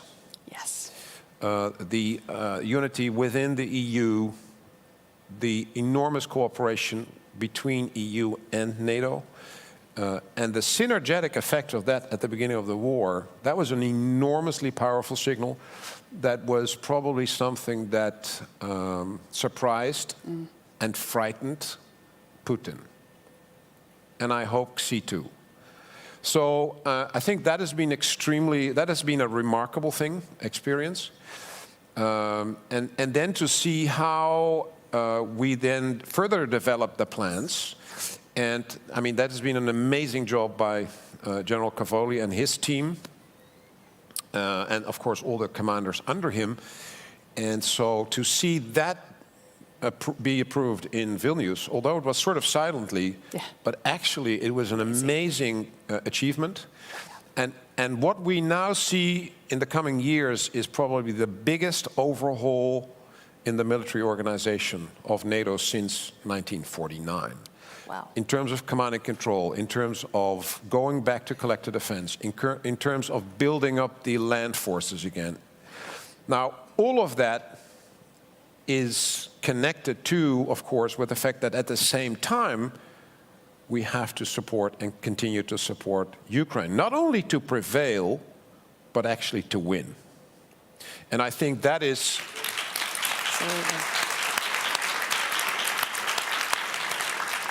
And I think that is extremely important for the people in Ukraine, but also for ourselves. If Russia wins in Ukraine, it is not the end of the war. It is the beginning of much more instability in the world. It is a signal, a frightening signal for other autocratic states that will think that it pays off to actually have might above the rules. And then, so we cannot allow that to happen. We cannot allow that to happen. And I think what I've heard around the table in the last couple of days is a good sign that all the nations will continue doing that. And I think the fact that President Zelensky was happy, probably between brackets, because happy is, he can't be completely happy, but happy with that support from this alliance is extremely important for that purpose. And I think all of us need to continue to support Ukraine, not only with weapons, but also in terms of them believing that they are able to win this war. I think they have it in them. Absolutely. To win the war. The only thing they need is our support. So that's why that has to continue. Thank you so much, Admiral Bauer. Admiral Bauer has given me permission because we both agree that thanking the troops is one of the most important things we can do. So before we thank Admiral Bauer, I want you all to thank the people that have been behind the screen for 2 days that have put on a phenomenal work. Our colleagues from our think tank partners to the production crew have done an amazing job. So before we say thank you to you, we're going to thank the troops. Would you please all join me in thanking those wonderful colleagues in the back? Thank you.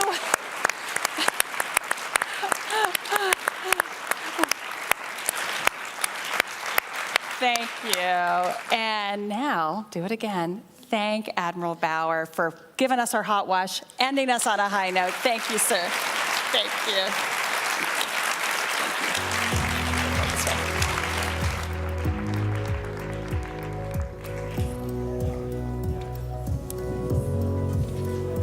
Thank you, Heather. Thank you, Admiral Bauer.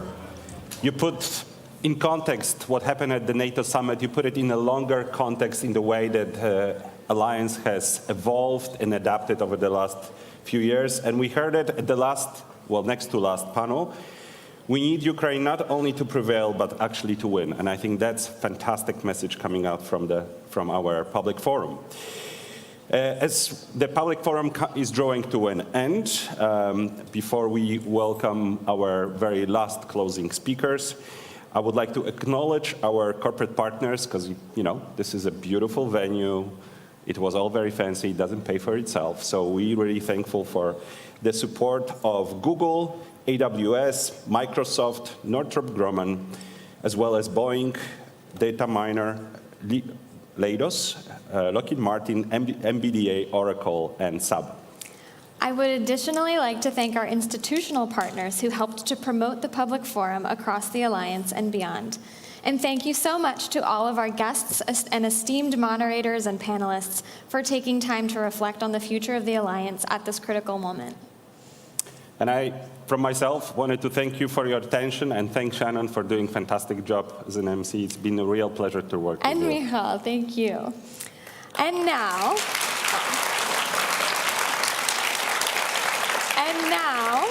it is now my pleasure to welcome to the stage Marie-Doha Besancenot, Assistant Secretary General for Public Diplomacy at NATO, and Amanda Mansour, Special Assistant to the U.S. President and Senior Director for Partnerships and Global Engagement, for their closing remarks. Thank you.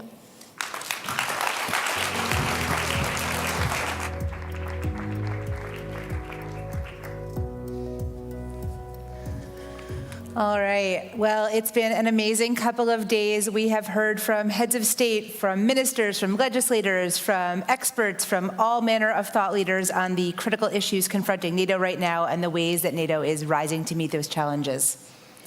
Thanks to all of you. We've had a full house for almost most of the program, and we've had thousands of viewers online from 100 different nationalities across 6 continents. So thank you to the host nation for making this possible. And I'd like to say a special word for State Department protocol, who had a very, very tricky task and who did an amazing job. That's right. And thanks, of course, to our partners at NATO. But I also want to take this moment to really thank our think tank partners, who are truly thought partners and without whom this event would not have been possible. So as I mentioned, each of our think tank partners, I'd invite one of their leadership members to come out on stage and join us for this final moment. So the Atlantic Council.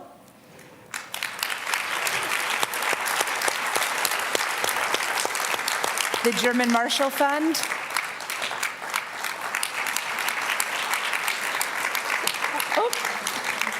She'll be right with us. Center for a New American Security.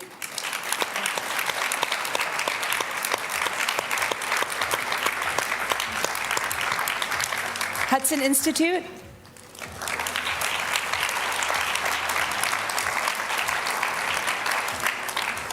And our European partners at GLOBSEC. Oh, German Marshall Fund, here she comes.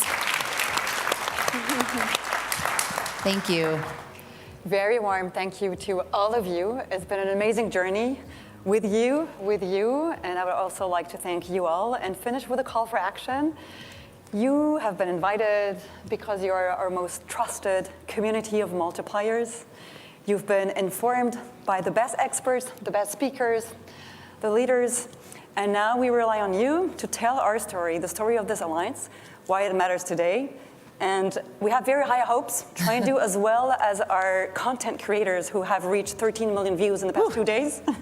Please help us get our story out there. Thank you. So, yeah, I'm going to end by saying that's your homework before we meet again in the Netherlands next year. Thank you very much, and good night.